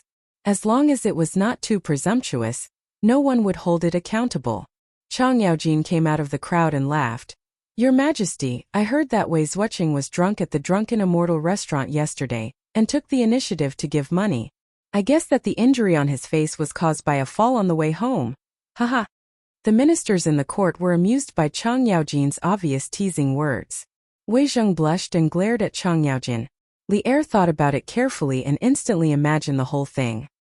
He couldn't help but find it funny, but he still had to hold back his laughter. Otherwise it would be too hurtful. Fang Xianling was kind and didn't want to embarrass Wei Zheng too much. In fact, he also somewhat sympathized with him. His wife was the founder of Jealous Women. In fact, she was 10 times or 100 times more ferocious than Lady Pei. Fang Xianling didn't know how much domestic violence he had suffered over the years. Your Majesty, these are just the family affairs of the ministers. It's really inappropriate to discuss it in the court. I suggest that we put this matter aside and discuss the state affairs. Fang Xianling came out of the crowd and bowed to Li Er. Wei Zheng secretly cast a grateful look at Fang Xianling. Li Er held back his laughter and pretended to be serious. Ahem, Minister Fang is right. Let's discuss the state affairs. If you have something to say, please report. If not, the court is dismissed. But he was laughing in his heart. He didn't expect Wei Xuanqing to have such a day. It was really satisfying. Chapter 117. Outside the imperial court, it was another scene. Chang'an City, West City. Have you heard? Yesterday, the Drunken Immortal restaurant sold immortal drunken wine. They said they would refund you if you didn't get drunk after 2 liters. I have. What happened after that? Did the Drunken Immortal restaurant lose a lot of money yesterday? Nonsense, it is said that the people who went to challenge the Drunken Immortal restaurant yesterday were all defeated. Most of them got drunk before they finished 1 liter. One of them drank the most, but he only drank 1.5 liters before he couldn't hold on anymore. Ah, this wine is so strong. Then who drank the most? Haha, it was Wei Xuanqing, the minister of the imperial court. Ah, isn't Wei Xuanqing the master brewer of our imperial court? How could he get drunk? Hey, that's nothing. What's more interesting is that Wei Xuanqing held someone's hand after he got drunk and insisted on giving him money. Hey, that's right, that's the man. Hey man, you're here today too? Yes, the Drunken Immortal restaurant's immortal drunken wine is really an immortal brew. The braised pork and braised meatballs are also rare delicacies in the world. I couldn't forget them after tasting them yesterday. Later, I heard that the Drunken Immortal restaurant also has a kind of wine called Gentle Village, which is specially brewed for people who can't drink. So I brought my wife here today to try it. This man was the middle-aged man whom Wei Zheng mistook for Fang Xianling yesterday, and insisted on giving him money. Haha. You couple are really affectionate. But man, is the Drunken Immortal restaurant's immortal drunken wine really that good? The middle-aged man nodded without hesitation and said, Of course, but this wine is very easy to get drunk and shouldn't be overdosed. Not only that, their new dishes are also unique delicacies in our Tang Empire. They are very delicious. Now that you mention it, I'm a little greedy. I have to go in and try it today. Hey man, why didn't you take the money that Wei Xuanqing gave you yesterday? Another young man next to him teased. The middle-aged man. Ha ha ha. The surrounding crowd suddenly burst into laughter. Young master, the new wine and dishes are too popular. After deducting the cost, just the new wine and dishes alone made a profit of more than 400 strings of coins yesterday. It's really amazing. Within a private room in the Immortal Indulgence Inn, Manager Liu reported to Li Zixuan with extreme excitement. Now that the Drunken Immortal restaurant had come back from the dead and made a shocking reversal. Apart from Li Zixuan, The most excited person was Manager Lu. Li Zixuan nodded his head calmly. The Drunken Immortal and the pork dishes were just released yesterday. Not many people knew about them yet. The profits would definitely get bigger and bigger later on. He casually agreed and said, that's good. Uncle Lu, from now on, the affairs of the Drunken Immortal Inn will depend on you to manage. I will no longer interfere in the affairs of the Drunken Immortal Inn. Today he brought Lan to try the new dishes. The little girl was eating until her mouth was full of oil and had no time to pay attention to him. When Manager Lu heard that Li Zixuan didn't intend to interfere in the affairs of the Drunken Immortal Inn, he was shocked. He had indeed become dependent on Li Zixuan. Whenever there was a problem in the Drunken Immortal Inn, the first person he thought of was Li Zixuan. Young master, why is this? Li Zixuan did have his reasons for doing this. First, he had other things to do. How could he stay in the Drunken Immortal Inn every day? Second, he found that Manager Lu and Wang Eru had become dependent on him. When they encountered problems, they didn't want to solve it themselves. Instead, they wanted him to help them. How could this be? A qualified leader would never do everything personally. Uncle Lu, I still have other things to do. In the future, you should encourage Eru and the others to invent new dishes. You can't just sit there and do nothing. If the Drunken Immortal Inn wants to develop healthily, it must constantly innovate. You can't just rely on me, Li Zixuan said solemnly. When Manager Lu heard this, he knew that Li Zixuan had made up his mind. He also felt that Li Zixuan's words were reasonable. It was indeed a bit outrageous for a lord to spend all his time in a restaurant researching food and drink. Young master is right. Don't worry, young master, old Lu, will definitely take good care of the Drunken Immortal Inn according to your wishes. Li Zixuan nodded slightly and continued eating with Lan, Azure Dragon Ward. Within the courtyard of the mansion. TSK, this Drunken Immortal truly lives up to its reputation. It looks like we'll have to hurry up and discuss cooperation with Li Zixuan. The white-clothed young master held a cup of wine and carefully savored the taste. Young master, the Drunken Immortal Inn's new wine and dishes are now hard to come by. I'm afraid that the second young master won't be able to sit still at House Yunxi any longer. The white-clothed young master couldn't help but smile. He said, Yes, I'm afraid my second younger brother is in a hurry right now. We'll go meet this Li Zixuan tomorrow. It'll be best if we can cooperate. Lu Yun couldn't help but ask, Young master, both the scooter and the Drunken Immortal are extremely popular in Chang'an right now. Why would Li Zixuan be willing to cooperate with us? The white-clothed young master shook his head and said with a smile, You don't understand. The Li family has risen too quickly. Their foundation naturally can't compare to our 1,000-year-old families. The scooter and the Drunken Immortal are only popular in Chang'an. They might not be popular in other places. If Li Zixuan cooperates with me, there will only be benefits for him. It's a win-win situation for both of us. Lu Yun suddenly understood and nodded. At this moment, a woman in white clothes suddenly floated down from behind Lu Yun. Yes, it was Liao. This woman's skin was whiter than snow and her figure was slender. She suddenly appeared behind Lu Yun without making a sound. She directly placed her sword in its scabbard on Lu Yun's neck and coldly said, Lu Yun, you're getting bolder now. Why does the young master need to explain to you what he wants to do? Lu Yun's legs trembled from the cold scabbard and the bone-chilling voice. He quickly begged for mercy. Miss Yu Yao, please spare my life. This little one definitely didn't mean that. The white-clothed young master also smiled and said, Lu Yun was just asking casually. Don't scare him, Yao. The woman named Yu Yao patted Lu Yun's shoulder with the scabbard when she heard this. She then put away her sword and coldly snorted. Next time, just do whatever the young master asks you to do. If you talk so much nonsense again, be careful that I'll cut off your tongue. Scram. Lu Yun quickly bowed to the white-clothed young master and then to Yu Yao as he apologized. This little one won't dare to ask any more next time. This little one will take his leave now. This little one will take his leave now. Lu Yun wiped the cold sweat off his forehead and hurriedly retreated. Yao, why are you here? The white-clothed young master smiled and shook his head. When he saw that Lu Yun had already retreated, he asked. Yu Yao hurriedly replied respectfully. Replying to the young master, Yu Yao received news a few days ago that the second young master has recently recruited a group of Jianghu experts. Yu Yao is afraid that the second young master will harm the young master in this trial, so Yu Yao specially came to protect the young master's safety. The white-clothed young master smiled indifferently and said, "Yao, you're overthinking things. Although my second brother and I have our conflicts, it's far from the point of fighting each other. He probably has other uses for the Jianghu experts. You should return to the clan. Otherwise, the elders will blame you for leaving your post without permission." Yu Yao frowned and firmly shook her head. The second young master's current intentions are unclear. Yu Yao won't let the young master take the risk alone. Yu Yao will follow the young master wherever he goes and will never leave. After saying that, she directly went to the white-clothed young master's side and stood there like a sword without moving. Her delicate and pretty face was filled with determination and stubbornness. The white-clothed young master raised his head and looked at her. He knew that he couldn't persuade her anymore.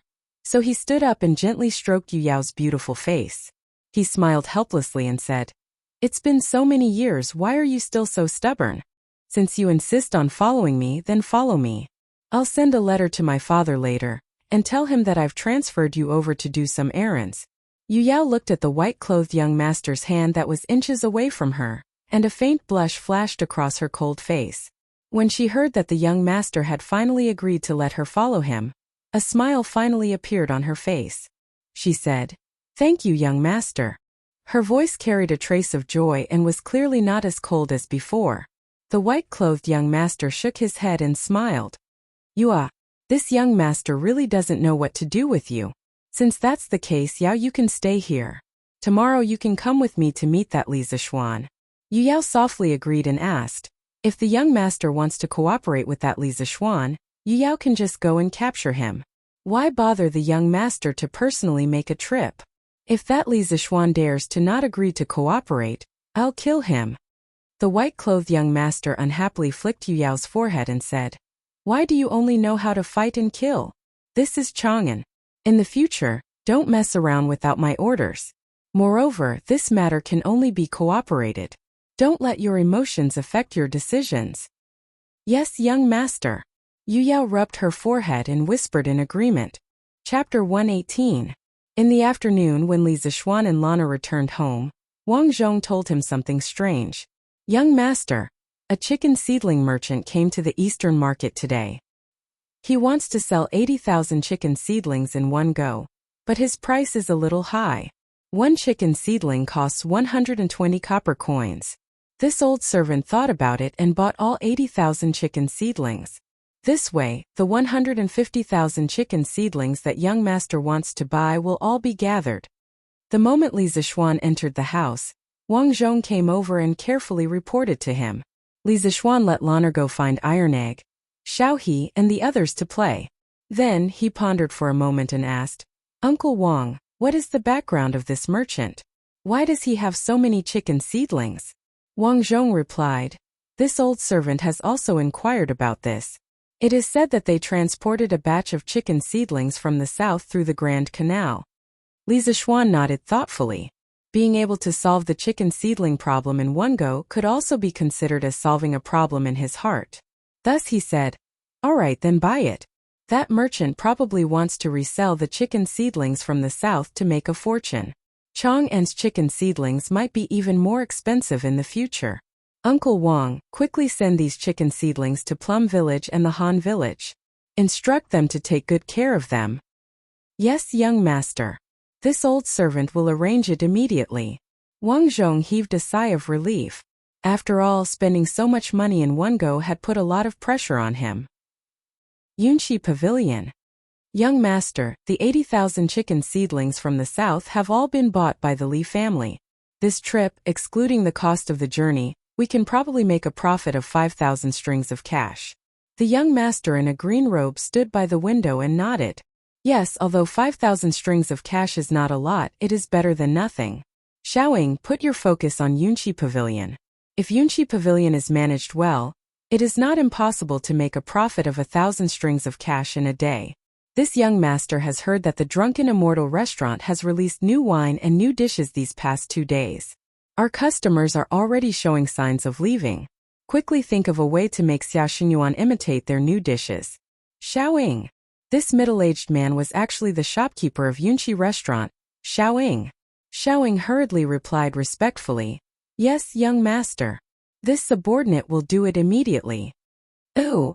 The next morning the sky was still bright. Li family's west courtyard. Kunlun is vast and majestic. I think of its purity. Gods fight in the Xian realm and the Chen Yin and Yang. Gods fought in Xian, and there was neither good nor evil. The dragon is born in the middle, and its head and tail believe in each other. When a dragon emerges from the middle, one can see its creation. Nihility is the cause of great loss of life. No. Whether it was empty or not, he couldn't accept it. When the sun is in the sky, it makes use of its time to make decisions. When the sun is high in the sky, it should be at its highest position. It is better to be enlightened in the west than to have the moon in its quaint state. When the moon is thin, the base begins to retreat. Qiu Hua Qi Shui Baozhen. Prophecy, Chieftain's Bag. Renchan is also there. Yellow is not yellow. Overturning autumn is everlasting. Huang is not Huang, it is lacking in virtue. The spiritual energy was inverted. When the spirit is turned upside down, time will not subdue it. Iron Egg held a book and sat cross-legged on the ground, reading word by word. After a while, he raised his head and asked Li Zishuan, who was sitting on a bench next to him and yawning. "Master, Iron Egg knows all these words, but Iron Egg doesn't know what they mean?" Li Zishuan yawned gloomily. This stupid disciple, he couldn't even understand this. This guy didn't realize that if he hadn't merged with his predecessor's memories, he wouldn't have been able to understand these scriptures either. That's right. Iron Egg was holding the first 5 volumes of the Taishan Sutra. Li Zishuan had copied them last night. After all, Iron Egg's original intention of becoming a disciple was to learn martial arts. It wouldn't be right if he didn't teach him martial arts. Moreover, this child was still young and had a good foundation. It was the best time to lay his foundation. The reason why he chose to practice martial arts in the early morning, according to his predecessor's memories, was mainly because the early morning was when nature intersected with heaven and earth. When the sun rose, people would feel more nourished by the energy of the universe. For people who practice martial arts at this time, the effect would be very obvious and they would get twice the result with half the effort. Well, spiritual master Ling Su had explained it this way before. Anyway, Li Zishuan was an atheist who had received higher education and didn't really believe in this kind of nonsense. But he didn't have any experience in teaching disciples. He could only copy everything according to his memory. Iron Egg, you should be like me. Sit cross-legged and guard your origin. Imagine that Kunlun is the sky, majestic is the earth, and seclusion is the hidden meaning. The sky is engulfed in the earth, and the earth is in the center. At this time the gods are fighting in the heavens and the yin and yang are fighting. The upper 9 is the extreme and the upper 9 is the heaven. The lower 9 is the metal and the soul. How can the soul ascend to the heaven? The upper and lower are in conflict, so it is called the opposite of qi. Li Zishuan explained the true meaning of the first volume of the Supreme Mystery Sutra to Iron Egg. Then he waited for Iron Egg to slowly comprehend it. The first volume of the Supreme Mystery Sutra focused on drawing qi, but it was different from other inner force mantras. It drew the primordial qi of chaos. Compared to ordinary true qi, it was a level higher in quality. As long as Iron Egg could completely comprehend the first volume, he would successfully draw qi into his body. From an ordinary person, he would step into the ranks of martial artists. His body would also be twice as strong as his peers. Li Zishuan waited for a long time, but Iron Egg didn't open his eyes. So he asked anxiously, "How is it? Iron Egg, do you have a feeling that there are a few tadpole-like qi running around in your body?" The feeling of drawing qi into the body through the Supreme Mystery Sutra was that there were a few tadpole-like true qi running around in the meridians. As one's power deepened, there would be more and more of these tadpole-like true qi.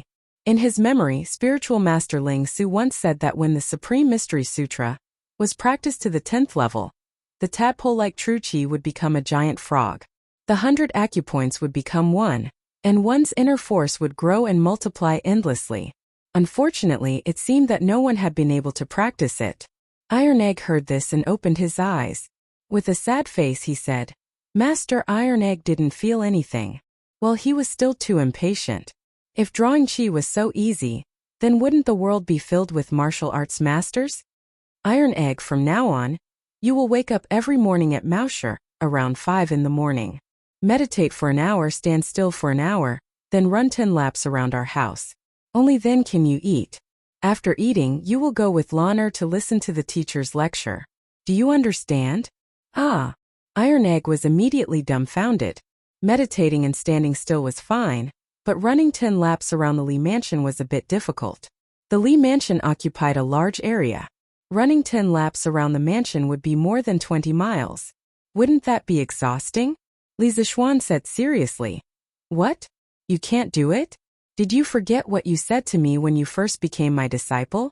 If you can't even endure this little bit of hardship, what martial arts are you learning? A martial artist not only needs to cultivate the mind, but also needs to strengthen the body. With your current weak appearance, even if I gave you a body of inner force, you wouldn't be able to withstand it. Iron Egg saw his master's stern expression and hurriedly agreed. Master is right. Iron Egg will definitely do as you say in the future.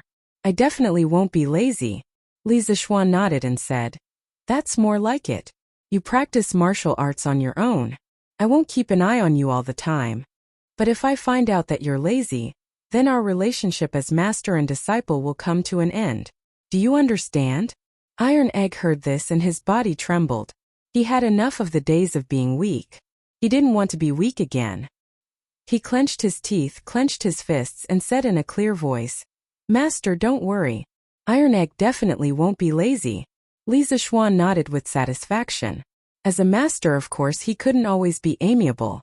There was a reason why a strict master would produce a fine disciple since ancient times. Well, Iron Egg, after you practice martial arts in the morning and listen to my lessons in the afternoon if I have time, I'll teach you another skill. You have to learn it well. In times of peace, no matter how good your martial arts are, you're just a boorish man. You might not even be able to eat and wear. I have high hopes for you. I hope you won't only be obsessed with martial arts. If you learn my skill well, you'll be even better than a willing master. Li Zixuan could also see that Iron Egg was obsessed with martial arts and was not interested in cultural studies. That was why he advised him. The Tang Empire still had more than 100 years of prosperity. You're just a boorish man who doesn't know anything about martial arts. You probably won't even be able to eat and wear when the time comes unless you become a bandit. Of course, if Iron Egg really became a bandit, Li Zixuan would be so angry that he would punish him. Master, is there really such a powerful skill? Iron Egg was indeed a little averse to learning before. He just wanted to learn martial arts well so that he and his sister would not be bullied. At this time, when he heard his master say that there was a skill that was even better than a willing master, Iron Egg suddenly felt a little incredulous. Li Zixuan smiled and said, Of course.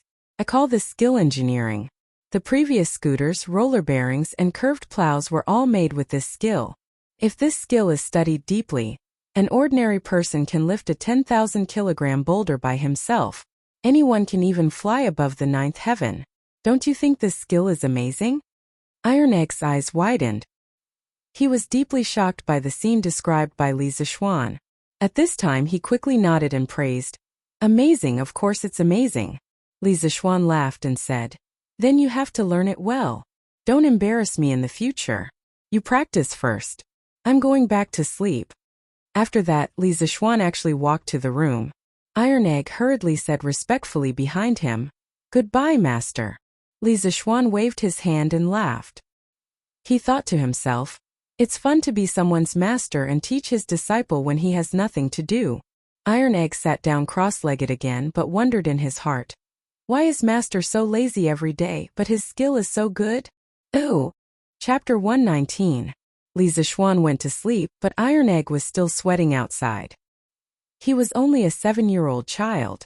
It was difficult for him to run such a long distance, not to mention that he had to stand for an hour before running. Iron Egg's legs were weak by the 5th lap. At this time he was relying on his strong willpower to move his legs. Brother Iron Egg, what are you doing running here and there? After Lan Er woke up, she wanted to find Iron Egg, but she was told by the servants that Iron Egg was outside running around the Lee Mansion, so she went out to guard the door. When Iron Egg ran over, she asked curiously, Iron Egg was panting and his face was pale. He was really tired and didn't want to talk at all. But thinking that Lawn Air usually took care of him, he simply explained, "Master, let me run." As he spoke, he slowed down his pace. After that, he continued to grit his teeth and continued to speed up. "Hey, don't run. Rest for a while." Lawn Air also saw that Iron Egg's face was not right. She quickly chased after him and shouted. Bruiser shook his head, but he didn't stop. He didn't dare to speak, and he didn't dare to stop to rest. He knew that if he let out this breath, he wouldn't be able to run anymore. Lawn Air followed him for a while and slowly began to feel tired. She saw that Tai Dan kept running with his head down and completely ignored her. The little girl stopped and angrily stomped her feet. She tenderly snorted and turned around to return to the courtyard, no longer caring about Tai Dan. After Li Zixuan got out of bed and washed up, he went to the front yard and saw Bruiser slumped on a stool.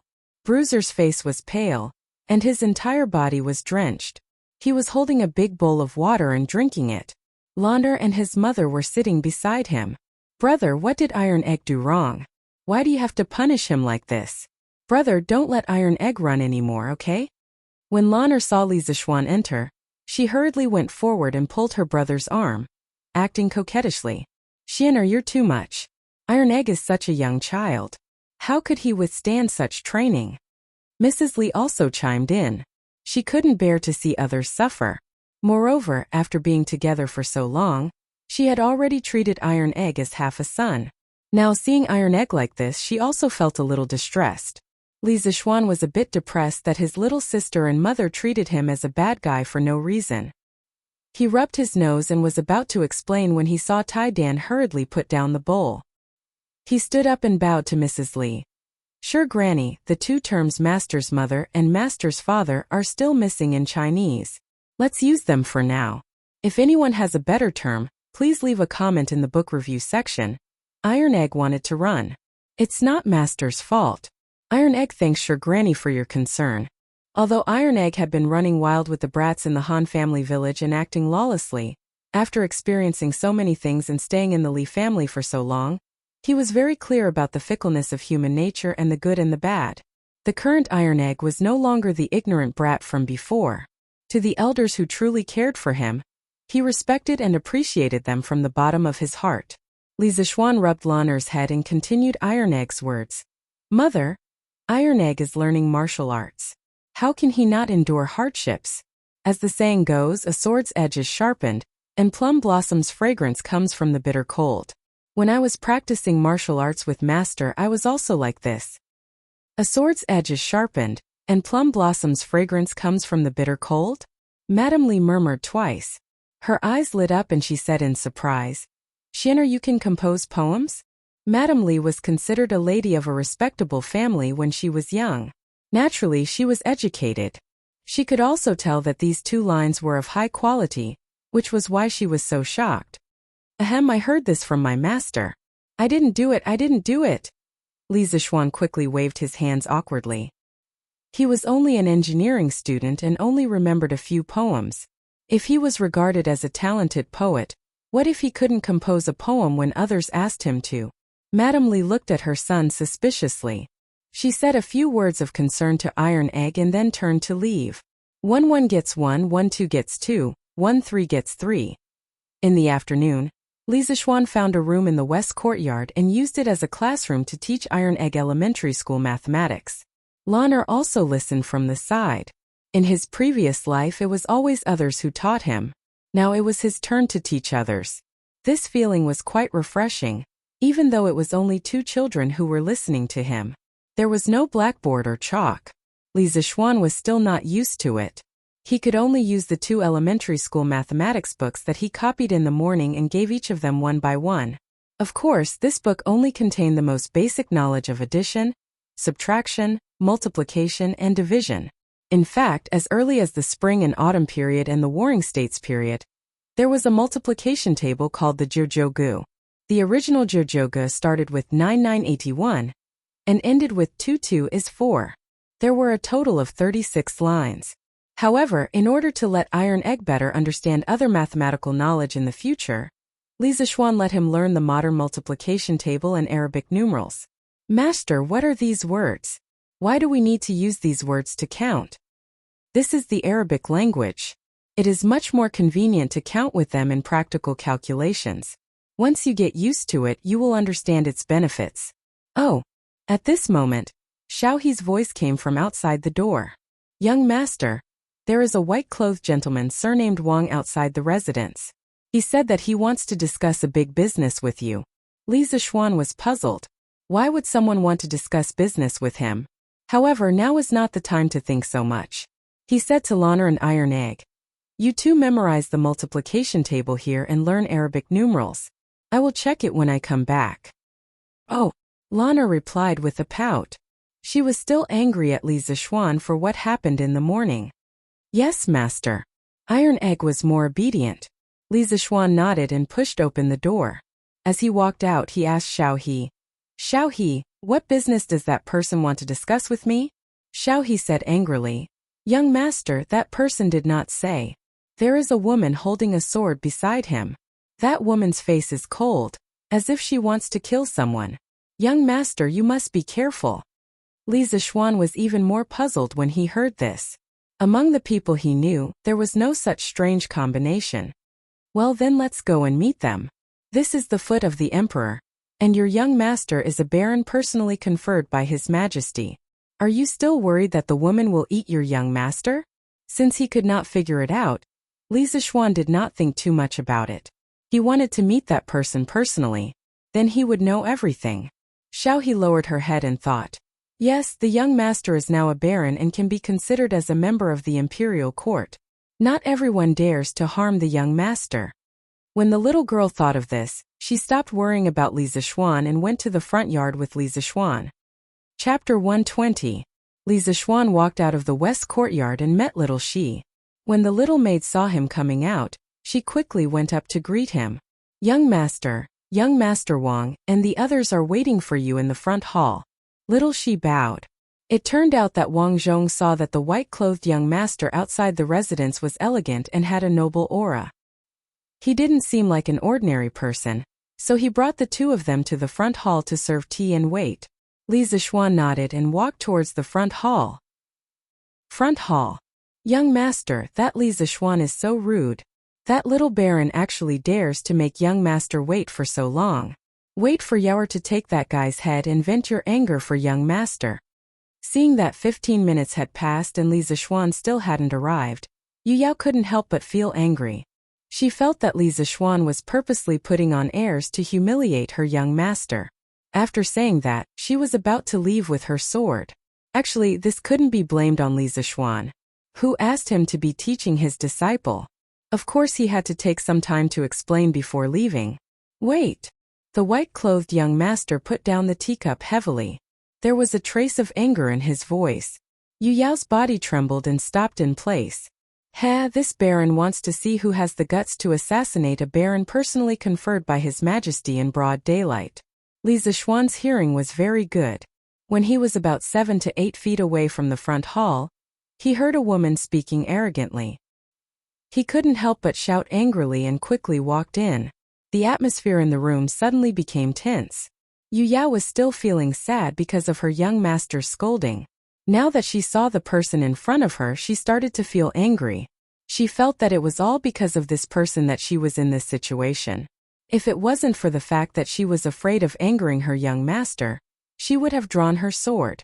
As soon as Li Zishuan entered the door, he saw a beautiful woman with snow-white skin, a slender figure, and an exuberant heroic spirit. She was glaring at him angrily. If Li Zishuan hadn't reacted quickly, he would have bumped into her. When he first saw this woman, he was indeed stunned by her beauty, but he wasn't the kind of person who couldn't move when he saw a beautiful woman. This woman had spoken rudely behind his back, and now that she was caught red-handed, she didn't feel the slightest bit ashamed. Instead, she glared at him angrily. His first impression of this woman was a trace of disgust towards her character. So what if you're pretty? This young master will not spoil you. Moreover, in terms of beauty, Han Yushi was definitely not inferior to this woman in front of him. More importantly, Han Yushi's gentle and graceful personality was very likable. If he had to choose, Li Zixuan would choose Han Yushi without hesitation. Were you the one who said you wanted to kill me? Li Zixuan looked at the woman and spoke coldly. Since the other party didn't give him a good face, why should he stick his warm face to the other party's cold butt? No matter how beautiful you are, you can't be so rude and casually kill people, right? The white-clothed young master quickly stood up and pulled Yu Yao away. He smiled at Li Zixuan and cupped his hands. The maid in my house is rude. This one will strictly discipline her when I return. Lord Li is a weak noble, so you must be magnanimous and won't bicker with an insignificant woman. Only then did Li Zixuan notice the man in the room. He was dressed in white and had black hair. He was elegant and unrestrained, and he had a scholarly air about him. He gave off a gentle and refined feeling. Li Zixuan said indifferently with his hands behind his back. A good man doesn't fight with a woman. This baron naturally won't lower himself to the level of a little woman. May I ask who you are? He deliberately emphasized the words little girl. Hearing this, Yu Yao's jade-like face froze. She snorted coldly and glared at Li Zixuan with killing intent. The white-clothed young master also heard the displeasure in Li Zixuan's tone. He felt helpless. Before he came, he had prepared many words to persuade Li Zixuan to cooperate with him. But now, it seemed that all his plans had been disrupted by Yu Yao. He could only take one step at a time. This one is Wang Runbiao from Taiyuanqi County. Greetings, Lord Zhu. My maid has offended you just now. Please forgive her. The white-clothed young master could only lower his posture and ease the stiff atmosphere. The Wang family of Taiyuan? Li Zixuan raised his eyebrows. He paused his steps and asked in surprise. The white-clothed young master cupped his hands and smiled. Yes. Li Zixuan was shocked. The Wang family of Taiyuan was a rich and powerful family. They were one of the 5 surnames in 7 hopes. Although he did not study liberal arts, he had heard of the name of the 5 surnames in 7 hopes. During the Han and Sui dynasties, it was a society based on the status system. The aristocratic families enjoyed high prestige and status in society. Among all the noble aristocratic families, there were 5 most noble surnames. They were the Li family of Longxi, the Li family of Zhao County, the Cui family of Boling, the Cui family of Qinghe, the Lu family of Fanyang, the Zheng family of Xingyang, and the Wang family of Taiyuan. Among them, the Li family and the Cui family each had 2 surnames. Therefore, they were called the 5 surnames in 7 hopes. These 7 great clans all had deep foundations and produced many talented people. Moreover, the marriages between the great clans were intertwined. Often, a slight move in one part would affect the whole situation. Even Li Heir, as the ruler of a country, was somewhat afraid of the other great clans. At that time, the people thought that marrying a girl of the 5 surnames was an honor. The prime minister of the Tang dynasty, Shui Yuanchao, once said that one of his 3 regrets was that he could not marry a girl of the 7 families. This showed the prestige of the 7 families. The Wang family of Taiyuan was from Zhaoxing County and Wangchu County. It was the first family to become a first-class aristocratic family. Between the 2 Han dynasties, Wang Yun at the end of the Eastern Han dynasty turned the tide of the country and pushed this family to become a famous family in the world. In the Northern Wei dynasty, the Wang family of Taiyuan was listed as a first-class aristocratic family, by virtue of the contributions of their ancestors and their noble status. It prospered for 200 years. From then on, the reputation of the Wang family of the world comes from Taiyuan became popular. In the Tang dynasty, the Wang family of Taiyuan also produced many talents, nurturing a group of top poets such as Wang Bo, Wang Jihuan, Wang Chongling, and Wang Wei, forming a feast of poetry that was too much for the eyes to take in. Li Zixuan suppressed the shock in his heart and walked to the seat of honor. He said to Wang Runbiao, "Runbiao, please sit." Li Zixuan's voice was not as cold as before. On the one hand, the person in front of him was from a wealthy family and was modest and polite, not arrogant and domineering. This made Li Zixuan feel slightly better. On the other hand, his family had risen too quickly and its foundation was not stable. There was really no need to go against a giant like the Wang family of Taiyuan for such a small matter. Although he was a time traveler, knew a lot of black technology, and was very good at martial arts, he still had to think about his family. He could not kill the whole family because of a disagreement and make the world his enemy, right? Wang Renbiao could hear that Li Zixuan's tone had softened. He felt relieved and said politely, "Thank you, Lord Zhu." Although he was the eldest son of the first branch of the Wang family, he did not have the arrogance of the young masters of the other 5 families. He had always pursued the idea of putting down the arrogance of an aristocratic family, making allies and cooperating for a win-win situation. Therefore, he humbled himself in front of Li Zixuan. Li Zixuan nodded slightly and shouted to the outside, "Come, serve tea." A maidservant immediately walked in with a teapot in her hand. She poured a cup for the 2 of them and then retreated. "Please have tea." "Thank you." Wang Renbiao picked up the teacup, took a sip out of politeness and put it down. Li Zixuan, of course, did not drink a sip. He was not interested in the tea made by the Tang dynasty. It was better not to try this strange taste. Li Zixuan saw Wang Renbiao put down the teacup, so he asked, "May I know why Renbiao is here today?" Since the rhythm was disrupted by Yu Yao, Wang Renbiao did not keep him in suspense. He said directly, "Lord Zhu, I'm here this time to cooperate with you in a business. Please think about it carefully." Ooh. Chapter 121. In the front hall, Li Zixuan was slightly surprised when he heard Wang Renbiao's intention. He asked, "Which branch of the Wang family is Renbiao from?" Wang Renbiao replied curiously, "I'm from the first branch of the Wang family. Why do you ask?" Li Zixuan said curiously, "That's strange. Why would the young master of the Wang family be involved in the business of merchants?" "Forgive my rudeness, but haven't you also been involved in the business of merchants?" Li Zixuan shook his head and said, "My family's situation is special. Before His Majesty made me a baron, my family was a merchant's family. But your Wang family is a wealthy family. Why would they let you, the son of the first wife, go into business?" This was exactly what Li Zixuan found strange. The Wang family was a rich and powerful clan that had flourished for hundreds of years. The number of descendants in the family was probably in the tens of thousands. There was really no reason for Wang Renbiao, the legitimate son of the first branch, to come out and do business. Wang Renbiao pondered for a moment and smiled helplessly. "I can't hide anything from you. To be honest, the reason why I'm doing business this time is because of a small test arranged by my family for the younger generation. I won't go into detail about the conflicts and disagreements between the family's children. I'm sure you can guess a little." Wang Renbiao couldn't help but sigh. Ordinary people envied the children of wealthy families, but they didn't know that they also had their own helplessness. Yu Yao, who was standing next to him, felt a trace of distress in her eyes. Li Zixuan nodded and said with a smile, "Renbiao is straightforward. In that case, what business do you want to cooperate with me?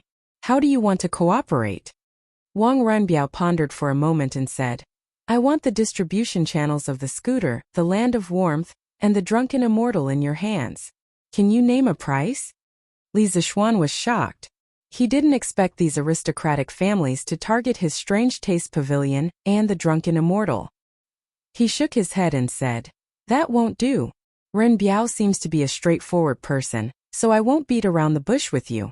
You must be clear that the scooter, the Tenderland, and the drunken immortal are in short supply in Chang'an. Firstly, I don't have any extra stock to share with you. Secondly, I have no reason to cultivate a competitor for myself." Wang Renbiao was already prepared for Li Zixuan's rejection. He took out a red card with the words "Strange Interest Pavilion" written on it. Then he said, "Lord Zhu, you're wrong. We're not competitors but allies. To be honest, I also admire some of Lord Zhu's wonderful ideas. For example, if it weren't for the fact that I'm already a teenager, I'm afraid that I wouldn't be able to resist buying one to play with. A few days ago, I asked someone to buy a red membership card for Strange Interest Pavilion. It was also to buy a scooter to coax my little sister. Also, I tasted this immortal drunken wine yesterday. It is indeed a rare wine. In my opinion, good goods like the scooter, the Tenderland, and the drunken immortal should be enjoyed by the people all over the Tang Empire. So what I mean is, can Lord Zhu give me some of the goods? I'll sell them to other places in the Tang Empire.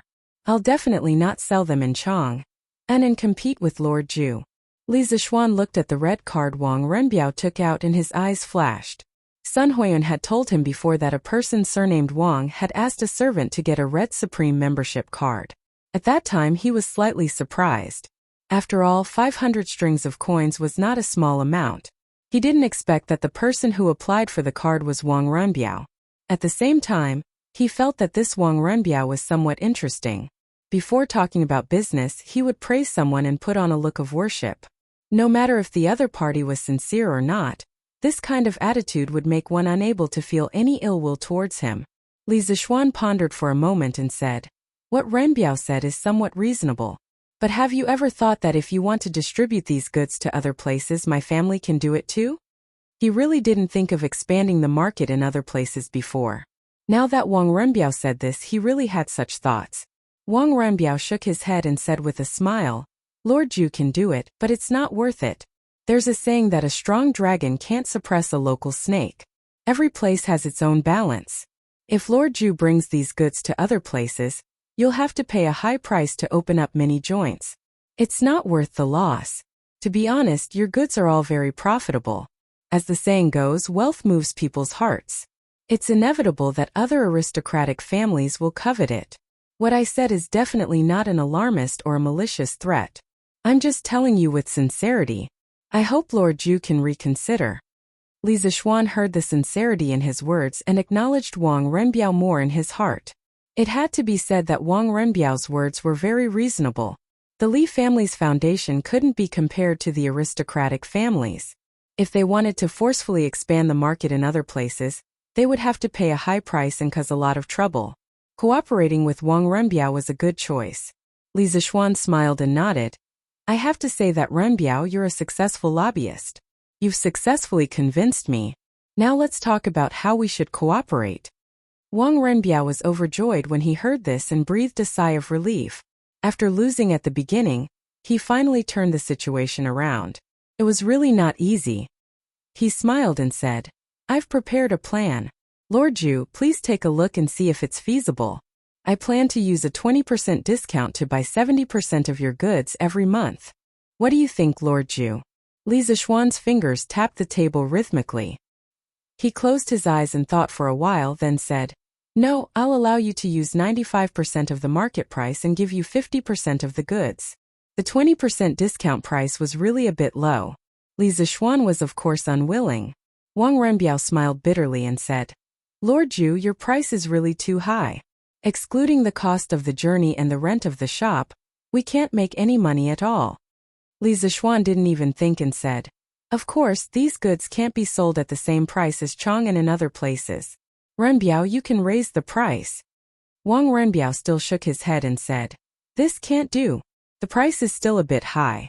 Lord Ju, you see, when shopkeeper Sun sold this membership card, he said that with this red membership card you can enjoy a 40% discount. Lord Ju, can you lower the price a bit?" Li Zixuan's old face turned black. At that time, he was the one who wrote the discount rules of the membership card. Of course he remembered. He didn't expect that he would shoot himself in the foot. This Wang Renbiao really put in a lot of effort and counterattacked. Li Zixuan thought for a while and said awkwardly, "This red membership card does allow you to enjoy a 40% discount. But Renbiao, you are now buying goods. The situation is slightly different. How about this, I'll take a step back and sell it to you at a 20% discount of the market price. What do you think?" Li Zixuan had to take a step back because there was a loophole in the system he made. Wang Renbiao was very sensible. He didn't take an inch and want a foot. With a 20% discount price after he shipped to other places, he could raise the price by 30% or 40%. He could make a big profit. So he smiled and said, "Thank you, Lord Ju. Let's have a good cooperation." Chapter 122. After discussing business, the two chatted for a while before Wang Renbiao said his goodbyes. Li Zixuan saw that Yu Yao was looking at him with a trace of anger. He suddenly wanted to scare her, so he completely released his peak chi transformation stage aura. Yu Yao immediately felt a boundless pressure hit her in the face, and her face immediately paled. Li Zixuan gave her a meaningful smile, then cupped his hands in farewell to Wang Renbiao. "Humph, little girl, you think you can kill this young master? Haha." He had noticed that this girl's strength was at most at the middle stage of chi transformation stage. He could crush her with just his cultivation. However, she was able to reach this stage at such a young age, and she was only Wang Renbiao's maid. This aristocratic family's foundation was indeed deep. If he had to face the 7 aristocratic families in the future, he had to be careful. Yao, what's wrong? After leaving the Li residence, Wang Renbiao noticed that Yu Yao's expression was not right, so he asked. No, nothing. Young master, you have to be careful of Li Zishuan in the future. This person is not simple. Yu Yao's eyes flashed with a trace of panic. After thinking for a while, she still suggested. Why? This young master feels that this person has a straightforward temperament. He is worth befriending. Wang Renbiao asked curiously. Yu Yao said anxiously, Young master, this Li Zishuan's martial arts are extremely high. I'm afraid that he is far above me. If he turns hostile with young master one day, Yu Yao might not be able to protect young master. Wang Renbiao thought for a while and said with a smile, I didn't expect this Li Zishuan to not only be talented, but also have such high martial arts. But Yao, you don't have to worry. He and I are allies now. He will not harm me. But? Wang Renbiao frowned and scolded. No buts. Yao, you went a little overboard today. You almost ruined my plans. Don't be impulsive in the future. Don't fight because of a disagreement. Yu Yao trembled when she heard this. Her eyes were a little red as she whispered, I'm sorry, young master. Wang Renbiao looked at her tearful appearance and couldn't bear it. He wanted to comfort her, but in the end, he shook his head, sighed, and continued walking. Young master, someone from Duqi's mansion came up. He said that Divine Dr. Sun went to treat Duqi's illness and asked if you want to go and take a look. Li Zishuan was just about to return to the west courtyard when Wang Zhong hurried over to report to him. Li Zishuan's expression changed slightly as he ordered, Uncle Wang, quickly get someone to prepare a horse. I have to go over and take a look. The first person he met upon arriving in Great Tang was Sun Simiao. If not for him saving him, even though his soul had transmigrated over, he would still be severely injured and probably wouldn't have been able to wake up. In any case, this was a life-saving grace, so he had to express his gratitude in person.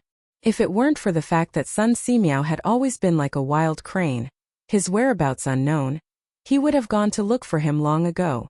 On the other hand, he still needed Sun Simiao's help to treat the Hu siblings' illness. Yes, young master. This old servant will arrange it right away.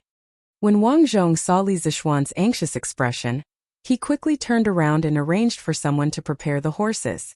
Li Zishuan rode his horse to Qin's mansion and saw 12 halberds erected in front of the vermilion gates. The majestic appearance made Li Zishuan very envious. However, not everyone had the qualifications to erect such a thing. Only those with unparalleled military achievements and the emperor's personal permission could erect such a thing. Looking at all the civil and military officials in the imperial court, there was only one such family. The manservant at the gate had already been instructed to ask about Li Zishuan's identity, and quickly came over to help Li Zishuan lead the horse and lead the way. After making many turns along the way, Li Zishuan came to a small courtyard. A 15 to 16-year-old young man walked towards him. He was slightly taller than Li Zishuan and had sharp facial features. He looked valiant and extraordinary. The young man cupped his hands and smiled. Are you the man from Lantian County? I am Qin Huayu. Dr. Sun is currently treating my father in the room. Please follow me in. So it was Qin Qiong's son. Li Zishuan returned the greeting and said, Thank you, Brother Qin. Brother Qin can just call me Little Xian. Uncle Qin treats me like a nephew, so let's call each other brothers. Qin Huayu hesitated for a moment and nodded. He brought Li Zishuan into a side room behind him. When he opened the door and entered, he saw that there were already 4 people in the room. Chang Yaojin, Sun Simiao, Qin Shubao, who was half lying on the bed, and a woman in white. Li Zishuan guessed that this woman should be Qin Qiong's wife. Sun Simiao was currently holding Qin Qiong's pulse and was in deep thought with his eyes closed. Chang Yaojin's expression was serious. He nodded at Li Zishuan and didn't say anything. Li Zishuan came in front of the woman and bowed slightly. He greeted her softly. Greetings, Auntie Qin. The woman in white reluctantly squeezed out a smile and nodded. Good boy. Li Zishuan also saw that all her thoughts were now on Qin Shubao, so after greeting her, he quietly stood aside and waited with Chang Yaojin and the others for Sun Simiao's diagnosis and treatment results. Waiting was always very long. After a long time, Li Zishuan's legs were a little numb. At this time, Sun Simiao finally opened his eyes. He put down Qin Shubao's arm and stood up to stroke his beard. Cheng Yaojin's eyes widened and his ears pricked up. He was waiting for Sun Simiao to say that Qin Shubao's illness could be cured. Mrs. Qin also looked at Sun Simiao eagerly. Qin Shubao was relatively calm. At this time he saw Li Zixuan and smiled at Li Zixuan and nodded slightly as a greeting. Sun Simiao walked a few steps with his hands behind his back. He was about to speak about Qin Qiong's illness when he suddenly caught a glimpse of Li Zixuan in the corner. He felt that this person was very familiar. He paused for a moment and called out, "Hey, it's you? Young man, you're Li Zixuan, right?" Sun Simiao's memory was not bad. After so long, he still remembered Li Zixuan's name. Li Zixuan was also waiting for Sun Simiao to speak about Qin Qiong's illness. He saw Sun Simiao suddenly look over and recognize him. Li Zixuan hurriedly took 2 steps forward, bowed deeply to Sun Simiao respectfully and said, "It's me. 2 months ago. Taoist priest saved my life in Zhongnan Mountains. I've always remembered Taoist priest's kindness. Today I heard that Taoist priest was here, so I came to pay my respects." Sun Simiao stroked his beard and smiled. "Aha, you don't have to be so polite. It's my duty to save the dying and heal the injured. I didn't expect that a little child that I accidentally saved back then would be so famous in Chang'an. Should I call you Baron Lantian now?"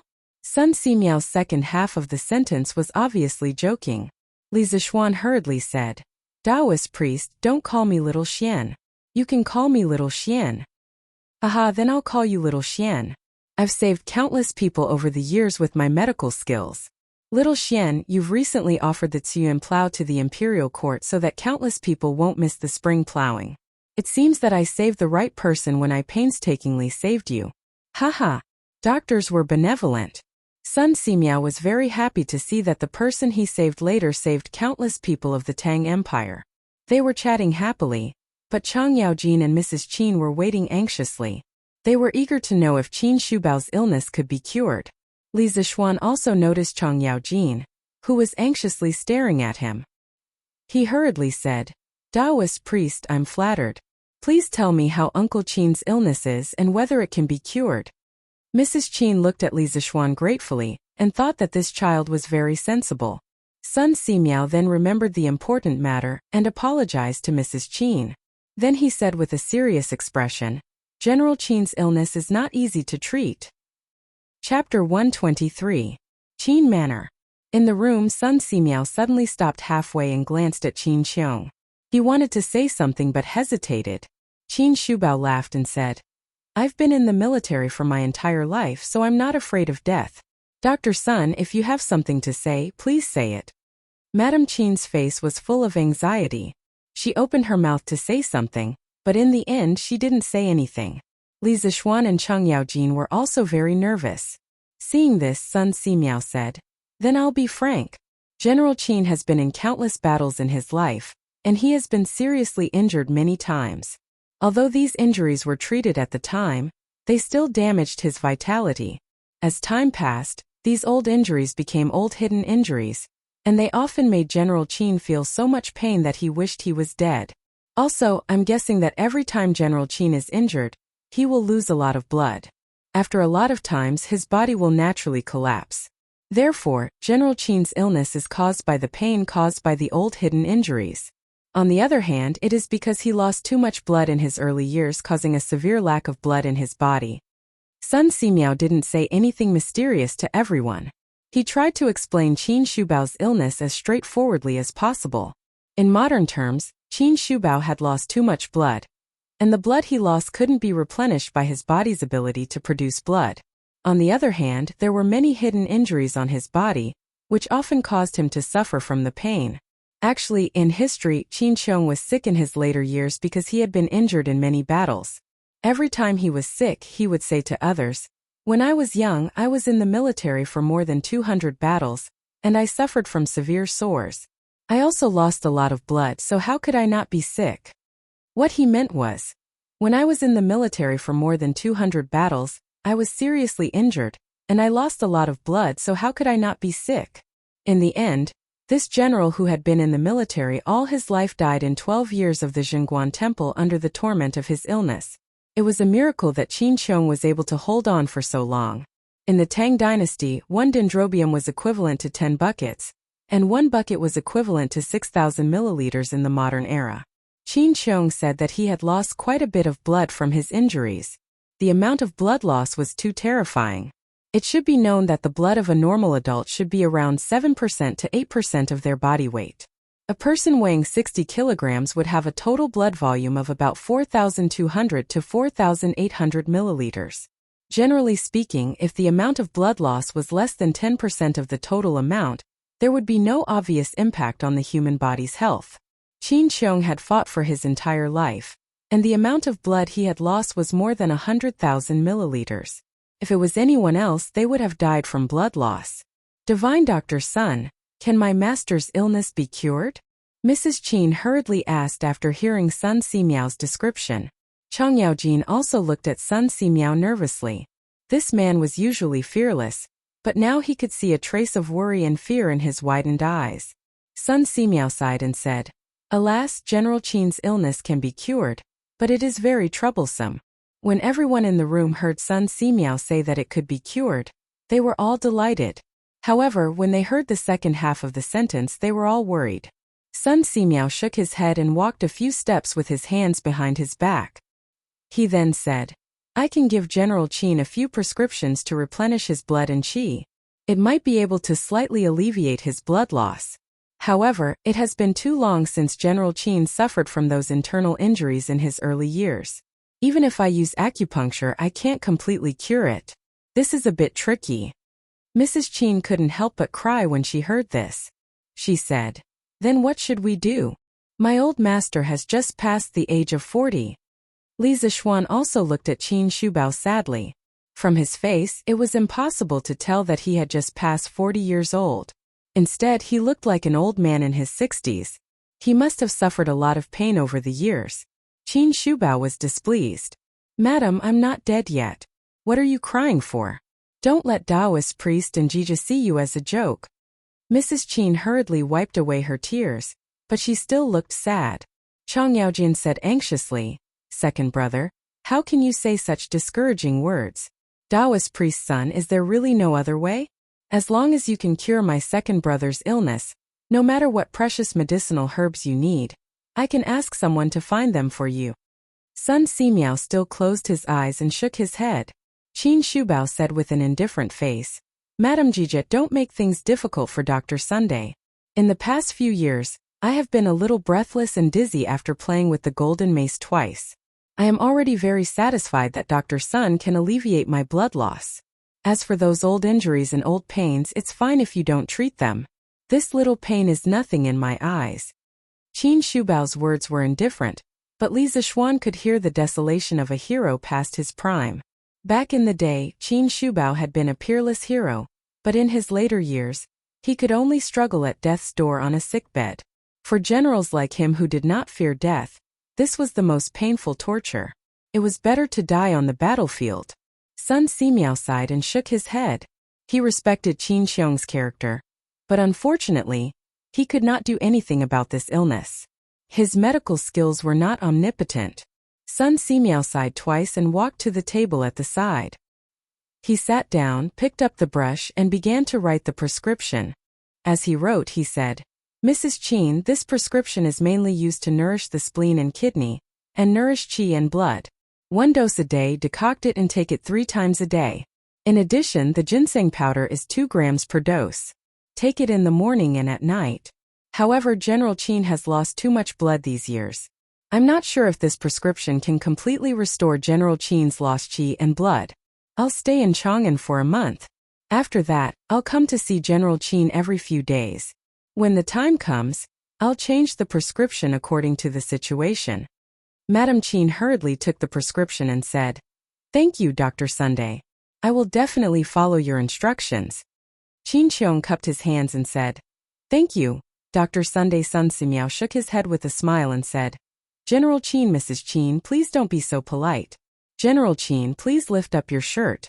I'll perform acupuncture on you to relieve the pain." Mrs. Qin quickly helped Qin Qiong lie on the bed and turn over. Then she helped him take off his shirt. Sun Simiao took out a box of silver needles and walked to the bed. He said in a low voice, "It may be a little painful at the beginning, but it will be much better after a while. General Qin, please be mentally prepared." Qin Shubao smiled indifferently and said, "Dr. Sun, just do your acupuncture. This pain is nothing." Sun Simiao nodded and didn't waste any more words. He took out the silver needles and moved them like the wind. His movements were like moving clouds and flowing water. He pierced the Dazui Jiang Tsiuwen Yangwen Tao Dao Jizhong Tianzong Shenzhu Jianjing Yu Fengmen Gonshu and Shenshu. Li Zixuan watched from the side and also recognized these acupuncture points. Although the previous owner of this body didn't learn medicine from spiritual master Ling Su, it was said that medicine and martial arts couldn't be separated. He had practiced martial arts for many years, and also recognized the 409 acupuncture points of the human body. What made Li Zixuan slightly surprised was that when Sun Simiao performed acupuncture, Li Zixuan could clearly feel the flow of vital energy at the tip of the needle. At this time he seriously looked at Sun Simiao and found that his martial arts had also reached the Qi transformation realm. Li Zixuan opened his mouth in shock. He really didn't expect Sun Simiao to be a medical and martial artist. After Sun Simiao finished the acupuncture, Li Zixuan finally couldn't help but ask, "Daoist Sun, you also practice martial arts?" Sun Simiao waved his hand and said with a smile, because some acupuncture techniques need to be combined with vital energy to be more effective. This poor Taoist has practiced Taoist Qigong for more than 10 years. Of course, this poor Taoist Kung Fu is mainly to cure diseases and save people. In terms of fighting, it is definitely not comparable to you real martial artists. Li Zixuan suddenly understood and nodded. Taoists focused on cultivating vital energy and health. Sun Simiao was a medical and martial artist, so it wasn't unreasonable that he could live to 140 years old. When he went back, he would ask Sun Simiao for advice on health and let his father and mother practice it. After a few minutes, Sun Simiao removed all the silver needles from Qin Shubao's back, and then walked to the basin to wash his hands. Mrs. Qin quickly came over and dressed her husband. Qin Shubao tried to get out of bed and walked 2 steps. He praised, "Dr. Sun's medical skills are really good. I feel much more relaxed than before." After Sun Simiao finished washing his hands, he looked at Qin Qiong and said, "General Qin, don't be too proud. Your illness hasn't been completely cured yet. First, follow this poor Taoist prescription and recuperate for a few days. During this time, don't do any strenuous exercise. As for your internal injuries, this poor Taoist will think about it and see if there is a way to completely cure them." Qin Qiong cupped his hands and said, "Dr. Sun, thank you for your trouble." Chang Yaojin also respectfully bowed to Sun Simiao and said, "Thank you, godly Dr. Sun, for treating my second brother.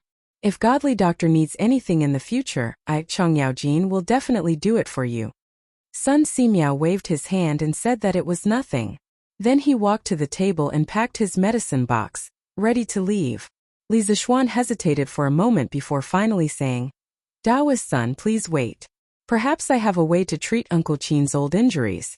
I would like to ask Taoist Sun to help me see if this method is feasible." Chapter 124. In the side room. As soon as Li Zixuan spoke, everyone was shocked. Everyone in the room looked at him.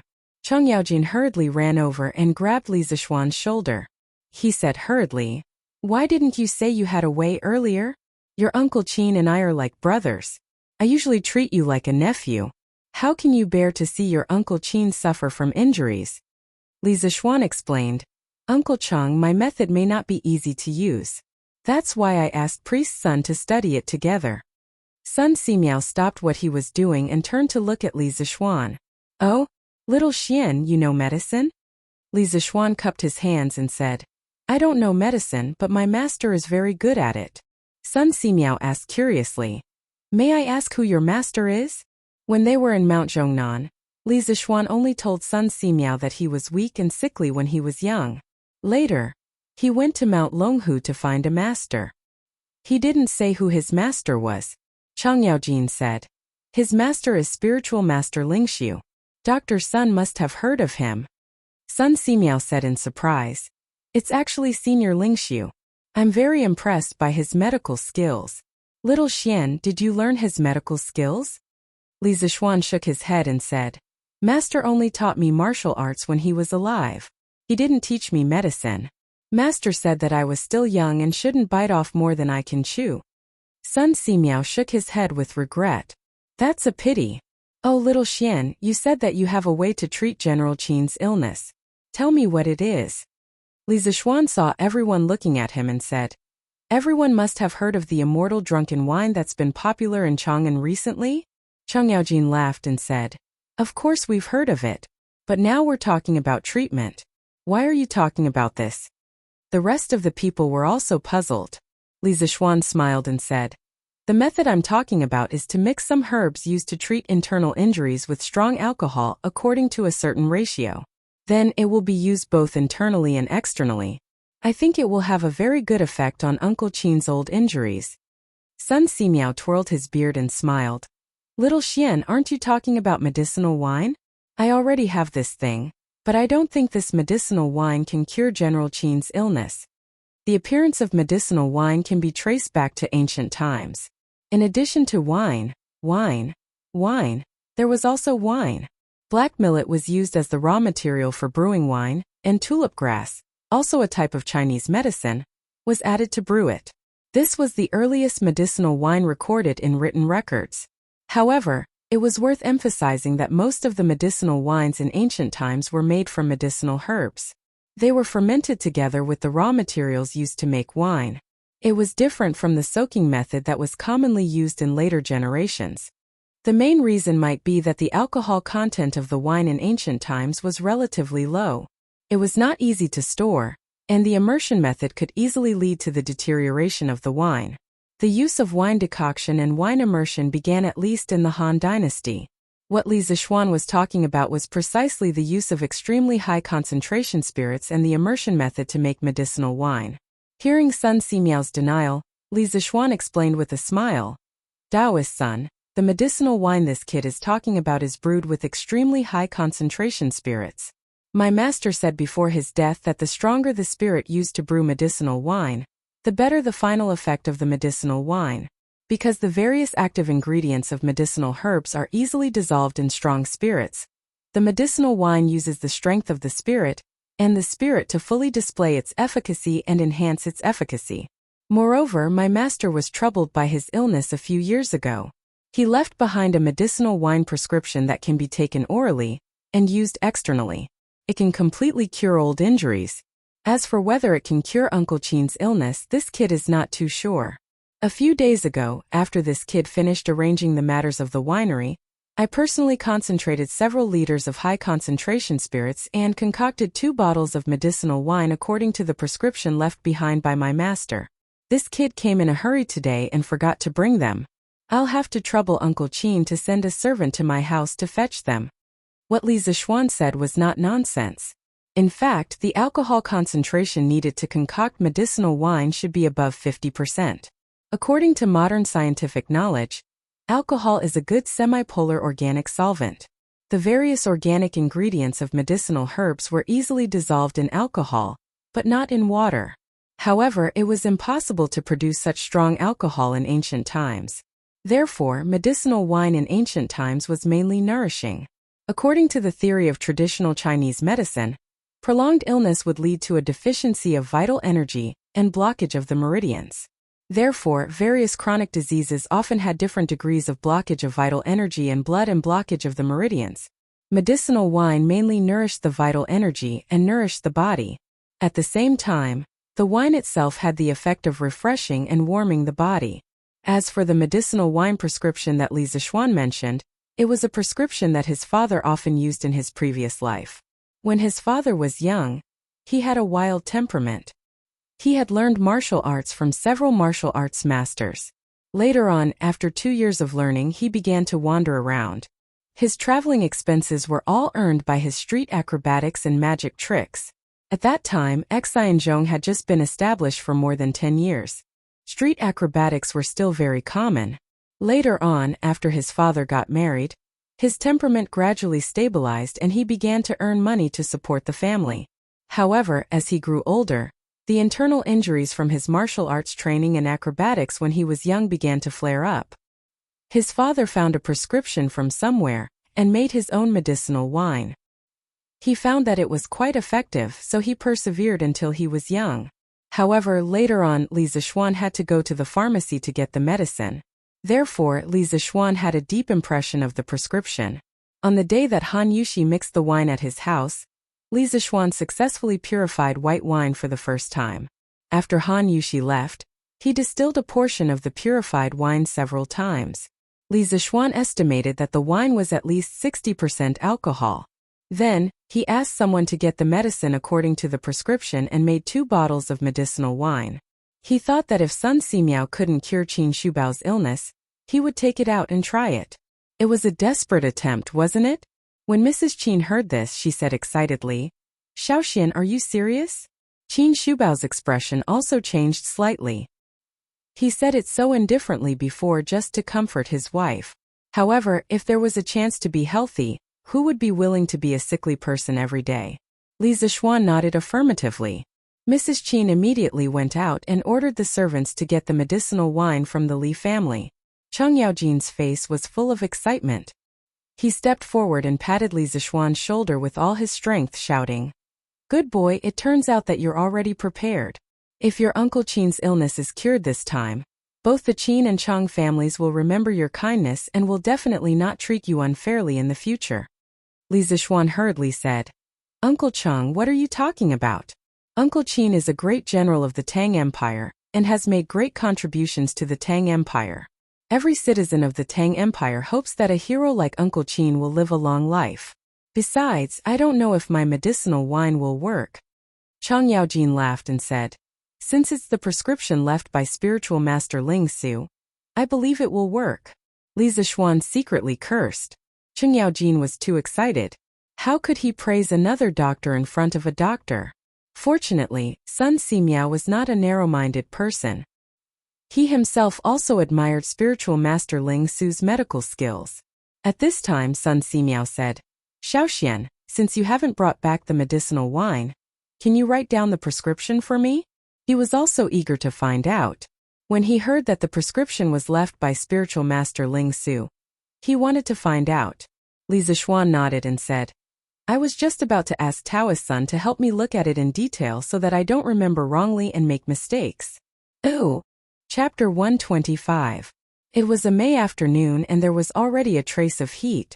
Everyone in the room had some sweat on their faces, but no one said a word. They all watched Li Zishuan write on the table. After a while, Li Zishuan picked up the written prescription and handed it to Sun Simiao. "Taoist-san, help me look at it in detail." Sun Simiao took the prescription and saw a few lines of crooked words. He immediately frowned. Didn't Taoist Ling Su teach Li Zishuan how to write? Li Zishuan also saw Sun Simiao's slightly furrowed brows, and he couldn't help but feel embarrassed. He secretly decided that he would have to practice his calligraphy in the future. Calligraphy was a person's face, and he couldn't not practice it well. He was also somewhat helpless. In the memory of the body he merged with, there was really no experience in writing. Perhaps his predecessor also didn't practice writing.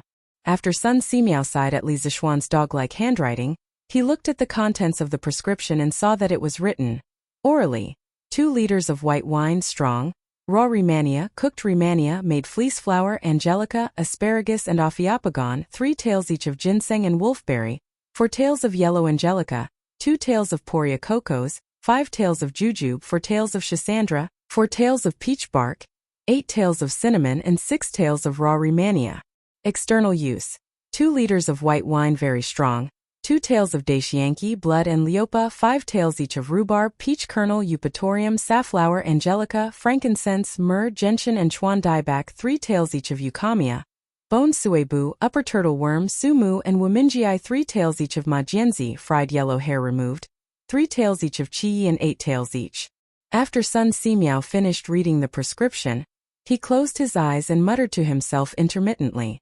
After a moment he opened his eyes and said to Li Zishuan, "Little Xian, although this prescription seems to be a bit of a surprise move, in the end it can only treat pain, promote blood circulation and strengthen muscles and bones. If it's really used to treat internal injuries, I'm afraid that the medicinal effect is somewhat insufficient.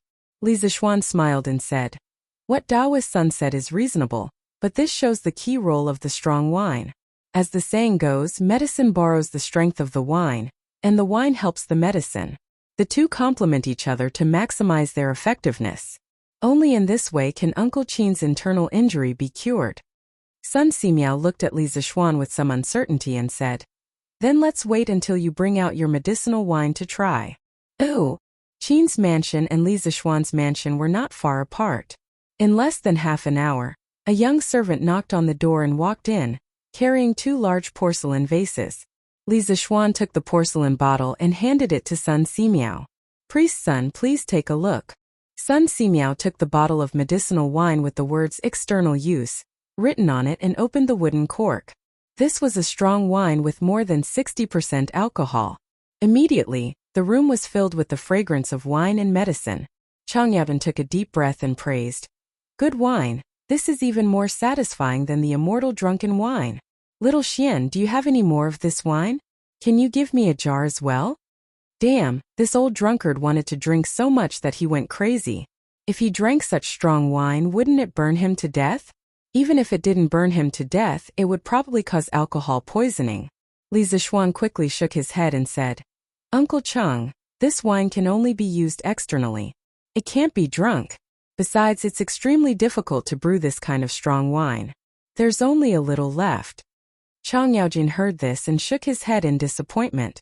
Sun Simiao put the medicinal wine under his nose and sniffed it for a while. Then he said in surprise, the wine is strong and the medicine is also strong. It's true that the medicine borrows the strength of the wine, and the wine helps the medicine. Maybe it can really cure General Qin's injury. He opened another bottle of medicinal wine for oral consumption. After smelling it, he nodded and said to Qin Shubao, General Qin, you can try this medicinal wine for a few days. After a few days, I'll come back to see how your internal injury has recovered. Qin Shubao cupped his hands and smiled. Thank you, Dr. Sunday Little Xian. I'll remember your kindness this time. Li Zixuan quickly bowed and said, Uncle Qin, you're too serious. He turned to look at Sun Simiao and said, Priest Sun, my master once told me that the blood of a human body is generally less than 10% of the weight of a human body. The blood loss of Uncle Qin over the years is probably more than 3 times the total blood in his body. Moreover, Uncle Qin is now old, and his ability to produce blood is far less than that of a young man. I'm worried that your qi replenishing prescriptions won't be able to completely recover Uncle Qin's qi and blood. Sun Simiao nodded in agreement. I also agree with your master's theory. General Qin has indeed lost too much qi and blood, but I can't think of any other way except to let General Qin recuperate slowly. Qin Shubao's eyes lit up at this time. He asked tentatively, Little Xian, do you have any way to make me recover quickly? He had really had enough of the days when he couldn't carry anything. If there was a way to make him recover quickly, Qin Shubao felt that he was willing to live a few years less. Chang Yaojin and Mrs. Qin also looked at Li Zixuan eagerly. Li Zixuan pondered for a moment and chose his words carefully. He said, Uncle Qin, although my method can make up for your loss of qi and blood in a short period of time, it can only treat the symptoms and not the root cause. It will make people dependent on it. Don't use it unless you have no other choice. You should slowly recuperate according to Priest Sun's prescription for a few days and see the effect. It is more reliable. Blood transfusion was indeed the fastest and most effective way, but now Qin Shubao's ability to produce blood was declining. Blood transfusion could only treat the symptoms and not the root cause. After one blood transfusion, there would be a second and third blood transfusion. Moreover, he didn't have any tools for blood transfusion. Qin Chong waved his hand and smiled. As long as it can make me feel good for a while, anything is fine. Little Xian, tell me quickly. Sun Simiao also asked curiously, Little Xian, what method do you have? Tell me first and I'll help you think about it in detail. Li Zixuan hesitated for a moment and said, I don't know if Priest Sun has heard of the blood-stealing technique to prolong life. Hearing this, Sun Simiao's expression suddenly changed and he sternly scolded, Little Xian, as a disciple of the Spirit Void sect, how dare you mention this kind of sorcery? When Sun Simiao heard the words blood-stealing technique to prolong life, he instantly thought of some evil Jianghu cultivators. He had been practicing medicine all his life. How could he watch Li Zixuan go astray? That was why he sternly stopped him. Li Zixuan saw Sun Simiao's extreme reaction and knew that he had misunderstood. He hurriedly explained, "Priest's son, the blood-stealing technique to prolong life is not a sorcery. My master once said that a person will continue to produce blood. If a little blood is drawn out at a time, as long as it doesn't exceed 10% of the total blood in the body, nothing will happen. Instead, it will be good for the body's metabolism." "Is that true?" Sun Simiao asked. "It's true. My master once used this method to save a seriously injured villager, and the person whose blood was drawn out was still very healthy." Li Zixuan replied with certainty. Chang Yaojin rolled up his sleeves and grinned. "Since drawing out blood can't kill people, Xiaoxian, quickly draw out my blood and give it to your Uncle Qin." Li Zixuan shook his head and said, "Uncle Chang, there are 5 types of blood in this world. Except for a very special blood type, different blood types can't be mixed together. Moreover, when I went down the mountain, I didn't bring back the blood transfusion tools left by my master. Therefore, Uncle Qin's weak blood and qi are best treated with medicine. If the effect isn't ideal, I'll find a way to make a set of blood transfusion tools for Uncle Qin." Qin Shubao could only nod and say, "Then I'll do as Xiaoxian said. I'll recuperate for a while." Chang Yaojin slapped Li Zixuan twice and said, "You wastrel, your master's things are so precious. Why didn't you bring them back?" Li Zixuan quickly jumped away and rubbed his head gloomily. Sun Simiao, on the other hand, was very interested in the blood type theory that Li Zixuan had just mentioned. He said as if he had discovered a new treasure, "Xiaoxian, do you have any evidence for the blood type theory that you just mentioned?" Li Zixuan said with certainty, "Of course I do. When I finish making the blood transfusion tools, Dao's son will come over and watch me do a little experiment." Sun Simiao nodded with satisfaction and said, "Okay, I've been temporarily working in the Imperial Medical Department. Remember to send someone to call me when the time comes." Chapter 126. After agreeing on Qin Shubao's treatment plan, Sun Simiao put away the medicine box and prepared to leave. Li Zixuan then remembered his other purpose of coming here today. He hurriedly called out to Sun Simiao and said, "Sir Sun Simiao, please wait for me. Please wait a moment, Daoist Sunday. I came here today because I have something I need your help with." Sun Simiao asked unhurriedly, "What is it?" Li Zixuan described the illness of Hu Jing and Hu Zhan to Sun Simiao in detail. After listening, Sun Simiao stopped what he was doing and straightened up. He stroked his beard and pondered for a moment before saying, "Listening to your description, I feel that this Hu Zhan should not be born stupid. Instead, she seems to have a stutter. In addition, this child has been lonely since childhood and is unwilling to get along with others, causing her personality to be closed off. As for Hu Jing's blindness, I am not sure what caused her blindness. I need to see her personally to judge. How about this, Xiaoxian, if you have time in the next 2 days, bring these 2 children to the Imperial Medical Department. I will treat these 2 children. If I can cure them, I will definitely do my best." Li Zixuan hurriedly said, "Thank you, Sir Sunday." Sun Simiao waved his hand and said with a smile, "This is my duty. Besides, these 2 children are also pitiful." After saying that, he picked up the medicine box and said goodbye to Qin Shubao and his wife before leaving. Li Zixuan looked at Qin Shubao and suddenly asked, "Uncle Qin, I wonder if you still remember Han Tianhu?" He suddenly remembered the past of Han Lijing that Han Yushi told him last time, so he asked tentatively. Qin Shubao had just been treated by Sun Simiao's acupuncture and tried Li Zixuan's medicinal wine. He immediately felt that the illness in his body was much better. At this time, he was walking comfortably in the room. When he heard Li Zixuan mention Han Tianhu, Qin Shubao could not help but pause. He asked excitedly, "Xiaoxian, how do you know about Han Tianhu? Do you know his whereabouts?" Li Zixuan nodded. Qin Shubao hurriedly walked over and pressed Li Zixuan's shoulder. "Really? Xiaoxian, quickly take this old man to see him." Back then, Han Tianhu risked his life to block an arrow for this old man in front of the Turks. Later, he was afraid of dragging this old man down, so he chose to leave alone with the name of deserter. But after he left, this old man has been feeling guilty all these years. I have been sending people to look for him, I didn't expect to receive news from you today. Tell me quickly, tell me how has his family all these years? Chang Yaojin also chimed in, second brother. Is this Han Tianhu the soldier who saved you during the battle with the Turks in the 6th year of Wuda? Qin Shubao nodded and said, That's right. If it wasn't for him, I might not be alive now.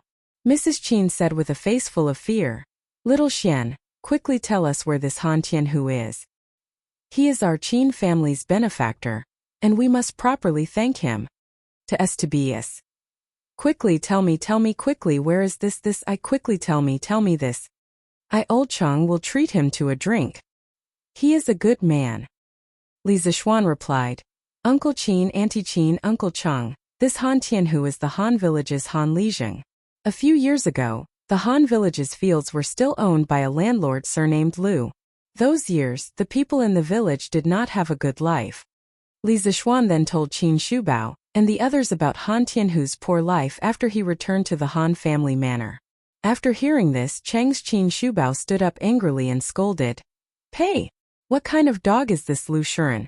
How can the heroes of Great Tang be bullied by such lowly people? Xiaoxian, quickly tell this old man where is this bastard? I old Chang will chop off his dog head. Qin Shubao, who had always been kind, also had a face full of anger. He slammed the table and said angrily, When a tiger goes down to the plains, he will be bullied by dogs. How dare such a lowly person bully Great Tang's good men? This old man will definitely report to His Majesty and punish this person for treason. Li Zishuan comforted. Uncle Chang, Uncle Qin, please calm down. This Lu Shuren has already been dealt with. Thus, he told them about how he had beaten up Lu Shuren and his father, and how they were attacked by the people of Plum Village. Madame Qin could not help but laugh. Evil really has its retribution. This pair of father and son really deserved it. Chang's Qin Shubao laughed and said, Good. Xiaoxian, you did well. This is really satisfying. At least that Lu guy knew what was good for him and left Plum Village.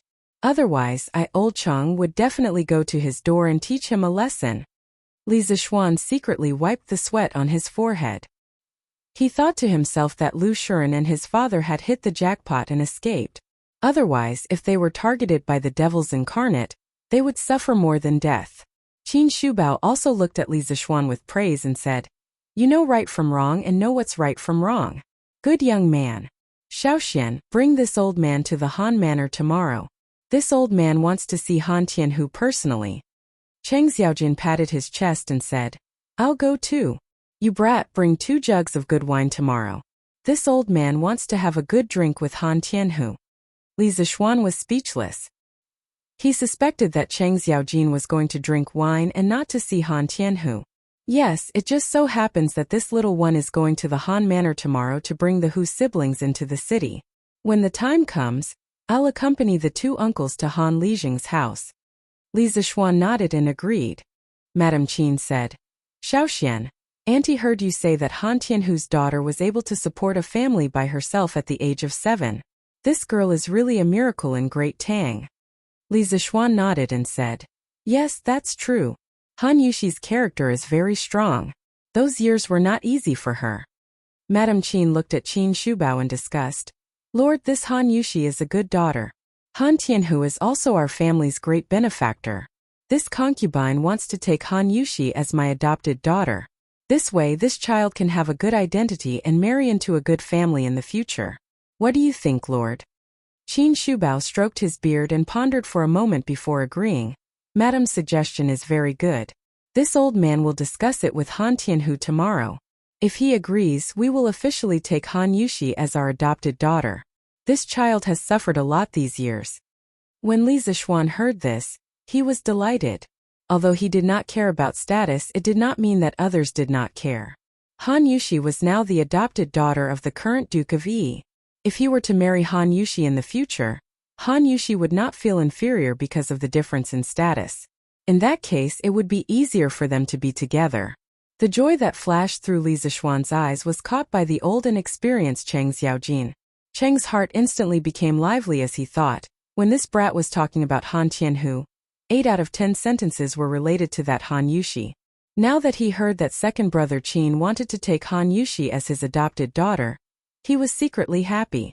Could it be that this brat is interested in Han Tianhu's daughter? I have to observe carefully tomorrow.